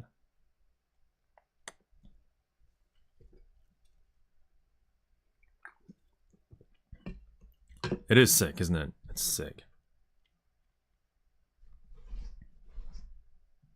I forgot to buy the bootleg Calli merch at the concert. Oh, that's a good, interesting story. So when we were after the concert, people were walking out. There were, you know, like just vendors, or I should say, just random people selling Calli T-shirts, and you know they're not official at all. Oh man, and I thought, well, wow. First of all, how do they know? How do they know like what to bring? And how it must mean they've ordered it before, like from Temu or something, right? Like that has to be it. I thought that was hilarious. So they must have come prepared on that somehow, and I just don't know. I just don't get it. And I'm like, well, at least that means, you know, this is mainstream. Now we know this is mainstream because, well, we know the Calli bootleg T-shirt is all, like, you know, available now. Maybe printed locally. Now here's an interesting, very interesting video that I found on Twitter. So there is an official collab vendor that goes by Ghost X Ghost, and this company, I assume, makes like really cool like Calli merch and clothing like this. And one of the people of Ghost X Ghost actually was at the concert, all right, and he took a video of this. Watch this.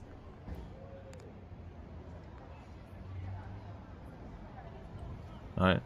So we're walking out now. This is after people like kind of float out. And we have the typical hot dog stands, and just, you know, people gathering around.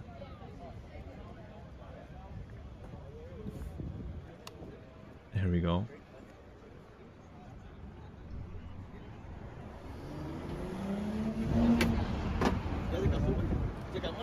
Check it out. I've been booted. Look at that. You're the guy that broke the That's these are my shirts, man. No, but you're the guy that drew the So these bootleg guys are like, I assume they were saying don't take the picture of this or something, right? But the actual owner of this shirt design is literally the one filming, telling the bootleg guy, no, this is my shirt. I found this. It's peak comedy. Oh, god damn. Because as you see here, we checked before, that's their design. Literally their design, which isn't so much better like quality too. But it's literally bootlegged. It looks worse too. And it's like, oh god. Check it out. I've been booted. Look at that. You're the guy that broke the These are my shirts, man. No, but you're the guy that drew the These are my shirts, man.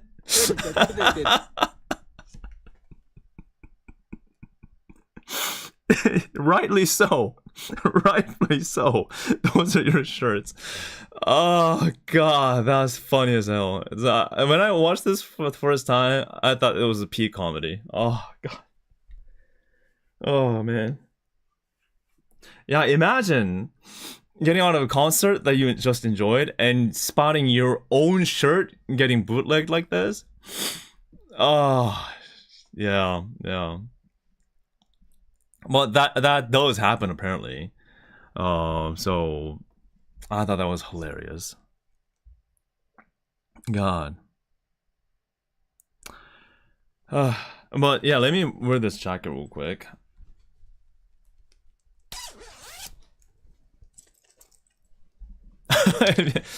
Oh man, oops. There we go. You know, I gotta be honest, I'm really liking the In-N-Out shirt.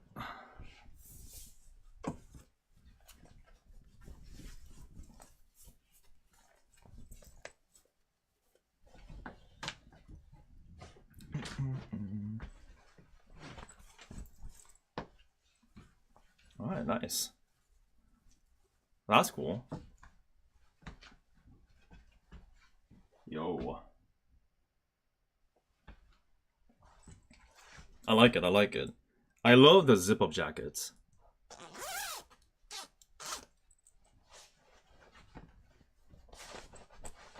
I'm like, that's how you are, that's how you are, that's how you hang around. Just need track pants now, like the Adidas style? Yeah, with the white lines going through. Yeah. I like it. That's cool. It is a bit hot though, so I'm gonna... Oh, Jesus. Oh. There we go. And inside it, I'm like, well, in and out.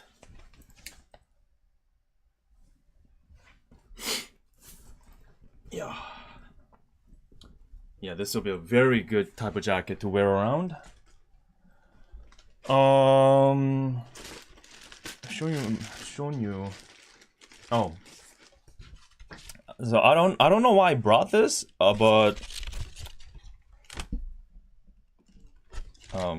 yeah, I don't know what I was thinking. Maybe I was too tired to think straight, but I decided to bring the box back. Not even the whole box, but just the top of it. Why? I have no idea.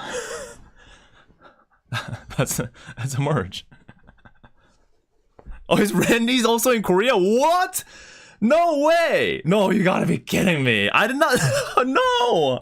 So did I really go to LA, go full in touristy mode, and say, wow, this is the local spot that you cannot find back home?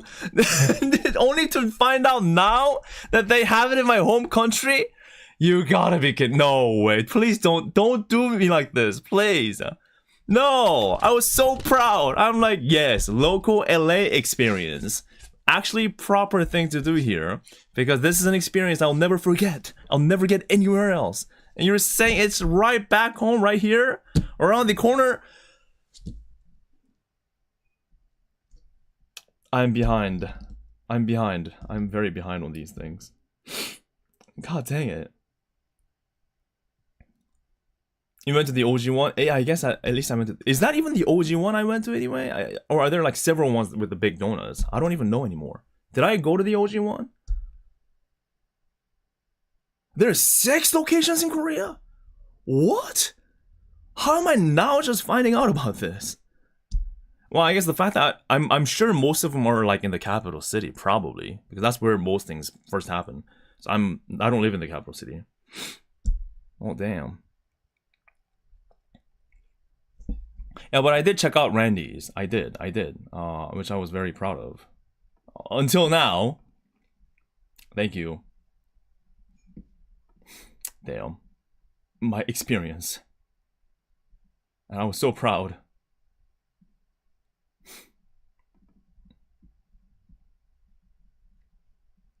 Oh, it's copy and pasting the cities. Wow, they're not just in the capital city. Really, they're all around. But look at this. I mean, look at the gigantic donut. It can't be helped. You gotta have it. I'm struggling to hold it up too.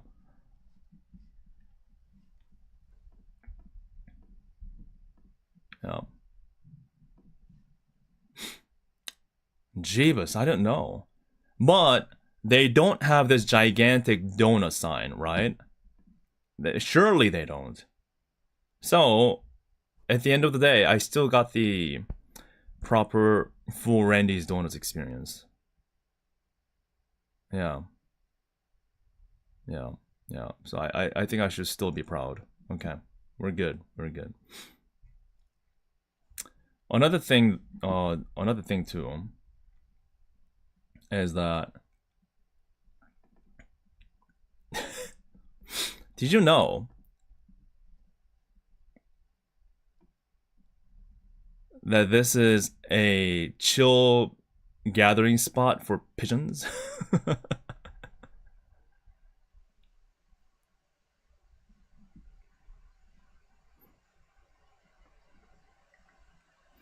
They're just hanging out there.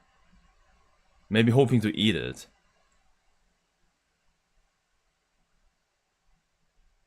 Now you know. Now you know. They're there at all times. I bet they have to clean that once in a while. Oh, you're right. I don't even want to think about that. Yeah, but for them to be on a donut though. Oh, by the way, I did have a question though, because you know, in Iron Man, they had a Randy's donut like moment, right? And Iron Man was like literally sitting like inside the donut. And Nick Fury was like, "Sir, I need you to exit the donut," or something like that. But is that place different from the one I went to, which is like right by LAX? Because I remember that movie, they had actual places to sit down inside. But this place didn't look like so. Is it the same one? Huh, but why didn't I not see any like inside seating, like a diner, like in the movie? Does this place have like eat inside place?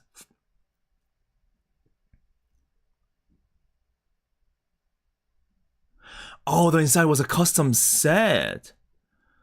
Oh, there is no inside seat in any location.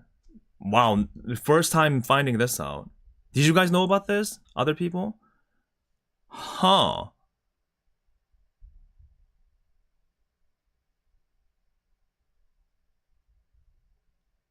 Indoor seating seems to be available in Korea. Out of all the places, Korea has one. Interesting.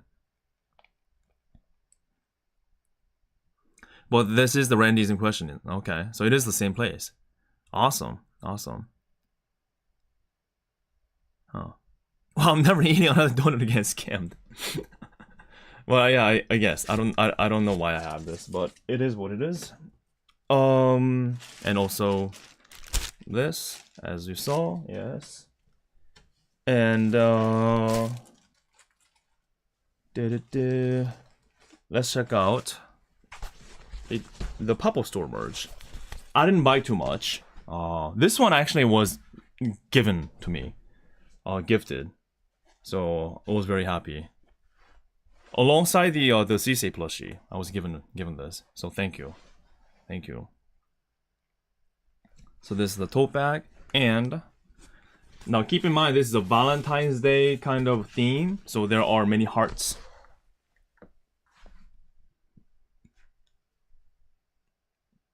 Kiara giving us chocolate. Yes. W General, hello, how are you doing? Thank you for joining. Ta-da.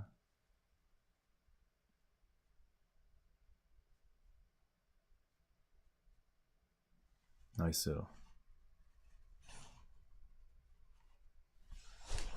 Very nice. Okay. And this is not Valentine's merch, but I just wanted to get it anyway. Yeah, I bought this. It's a thick acrylic panel of a thick tencho. Did I just say that out loud? Ignore that. Yes. I like this. Very cute.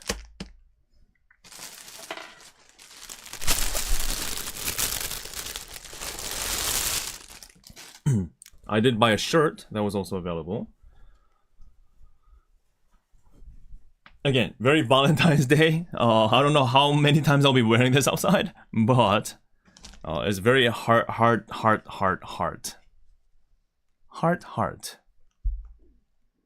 Yeah.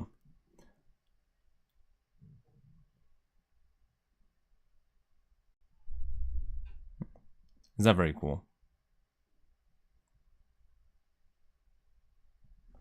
Da-da. Awesome. All my favorite ones. So we have the Riz group, I should say. The yeah, just funny how much space Crony takes up the with their helicopter here. Interesting. I like that.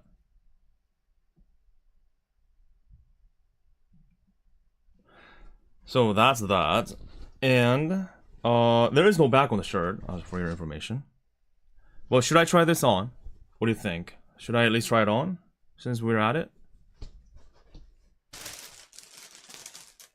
I did buy large, so I haven't tried it on yet. She deserves all the space. Perfect for weddings. No way.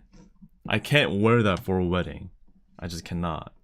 I'll be booted off immediately.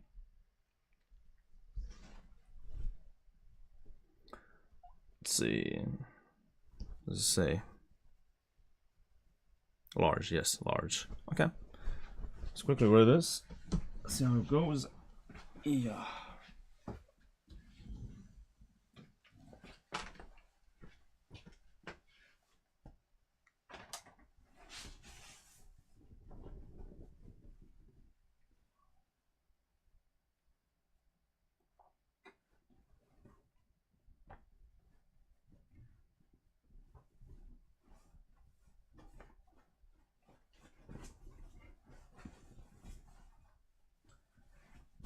Hey, it fits.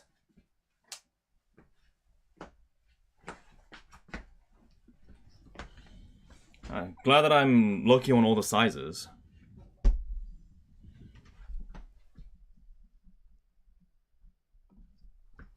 Not bad. Not bad. I guess if you have like some kind of a jacket on, right? So you have it like this. Full display, but then if you kind of do this,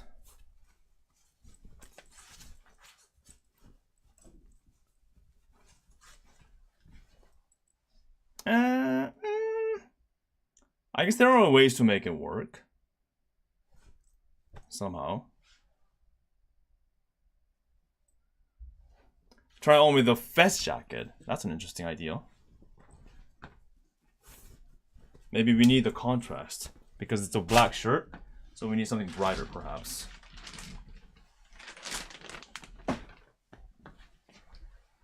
Perhaps.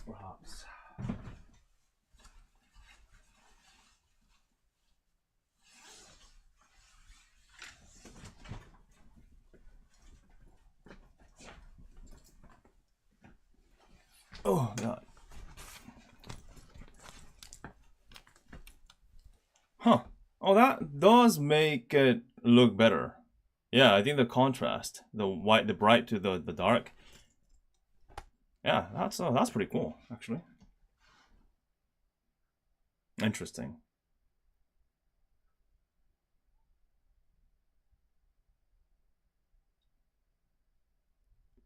I will still have to see like there is a use case for like daily driving this, but I'm glad to say that I got something from the pop-up store. Hey, Chatino Go Straight, thank you so much for your membership. Appreciate it. We have a rogue Chatino in chat. Pay attention to that, Chatino. Never know when one misbehaves. Alright.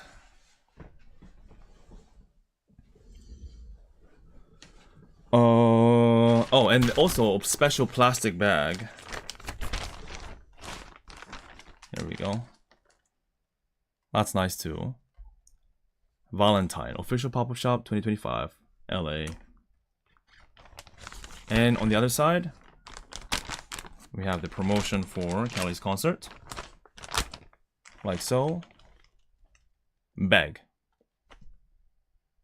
Bag.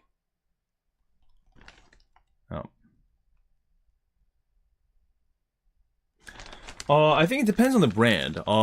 So like Uber and Dreadnought you were mentioning, there are brands or collab styles that are like more understated. So this one is just on the more, you know, what should I say, more look at me type of deal maybe. But I think I've shown you many different merch beforehand, like in previous streams, that are also very understated. That I actually legit wear daily. So yeah, it depends on what you go for. Yeah, it depends on what you go for. But bag, we got 2 bags. Now, for the random goods that I got, so got some stickers.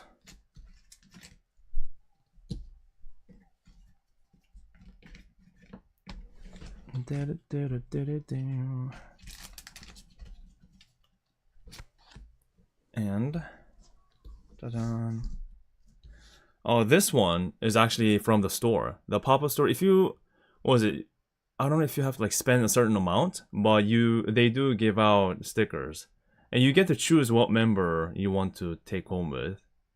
So yeah, it's a official sticker.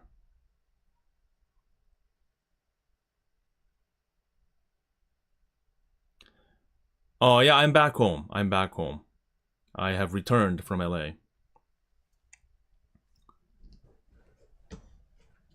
And these are from the fellow hololive fans that were giving these out. There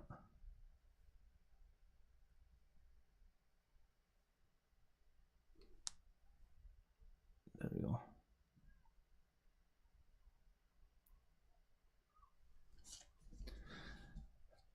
Usually it's 1 per person, but my friend spent so much they gave him multiple. Damn. Yeah, I mean, it's good that they are flexible on that. Good for them. We got Iris. And we got another Kiara. Is that cool? Cool. Cool art style. And... oh, we cannot forget about this. Are you ready for this? You're not ready for this. You're not ready for this. Focus. 3, 2, 1.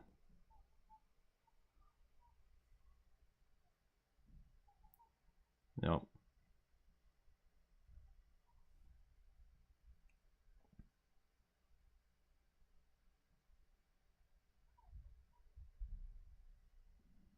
So that's a that's a sticker too. Yeah, can you hear a sticker? You can, it turns out. Can you actually hear the sounds from it? I love this picture, by the way. I love it.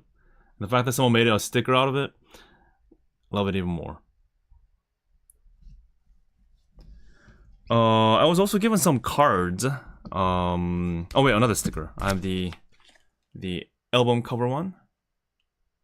That's nice too. And another viewer also gave me some cards here that I really appreciate. Thank you so much. We got Cisse, sparkly one. We got the Fest photo card from last year of Kiara. And we have the Kiara hololive cards that we actually saw before, right? But yeah, these are very nice. Nice to have them, for sure. As many as I can. So thank you so much. Thank you so much. Oh, and the sleeve. It's the official hololive sleeve. So that's nice. Thank you so much. Thank you so much for these goated stuff. Are you also ready for this?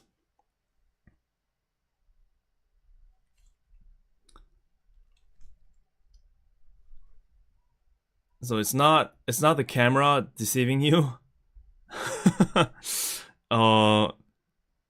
Something's up. What happened? What happened to Calli?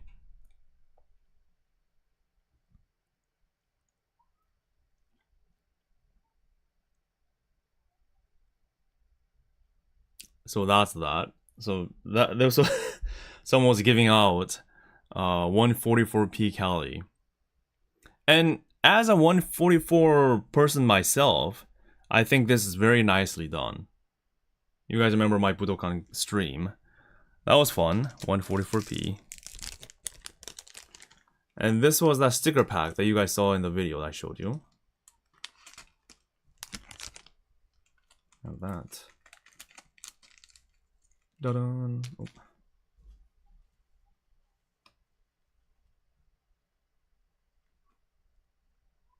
No! Sorry! There you go. A Sora. We got a Louis. We got Furea.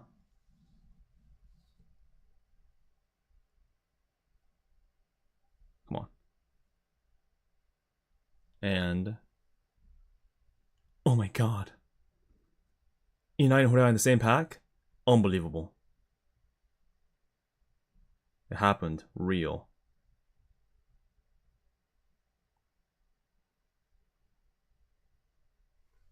So that was cute. Very, very cute. Ah.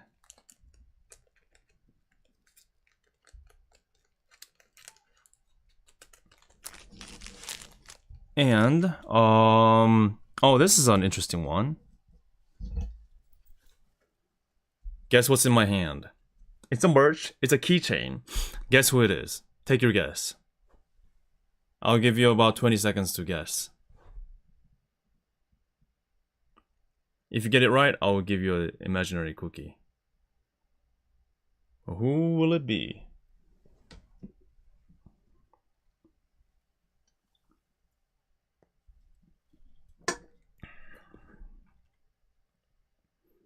Hint, it's EN.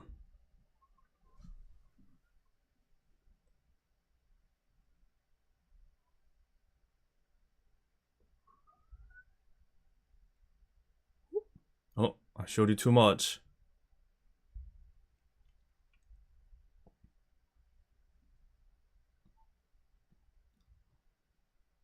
Somebody got it right. 3, 2, 1.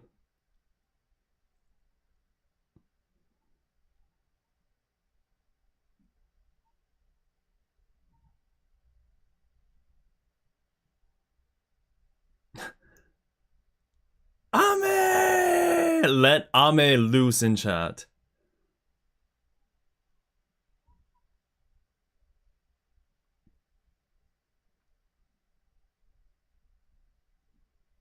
And did you know this is a gacha series of keychains for all the myth? The small version of myth, that is. But did you know they all have the backside? Isn't that awesome? I love this. The detail of this particular keychain. I love it so much.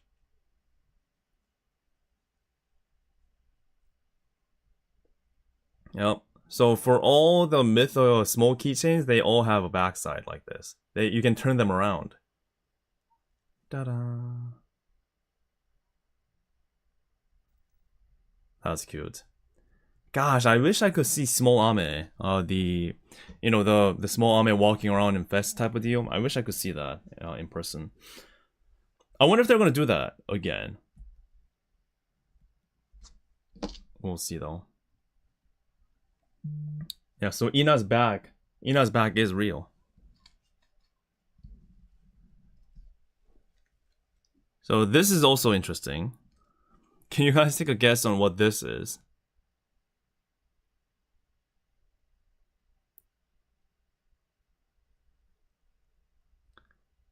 So this is the confetti at the end of the concert.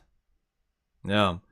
Unfortunately, they didn't have the labeled ones, which is I really wish they did. I really wish they did. Rather than just having a generic confetti, I really wish they had the proper one, right?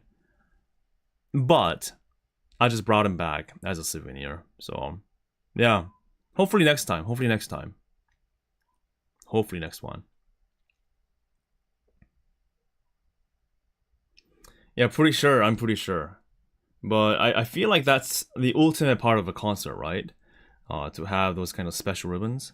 So, yeah. At least there's confetti. King Theater didn't allow any. Oh, you're right. Oh, damn, I didn't even think about that. Wait, but did the first EN one have... I'm trying to remember. Did the first EN concert at YouTube Theater have a special ribbon as a confetti? I don't remember, actually.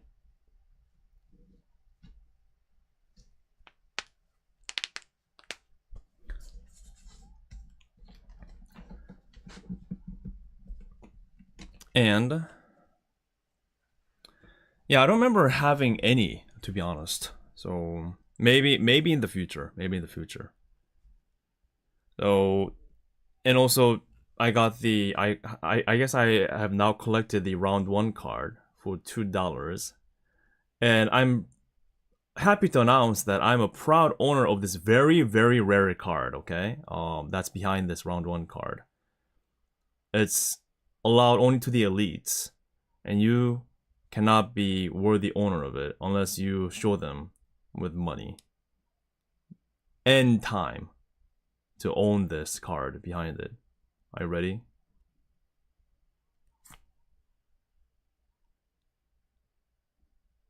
The limited edition Motel 6 hotel key card. Yeah, that's okay. I'm done. That's my official Motel 6 merch.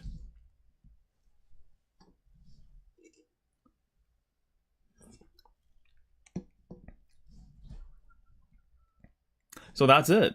Oh no, that is not it. That is not it. I haven't shown you some things close up. That is not it. Definitely not it. Okay. Look at this. Is that just precious?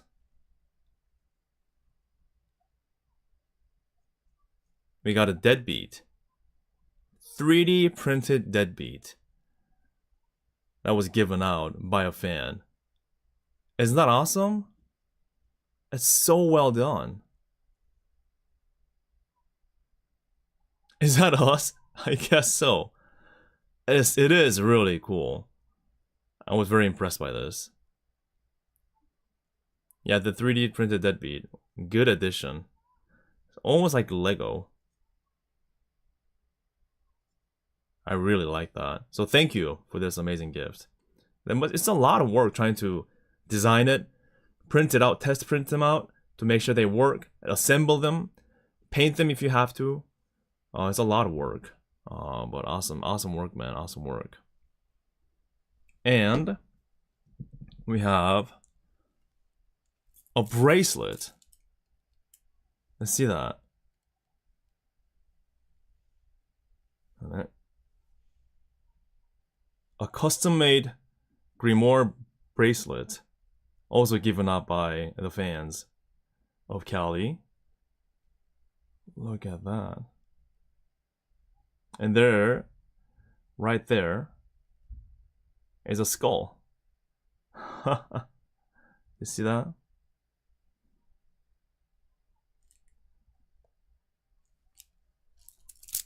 Yeah, it's very cool. So thank you for this as well. And ta-da! Look at this. It's a handmade clay, which is made by the same person with a burb. Look at this. So I got a set now. Takamori. Somewhat in a clay form. That's awesome.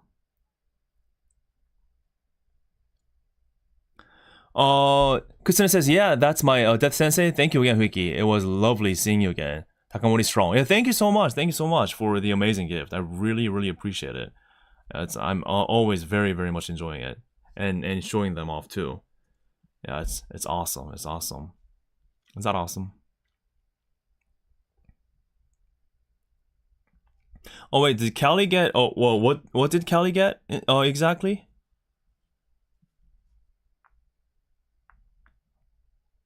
Well, now we can have these as a set like this. Da-da. That's nice. Oh, the bracelet, really?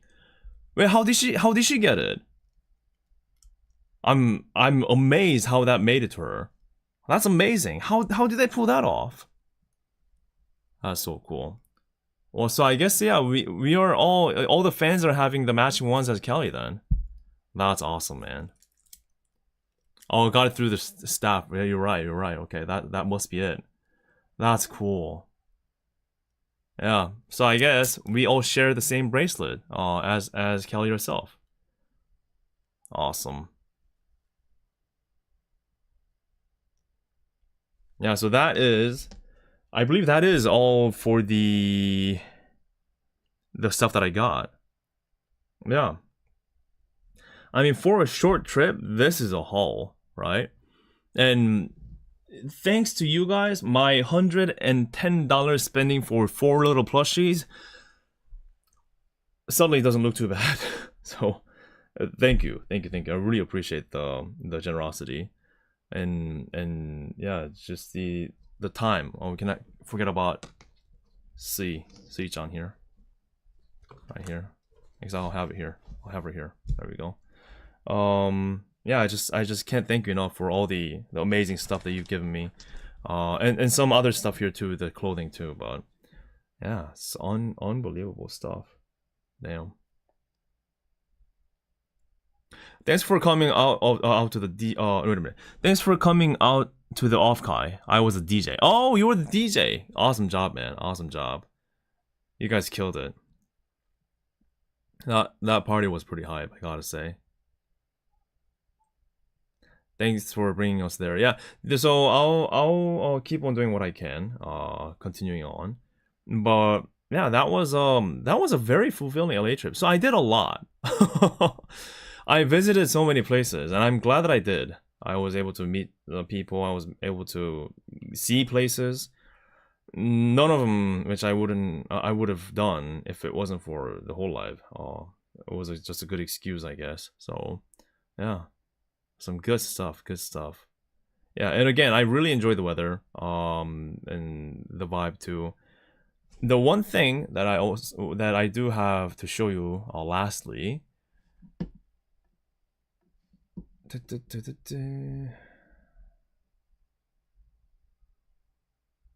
If I have it here. Yeah, I do have it here.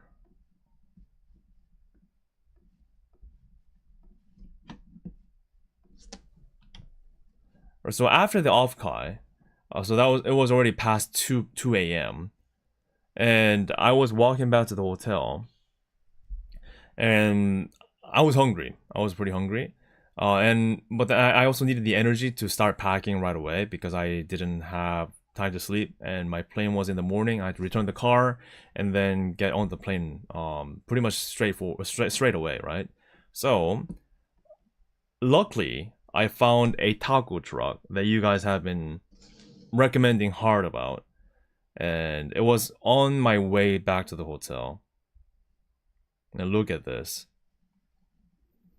I walked up to it. I walked up to this truck. It seemed like a family was operating it. And I asked the guy, like, it's my first time here, and I was recommended by my friends to try out a taco truck. And he's like, you came to the right place. And at that moment, I was like, I knew. Okay, this is going to be some good, excuse my language, good shit. so, and because it's my first experience, I guess you can choose what kind of meat goes onto the taco.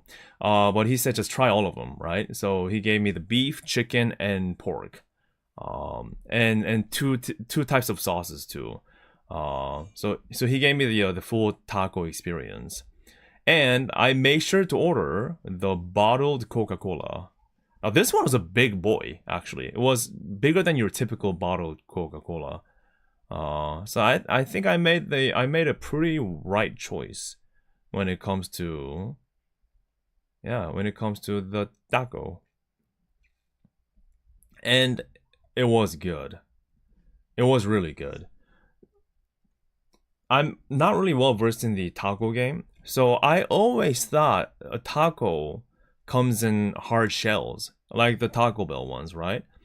And I'm not a huge fan of them. Especially because I just don't like having the hard shells getting shattered in your mouth, breaking off, getting everywhere, and like poking the inside of your mouth. But I guess there are soft shells as well, and this is what that was. Oh, hard shells are not real tacos. Because in many people's like minds, I guess like from from like an outsider perspective, like that's what tacos are, like hard shells. So I didn't know about it. Then I tried this and I'm like, yes, okay, now I get it. Now I get why you guys are recommending me this, and it just makes so much more sense. Like so much more sense. And everything like tasted fresh. And all the ingredients just were so right. And the sauce, I got two different types of sauce. One like orange red looking one, the other green pepper looking one, and they were both nice too. And the spice was just right for me. It didn't feel spicy for me, so I liked it. Perfect. The bean and the rice, good addition, and the strong herbal taste with the lime. Yes, the lime, the fresh lime. I always love a lime. So yeah, I emptied this completely when I went back to the hotel. It was that good, and thankfully this gave me the energy to pack and make it out of the hotel in time. Oh my god, this now I know. And I think I got lucky too to find the right truck, right? Because I assume not all taco trucks are made equal. This is called Crazy Tacos. It was on Hollywood Boulevard. And in the middle of the night, too. I didn't know these taco trucks were operating in the middle of the night. And there were a few people walking by and getting them, too. Not just me. As you see, with this person standing, this person sitting. And they have plastic chairs laid out on the sidewalk for people to sit down and wait for their order to be prepared. So yeah, I didn't know they operated like during the night. So I was very happy to be able to come across this, because taco truck was definitely on my list, which I wasn't able to get to until the very last day of my trip, and by pure coincidence too. Yeah. You are now officially a señor. Gracias. Yeah, gracias, amigo. Thank you. People in LA started bringing soft tortillas to Korean barbecue restaurants, and I can see that working. I can really see that working. Because I mean, Korean barbecue is also goated in terms of like how meat is cooked, right? And with a good tortilla, then yeah, like match made in heaven, perhaps. Yeah. Oh, and I did. I was able to try birria, I think, as well. Which I don't have a pick of right now, but yeah, a fellow fan bought one and was on his way back home, I guess, or to the hotel, and I just happened to come across him again. I met him before, and he's like, "Yeah, I got some birrias, and you want to try?" I'm like, "Yeah, sure." so we just ate one at this, like on the sidewalk after the concert. Now I don't know if it's the same birria that you guys are talking about, but it was a form of that food type, I believe. Maybe it's not the exact thing you're looking for, but it was good regardless. Coke was good. Usually I'm a zero Coke person, as you can see here. I'm actually a zero Coke, I'm actually a zero caffeine, a zero sugar, zero caffeine person. But from time to time, the OG is just way too nice to skip, right? And the glass bottle, for some reason, adds to the experience. I tell you, the glass bottle makes it taste better at least 15% more, I gotta say. I'm sure that's scientifically proven too, somewhere. In some world, who knows.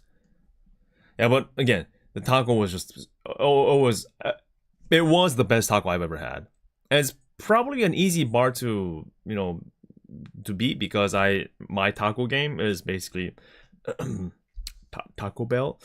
So, but I mean, just looking at it and just tasting it, I say like I would enjoy this anytime, really.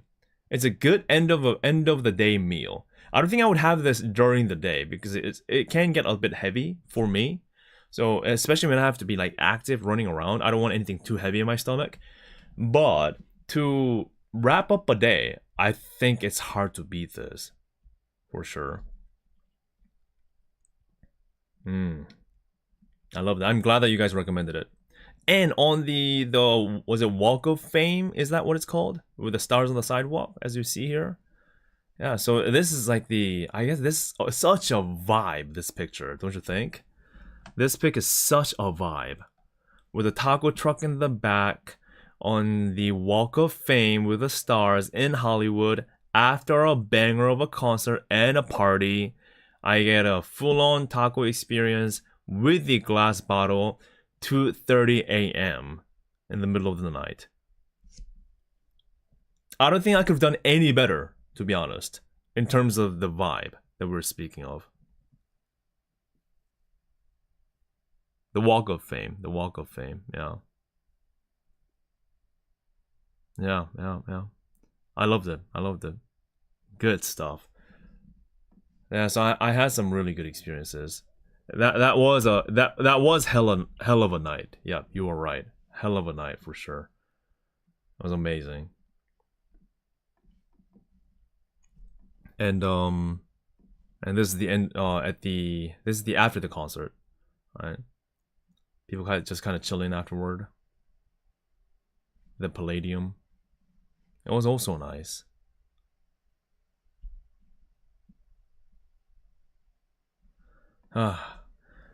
Alright, that's it for LA. I think I've talked enough about LA.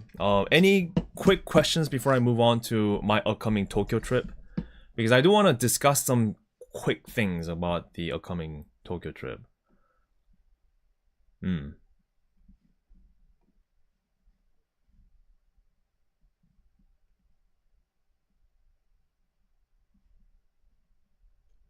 Where's that page?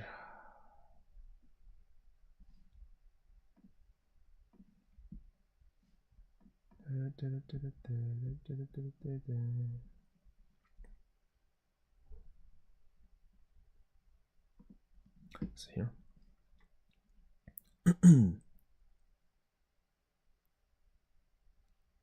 Yeah, I guess I enjoyed the good street pizza in New York, and then I enjoyed some good street taco in LA. So I'd say I got a pretty good crash course of the experience for both cities, at least for the time that I had, right?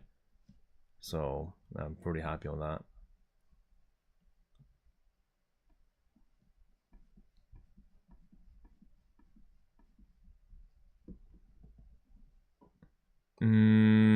Who had a better concert, Suisei or Mori? I'd say in terms of the spectacle and the size and the storytelling that leads up to that moment, I would say Suisei was great, because it's the dream venue that she has dreamed since her debut 5 years ago, right? No, not 5 years ago. Oh my god, that was 7 years ago.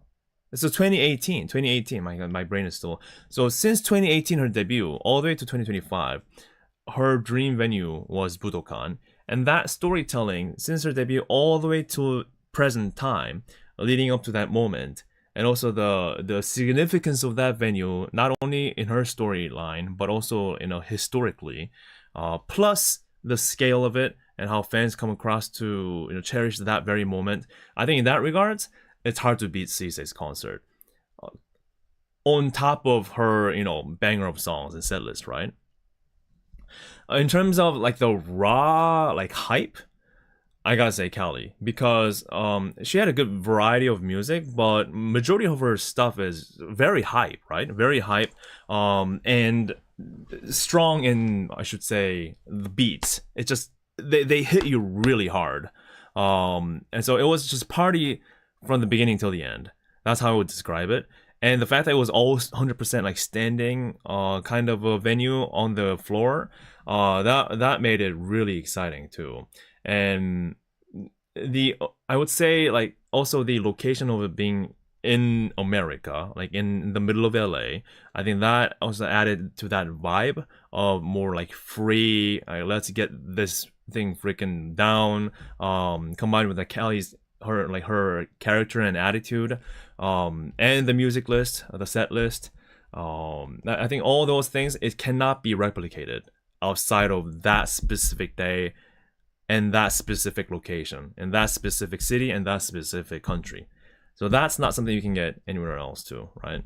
So what I'm trying to say is, and I'm not trying to say that, I'm not trying to be a friend of everyone type of deal. I legit think it's hard to say like which one was absolutely better, because both of them offered a very different experience. And in that terms, I think the future is bright, because you don't want all the concerts to feel the same, obviously, right? You want the concerts to reflect who the talent is, who the members are, right? So Cisse's recent Budokan concert reflected who she was and told the story of where she was from and what kind of a star she is and where she is heading to. Amazing. Cinema, right? Calli's concert told her side of the story and her style of music in her own ways, right? And that cannot replace Cisse's, and Cisse's cannot replace Calli. So that's how I look at it, and that's why I think the future of the concerts are bright, because they did a great job in differentiating the concerts enough that it's worth going to all of them from a fan's perspective. So that's how I look at it, and I really liked both of them. And I can tell you this with confidence, because my Cisse concert memory is still very fresh, right? It only happened, what? A month ago. Exactly a month ago. February 1st, right? And now we're sitting down here March 1st, or depending on where you are, the end of February. That they both happened very close. And I'm sure people who went to Fubu Kingdom, the Fubuki's concert, will tell you something different. I'm sure the people who went to Marin's concert also will tell you something different. So yeah. I also have to add that the Calli's concert also held a significance, that it's a first solo concert from hololive outside of Japan, and hopefully it's a beginning of more to come from the EN side. That Calli has opened up the gate of more great things to come. That's also very significant, which I respect a lot. Right? Did I explain it well enough? Did I answer that pretty well? I hope I did.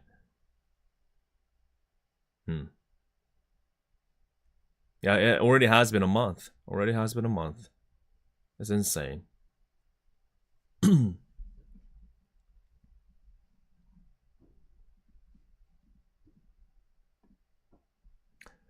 Great answer. Awesome. Good. Glad that it worked out. Now where's that page of? Still trying to look for that.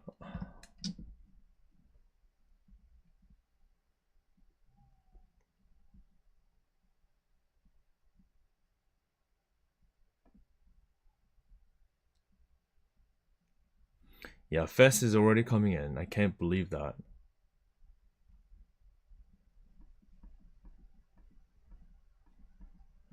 Now, where's that video of the hololive members recommending where to go?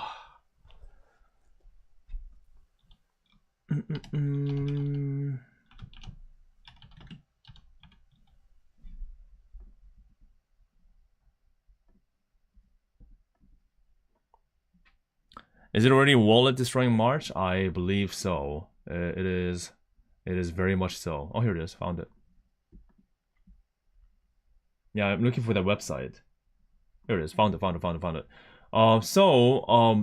I'm trying to get at here is, since we talked about LA, it's time to move on to the next trip. Oh gosh, I've just stopped packing already. So I've already, during my LA trip, I put aside some time to work on my spreadsheet for the schedule. This was the LA one actually, and I'm happy to say I've hit everything pretty much.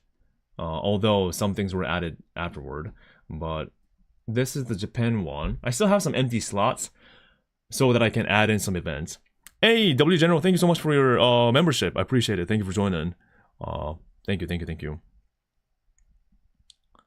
Yeah, so I obviously the red ones. I don't know if you can see this. The red ones that I tagged are the 2 days of the expo and the fest. So it's the Saturday on the 8th and the Sunday on the 9th. So these two are obviously important, but there's so many things still happening, right? Set off, line up, enter the expo at 9 o'clock. That's the opening time, and they have the opening ceremony. I want to go there. Then I got food reserved for that for 12. I got a mini game 2:30. Then I got to check out all the booth and everything inside the expo for the video. And there's a KFP group photo apparently happening at 5 outside. Then I have to start lining up for the stage 2 concert of the fest by 5:30, ideally. Although the seats should be reserved, so I don't have to like hurry. And then 6:30 the stage 2 concert starts. And after the concert, at 8:30 the hololive fan party starts at the hotel right next to it on the 49th floor. So that's just day one. Yeah, that's just day one. So I'm sure I have to slide in a couple more things in between of these. Yeah, I got gozaru cookie. I managed to reserve gozaru cookie. Yes. Very proud. And day 2, I also have day 2 expo as well. But I have some of them a bit opened up a little bit more. So I can maybe try to record some things I missed the day before, or try to check out some itashas maybe at the parking lot, to check around the overall area as I walk around. But I do have, at 1 o'clock, the creators stage, right? So that's another concert. And then I don't have stage 3 ticket. So I'm just thinking, if it's even possible, I might try to do my 144p again outside the concert venue to do a watch along. Now, if it's like way too cold, maybe maybe I might have to come up with another plan. But yeah, I didn't join any like other people's watch along for that reason for now. And then there's off-kai, like the drinking off-kai after the stage 3 concert. So that's Saturday and Sunday, pretty much filled. Yup.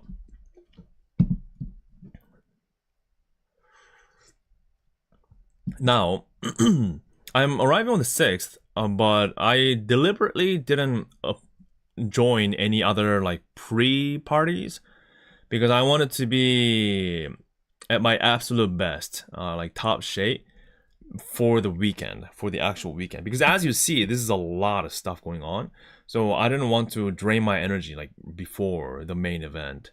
So I wanted to like arrive a little bit earlier and then have some space to breathe, set things up, prepare some things, and then go from there. Now, there are a few empty days before I set off back home. 2 empty days. The muscle bar, which I don't know how that's gonna turn out, but I'm like, you know what, sign me up, man, and I'll just check it out. Muscle bar is the like muscle girl bar. It's the Japan thing, like maid cafe, but with muscular girls. That's a thing apparently. And the reason why that I'm going to this is because there's a group of hololive fans called hololifters. As the name suggests, it's hololive fans that lifts. The hololive fans that lift. so they decided to go to the Muzzle Bar because that's very well in brand of them, right? So I'm like, okay, it sounds interesting. Like even if it's not for the video, maybe I'll just join, right? So yeah, I'm like, sure, sign me up, boss. So that's one thing that is sad for me. Now the other things that I kind of wanna, man, let me show you what I'm trying to talk about here. So I think a week or two ago, there was something called Holo Guide Tokyo that was published, and this is a somewhat of a touristy spot recommended by the members, Iris, Huamoko, Calli, and Bay. And they have some suggestions, right? And I've picked out some of them that I potentially might want to visit. So, yeah. So no, that's not it. That's the merch list that I wanted to buy. Oh, this is it, right? So these, I actually put together the list of potential candidates for me to visit. So I've laid out all the map links to the Google Maps and the time of opening and closing per day, the website link, the name of the place, and the theme. So I can kind of see like at a glance of anything that's overlapping that I would want to avoid. But so these are the potential candidates that I would like to take a visit. Now the trouble is, the one huge challenge for me right now is some of these places that require reservation or prior call-in, probably, for maybe taking a video. So for example, the cat cafe, right? I would absolutely would love to visit the cat cafe and check it out, because I want this to be like maybe a standalone video of like hololive VTubers recommending me places to go in Tokyo type of deal. Maybe another form of speed run. But the cat cafe I really want to visit, but their website didn't really say anything about recording. So, but the problem is I can't speak Japanese to call in. So this one is a bit of a challenge for me, but I really want to go. Another thing is these yakiniku place that has the Huamoko sign on the wall. And this one is also just call-in reservation only, apparently. So I don't know if I can make it to this. And especially since yakiniku is not a place where you want to go alone, really, right? So I would love to check out Huamoko sign and also try their recommended food place. But I don't know if I can manage this. So these like red letters are some of these things that I don't know if I can manage. Like the pub, also I believe also requires a reservation. And another cafe. So yeah, yeah. I don't think I have time and skill to find out, but at least I compiled a list of everything that I want to go according to the Holo Guide Tokyo. Yeah.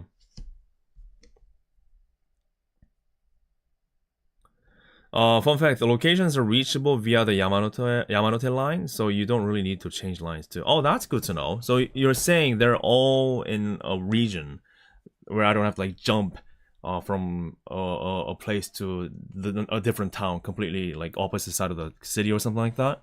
That is good to know. That is good to know.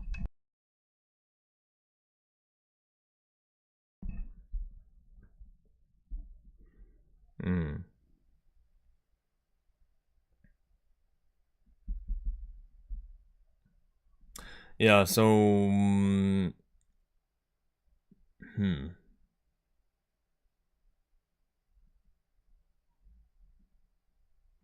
yeah, we'll see. Yeah, but these are the things that I do my best to plan out, but at the end of the day, I can't manage everything.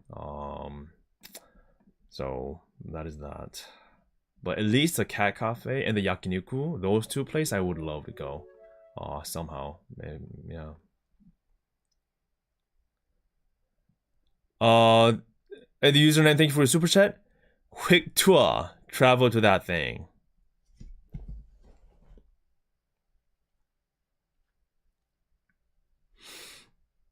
I hate myself right now, trying to laugh at. No, that's no. That is not in line with my humor. I refuse to smile at them. No.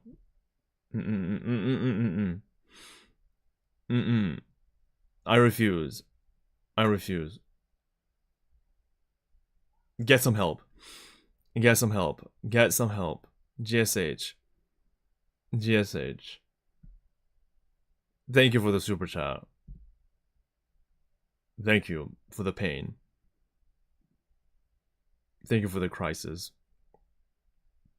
Oh, I swallowed it. I swallowed it. I swallowed it. Oh, that was hard. Okay. Thank you.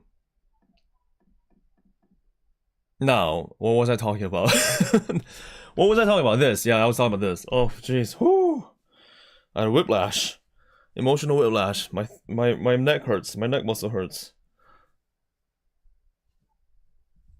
Yeah, so so what I was going to say was, so if you know any of a group, or if you're a part of a group that's going to any of these yakiniku places, or this particular yakiniku, the Taiyo, if you happen to be in a group that's going to any of these, or this cat cafe, no, just at least a yakiniku place. It's just let me know, and maybe as a group it will be more manageable to visit. Yeah, but I will be going after the fest though. I don't think I'll be able to make it like before. But if I have to, then sure, I'll at least I can make space for one yakiniku. Yeah.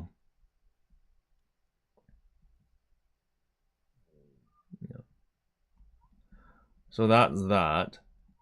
Oh, these are things to pack, right? The list of things to pack. This is the Hologai Tokyo. This is the merch that I bought.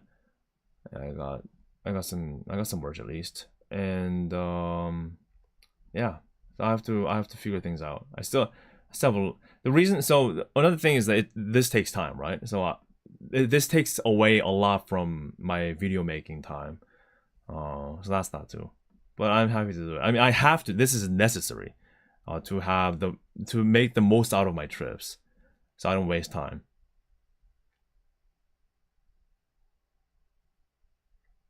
But yeah.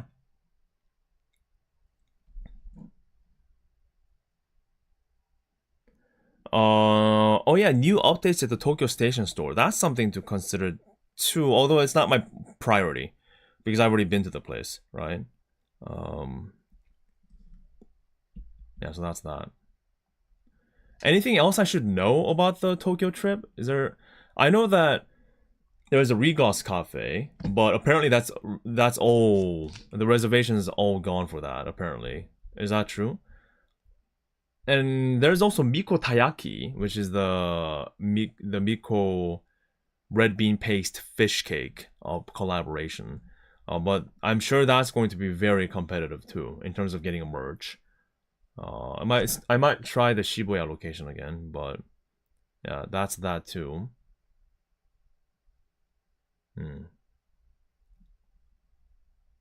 At least my hotel is close. It's like 2 stations away from Makorimese. And gosh, I'm so glad that I still kept that reservation out of copium, because even though I wasn't going to go, I still made a reservation, which didn't require payment right away. So I reserved a hotel, and that came in clutch, because right now the hotel fare is at least 2 to 3 times more than what I paid for. So what the quote that I got was. So I went to Miko Taiyaki all times. I went to the first one, I went to the second one, which was last year. So I went to both of them. Yeah. And it's just a good taiyaki too. I would legit just eat it, even if I wasn't a fan. The Sakura one, the pink paste, right? That's made out of Sakura Miko herself. Shocking.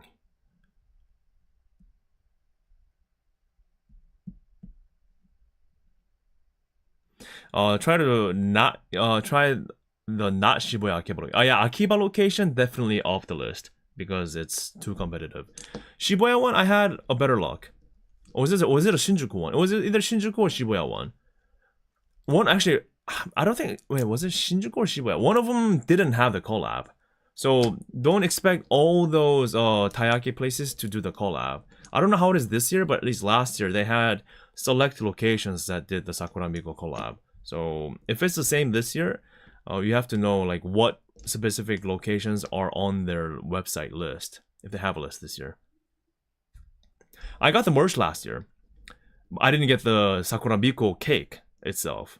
That's what happened. But the year before, they didn't have merch at the time because of their first time doing it. They just did this. They just only had the special cake, and that I got. So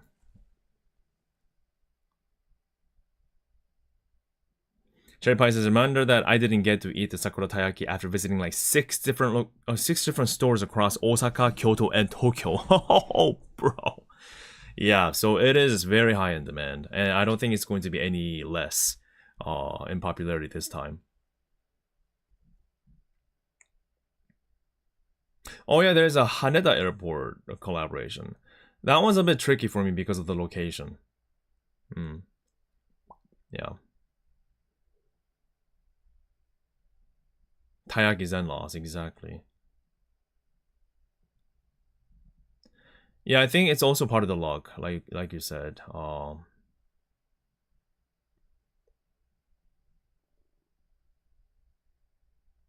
Once it's sold out, it's done. Really? They don't restock the paste? Dang. So the later you go, the less chance of you getting it then. I mean, the collab already started, by the way, a few weeks ago, I believe. Was it a week ago? It did start already, that's for sure. So, Okay. Are you gonna bring the Miko rice cooker home with you? If I had the money, I would legit buy the rice cooker and the humidifier and bring it back home.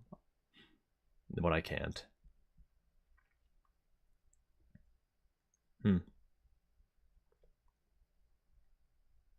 There's also Fanima.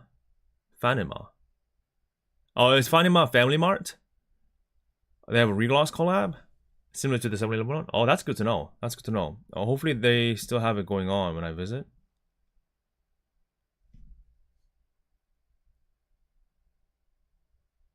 Remember, you need to put water in the humidifier. No. I refuse to believe. The Sakuramiko special sharp humidifier does not require water. They created a new technology just for Sakuramiko. Did you know? This is a total lie, by the way. Don't sue me. Put water in your humidifier.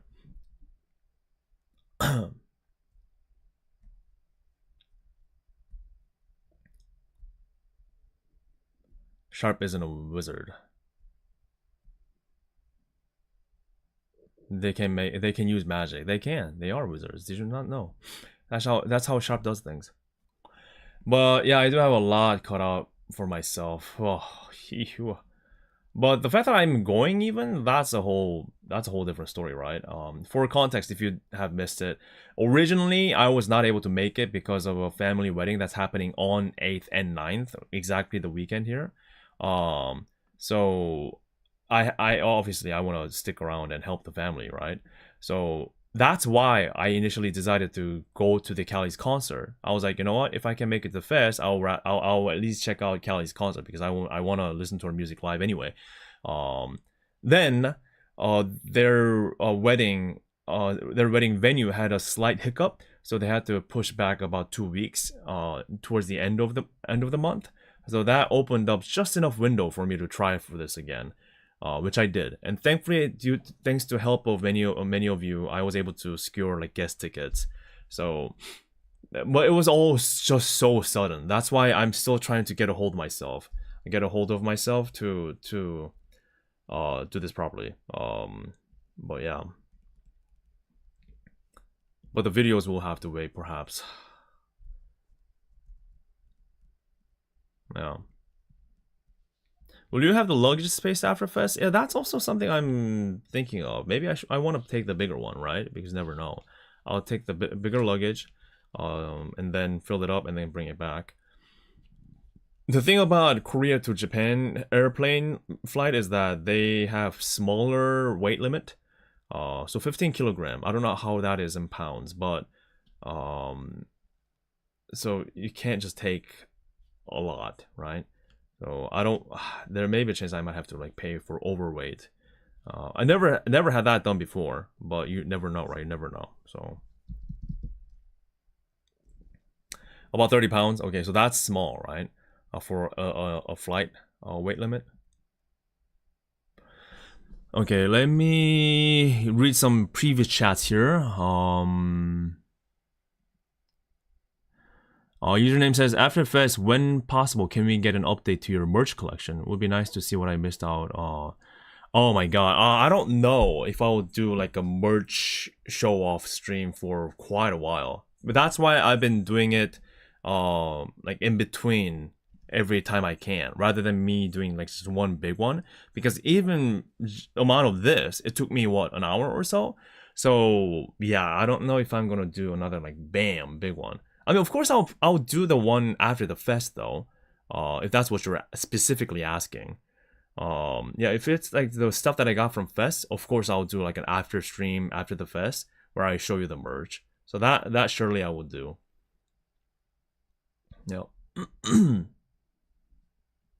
You want the shoebox intact, right? I mean, do they have like tape over it? Well, yeah, I'd rather have it intact, but if it takes up too much space, then I'll just dismantle it myself. If it is possible. If not, I'll just hand carry it. Sam says, when do you think will the video be out? Oh my god, I can't promise you. Honestly, I would love it. I would love to promise you on all the videos that I make on like, yeah, it's gonna drop like on this specific date, and that's ideally the thing that I want to strive for. That's how it should be, but I really cannot, unfortunately. I'm sorry. Same with the ID one, same with the Calli one, same with the Fest one. It's going to be, and other backlogs too. Even though I've been doing my best uploading as many videos as possible, it's just a man doing this alone while working on the freelance job, while trying to do this and planning and recording and organizing and editing and doing it again, packing, unpacking, and repeat. It's just, I just found out it is just it's something I just have to deal with. So yeah. But I'm doing my best. I'm doing my best.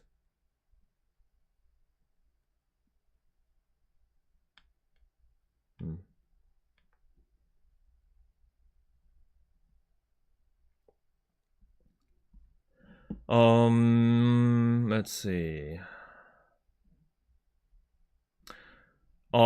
Let's see. Kiseki Mecha says, off topic, but I want to know your opinion as time go on. Do you think becoming harder for male VTubers make it? I don't know. I don't know too much about the male VTuber side. So I don't even know too much about the actual VTuber industry enough to tell you about the future of the industry, right? So I don't think I'm the right person to ask. Maybe it might be better off asking. Is it a good question to ask like the talents themselves? I don't know. I legit don't know like what to say on that. I think like VTuber industry in general. I mean, I did see a clip of Sakuramiko talking about this recently. I think someone asked her about like the future. Do you think the VTuber will stay relevant as the time goes?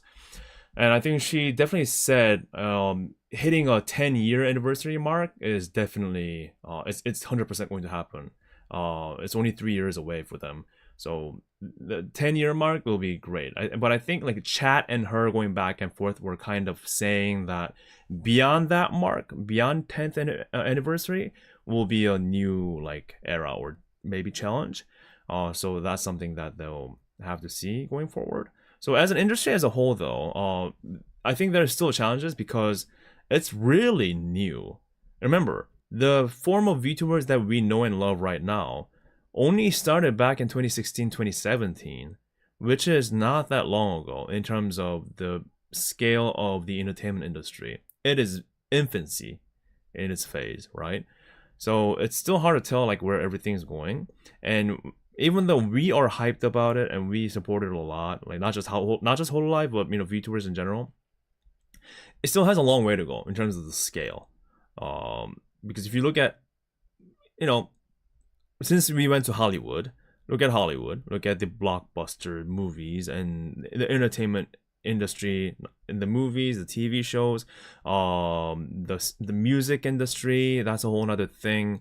Then we have the idols, we have all the music labels, we have the movie agencies, then we have video games. That's a whole nother thing that's beyond our comprehension.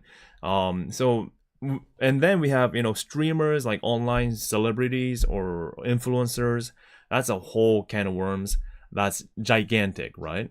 So within that, I think the VTuber industry is still very small, although it has been growing rapidly. Let's not forget that. It's been more common to see VTubers in a more mainstream area, but I think in terms of like comparatively speaking type of a scale, still has a long way to go.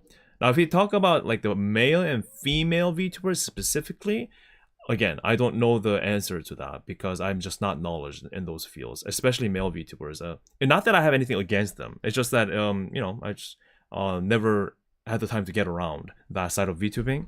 But I don't know. I have no idea.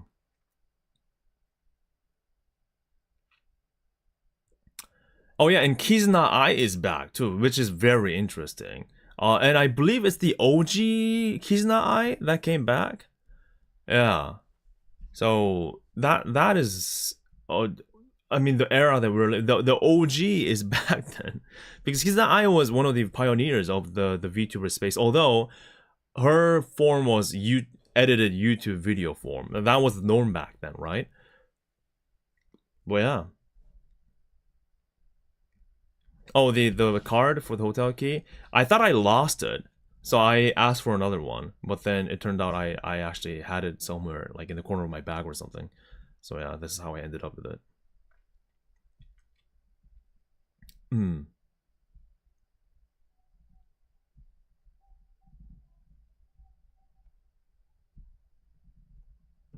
Oh yeah, and I guess since we're talking about the industry, I guess I don't know if you guys enjoy these kind of talks. Let me know. I'm all for feedback. But the Yago recently posted a post about like the AI VTuber and how it would play in the industry. Like, is AI VTuber going to take over the traditional VTubers, those kind of things? And his stance was very firm. He said he doesn't think so. He still thinks human VTubers are irreplaceable, and AI VTubers are not going to completely replace them, right? Because it's all about the actual human-to-human interaction behind of the person behind the avatars. So that's not something that could be replicated, according to his opinion. And I do agree with that. And people's counter argument to Yago's statement was, well, what about Nero? What about Nero-sama, right? What about that? That's a prime example of an AI VTuber making it big, becoming one of the biggest streamers in Twitch and in the overall streaming space. But my counter argument to that is, that's a very specific case that is near impossible to replicate. Especially not by a corporation. Because ironically, even though I'm not a like avid Nero-sama watcher, but I've seen couple of them, a couple of the streams and clips.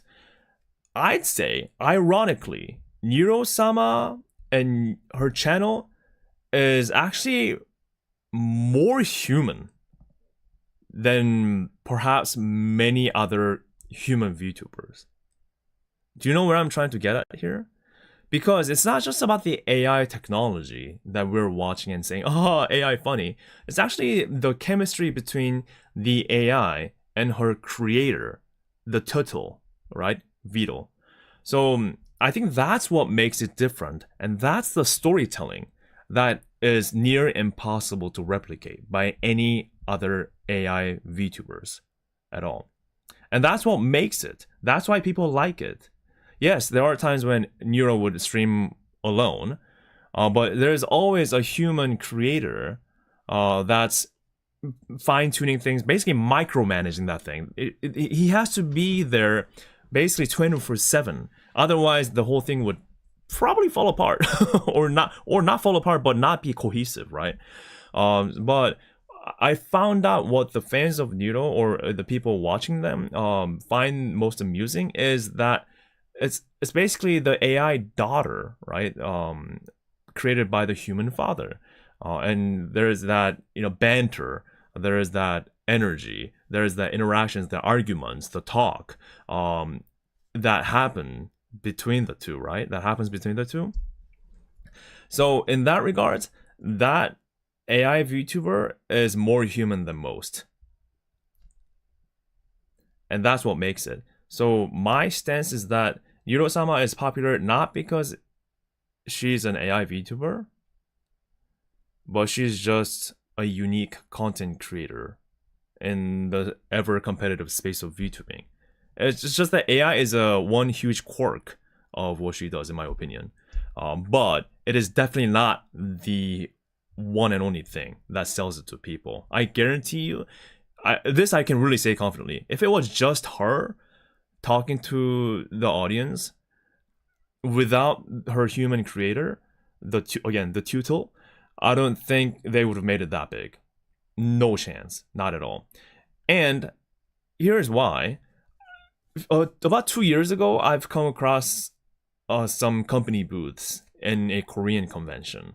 And I've talked to some staff members at one of them. And this was a company that was creating their new AI VTuber. So they were showcasing their tech. I actually showed this on video too. You can actually search it.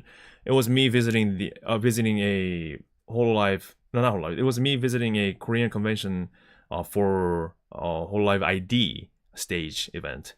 So you can probably find that. But yeah, the technology was all cool and all. But I asked them specifically there that if they were benchmarking Nero, and they said yes, right? But I did the demo and it looked pretty nice, but it was, at the end of the day, it was just a company trying to create an AI VTuber, right? And recently I was like, I wonder what happened to them, because they said at the time they're gonna debut this AI VTuber and they're gonna take it full notch and run with it. I researched it. I searched them up again, and only to find out that the project never made it. And I don't know if the company actually went down under, but it just never made it. I never made it. So, and I'm not saying that example proves the failure of all AI VTubers, but it's just a one slice of a story, I guess, in this realm that it's hard to just sell it with the tech. Same thing with human VTubers. Yes, you can have the most sophisticated technology ever in the world. Another good example is a Korean VTuber called Seya, I think. She was actually a very early on type of a VTuber figure in the Korean VTuber space. Like when hololive was just becoming a thing in Korea. But she started out as like a promotional character of a company for their game in Korea, which kind of turned into a VTuber of her own. But at the end of the day, it was a company-owned IP, right? And they had some bright future, and because it was a company back, they had the most elaborate, getting my vocabulary mixed up, the most advanced technology ever that a typical VTuber agency could have access to. And at the time, I believe it was like more than what hololive had. They had full-on Hollywood studio tracking kind of technology for a freaking VTuber, okay? So they trumped everybody in terms of technology and know-how to all of operation. They had staff members backing this whole operation up, and things were pretty bright and exciting then. But I think a week ago, they announced the termination of that whole program after years and years and years, and changing the person behind it too several times. So it goes on to show that, like, per Yago's statement, if it's just the technology, there chances are you're not gonna make it. Even if it's the most scuffed 144p, if it's a personality and characteristics that's very likable and very consistent and very long lasting, you have a better chance of making it. So I think that's where also Yago is coming from, right? That's why they value that human to human interaction. And that's why his argument was just AI alone will not be it. And I don't think he's saying that AI tech itself is dead. I don't think so. I think what he's saying is that it has to complement. It can be used for complementing the current operations of a VTuber or whatever, right? So I think that's where his argument is at. But again, going back to the neural talk, I don't think the neural is a very specific example that doesn't make sense to be used for the argument of AI VTuber is going to be big because neural works. I think it's quite the opposite, actually. So yeah.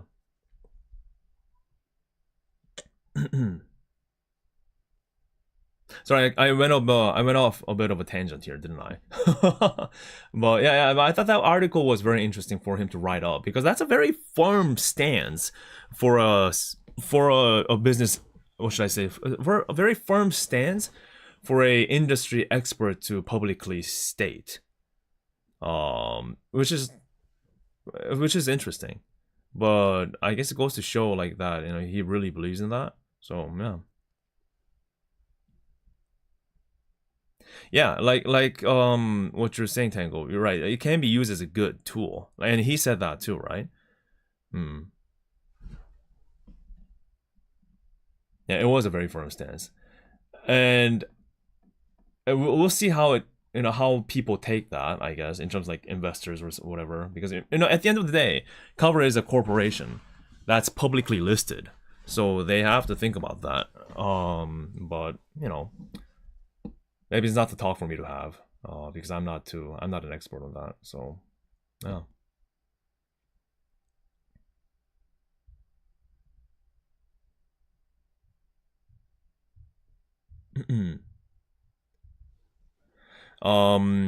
World Starts With Us says, I think in the far future, I think in the far future, when the human perception of what is defined as a relationship or connection changes, maybe then. You're right. I think there is still a huge room for the technology to improve. Like if the AI becomes so freaking good to the level that it just, you cannot differentiate it, and maybe the world moves on so far ahead and it starts giving up citizenships to these AI individual beings, like if it's like that close to replicating a human, then we go into that whole philosophical talk of, well, then do we accept them as a human being? An actual living being like us. Like that, I think that's actually beyond the VTuber talk. If we reach that space, if we reach that state in the history of humanity, I don't think we should be just talking about VTubers here anymore. that's far beyond of what this entertainment industry talk, right? So yeah. Until then, though, well. And that day, maybe it'll come like tomorrow. Who knows? Like with how fast things develop, you never know. But yeah, my government issued AI waifu robot. That's the future. Oh man. As long as Japan isn't upholding the American ruling where a corporation's responsibility to always produce profit for its shareholders. Oh my god, Japan is like that too. Yeah, all these stories about black companies, you know why that they exist? For profit. Any corporate, any country, in any universe, their priority is profit. That's how they survive, and to please the investors.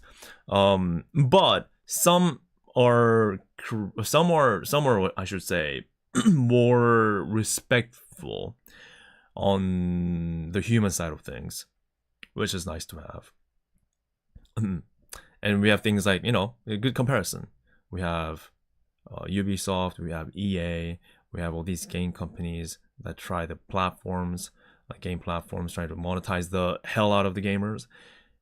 And yet we have Steam. That's not listed publicly. That's their own thing with minimum amount of staff members that are getting paid pretty well, apparently. Also probably worked really hard. that are still making a lot of profit. I'm not saying their priority is not making profit. I'm sure it is. And they've done many weird things in the past too. I'm not saying they're perfect, but comparatively speaking, we have that side of the world too. So, that's that. So we always have different angles. But again, corpos, companies, profit is the king. Profit is the king.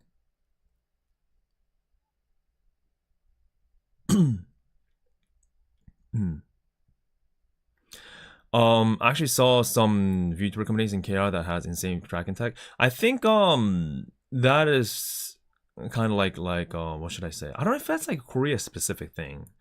I don't know if like Korean companies feel the need for the most high tech thing ever.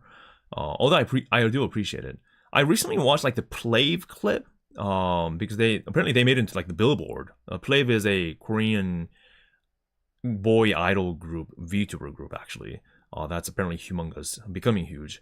And I saw their like tracking tech. It was insane. But they don't stream though. So I think they're more towards like the traditional idol realm. So yeah. So I don't know too much about that.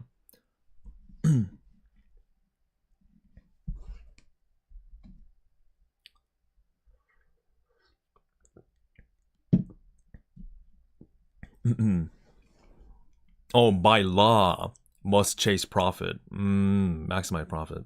You do have a point. I wonder how it is in other countries. Again, I'm not an expert on this talk, so I can't really tell you about how it is in other countries outside of the US.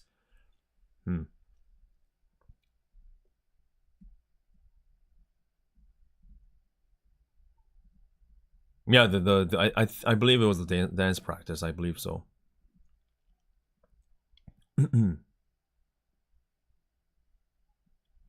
Yeah, but the whole industry talk is just it's a big talk. It's a big talk, and as an individual, that's just kind of enjoying the events and making videos out of them. It's quite beyond my reach. So yeah, that's why I don't really talk about these things on video. And I think that's why streams like this is quite nice because I can sometimes go on a tangent, just talk about them. But yeah, that's it's an interesting space we are in, definitely. Yeah. Some girl groups too. I've mentioned the Isedore several times in Korea. They're big. It's just I saw a recent stat. So there's a department store, a huge department store that's operated by the Hyundai group. Car Hyundai. They're also a huge group in this country and worldwide, and they have a big department store chain. And right now, the current trend apparently is to open pop-up stores, even here too. So not just VTubers, not just entertainment stuff, but pop-up store about anything you can imagine. And the department store's new business model is to rent out their space for these pop-up stores to happen. And recently they announced the ranking of what pop-up store event was the most profitable for the whole year in 2024 for their whole department store pop-up project.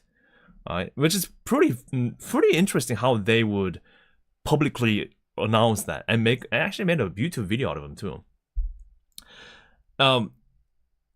Guess who the top two are for the whole year of 2024 with hundreds of pop-up stores that are happening, or maybe not hundreds, but dozens at least throughout the whole year. That's a lot, okay? Because a typical pop-up store runs for a week or maybe 2 weeks, so you can kind of think, right? I don't think BTS or Blackpink had a pop-up store there. So maybe it doesn't count.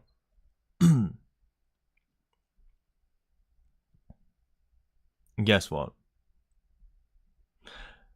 Ranked in number 2 was Plave. Ranked in number 1 was Isedore. The two VTuber groups. And by the way, this is not comparison between other VTuber pop-up stores. No, this is all pop-up stores in all parts of the world, in all parts of the industries. So it could be a character, it could be food, it could be clothing brand, it could be technology, everything combined. And the top two was Plave and Isedore. And even the department store manager of this whole project, she said on camera, saying like she never expected this. And she's like, I guess I'm quite behind the trends. Because they didn't know this about this whole VTuber thing. And then they're hit with the numbers. Turned out that the most profitable ones in the entire 2024 was the VTuber groups. Yeah. So, sure, it's still not mainstream in this country. It just isn't. But I would also say it's a pretty quiet force that's slowly spreading. So it's hard to judge by the numbers or the external factors, right? Usually like from day to day kind of life. So only when you have these kind of like reports, then you're like, oh, okay, well,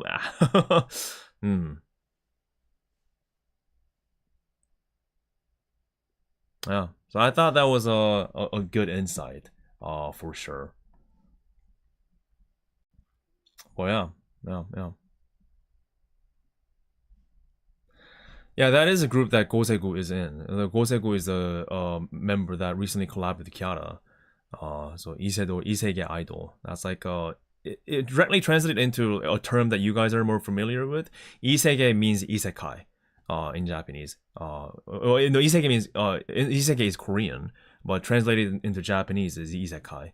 So it's like isekai idol, basically, otherworldly. Because other dimensions, like virtual.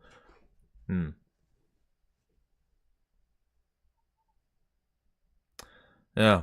So who knows? Another like disruptor would suddenly appear out of the blue, but yeah, there's a lot of interesting stuff that's happening. Many interesting stuff that's happening.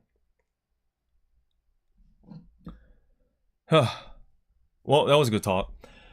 So to what should I say? To kind of wrap up my thoughts. LA trip was very eventful. I did a lot. The concert was absolute fire. Calli killed it. She owned the stage. So I was very impressed, not only by herself, but also the whole setup, and the programs and the work that they put in for that thing. And if that's something that we can keep on seeing in the coming future for EN in its entirety, I'll be very excited. And also I'm going to Japan right next week on the 6th. So I'll be reporting to you there. Until then, I'll just keep on working on my video in between as much as possible. But yeah, I got a lot of things to do. And thank you for everyone that came to me and has given me these amazing merch. I really appreciate your generosity. And thank you for your super chat and membership today as well. Thank you. Damn, I wish VTubers really finally arrive in Europe. It's so niche here. Yeah, Europe market probably is very tough, isn't it? Yeah. Because I mean, when I discuss the VTuber industry, it's usually Japan, the US, and Korea, right? Maybe sometimes in Indonesia too. But the world is big. And there are still so many other parts of the world that VTuber is still way too niche. So, yeah.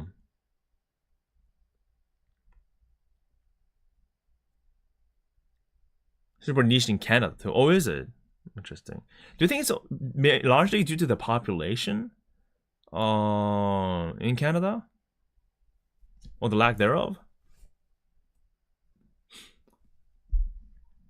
Africa too, yeah, that could be too. The thing about this kind of an industry is that you need infrastructure to take advantage of. A stable mobile network, phone for everyone, right? You need them. That's the requirement.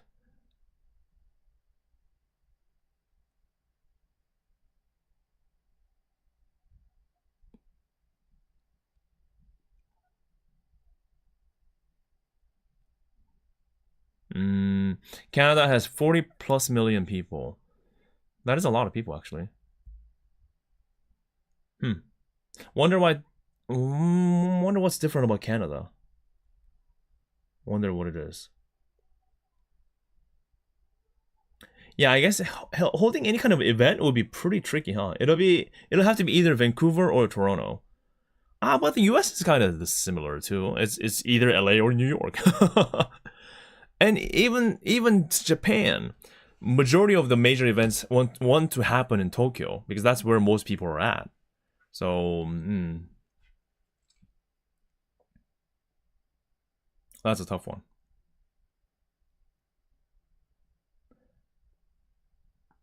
Yeah, maybe if they do a hockey collab, it may change people's mind. Maybe. Or Tokyo or Osaka, you're right. Yeah. In that sense, that Gura Aquarium in Sendai was very unique. And what made it all the more surprising for so many people to turn up and have it so successful. Because Sendai is not the #1 place for people to hold VTuber events in. So, yeah. World Cup collab? Oh, that would do wonders for maybe some European population and also South American population. Yeah.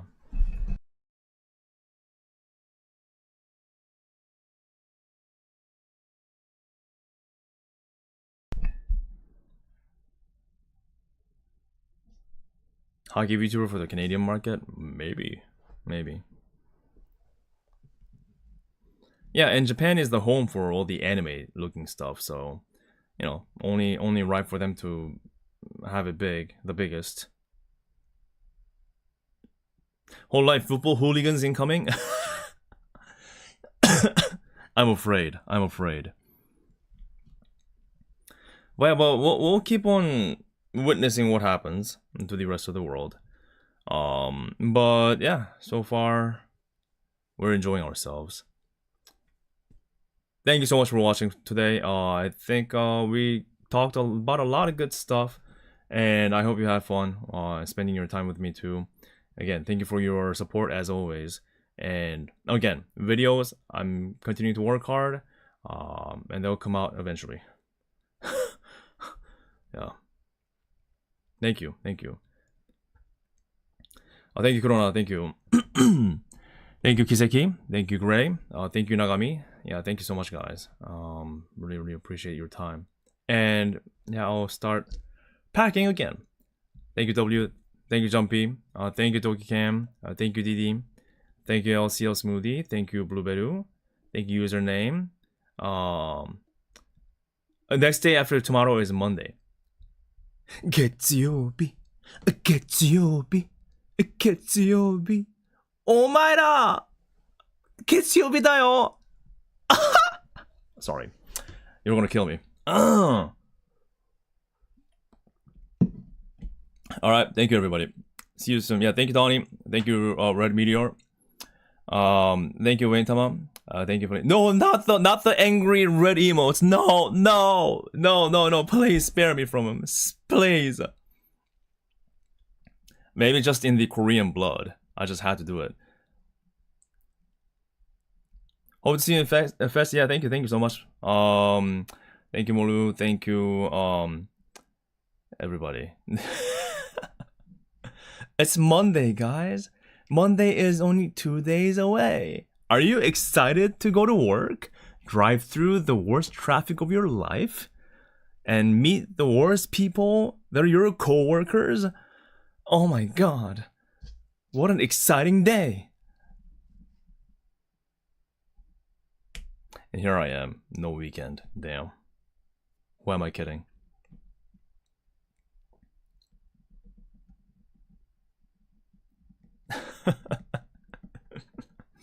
What a beautiful sight. I'm kind of understanding why Canada is doing this. Canada is probably addicted to this, and I can see why. It is already the weekend though, isn't it crazy? Oh my god, where did the whole week go?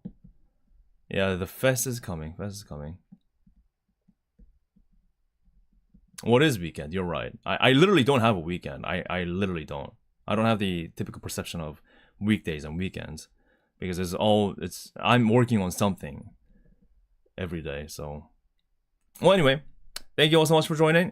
If it's your first time checking me out today, my name is Wiki. I usually do hololive related events, videos and streams, and sometimes other things outside of hololive too. I like to talk about other things too, but please subscribe if you haven't. Again, as I always say, even if you have watched me for quite a while, there is a chance you forgot to subscribe. So please subscribe to my channel and follow Wiki at Wiki Official on my Twitter or X, whatever you call it. And also consider supporting me through membership, super chat, and Patreon and Ko-fi, which is down in the description below. Your support helps me a lot in making these travels possible. So thank you for your support. And yeah, please follow me for the upcoming hololive Fest and Super Expo journey. Thank you. Take care, everybody.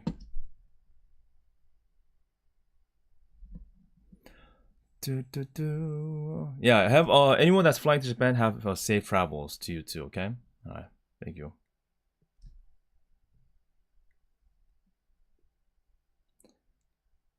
Yeah, thank you. Thank you, everybody. Thank you. Thank you, Mystic. Thank you, Yamato. Thank you. Thank you, Dragon. Oh, yeah, and thank you. Special thanks to Dragon and also Park. I don't know if he's here, but for the rental car fee. We did it. We did the rental car. Very happy. Don't think about the fake tour. I'm leaving. Not fake tour. I refuse to acknowledge that. It's cursed. My brain hurts. It's so much in pain.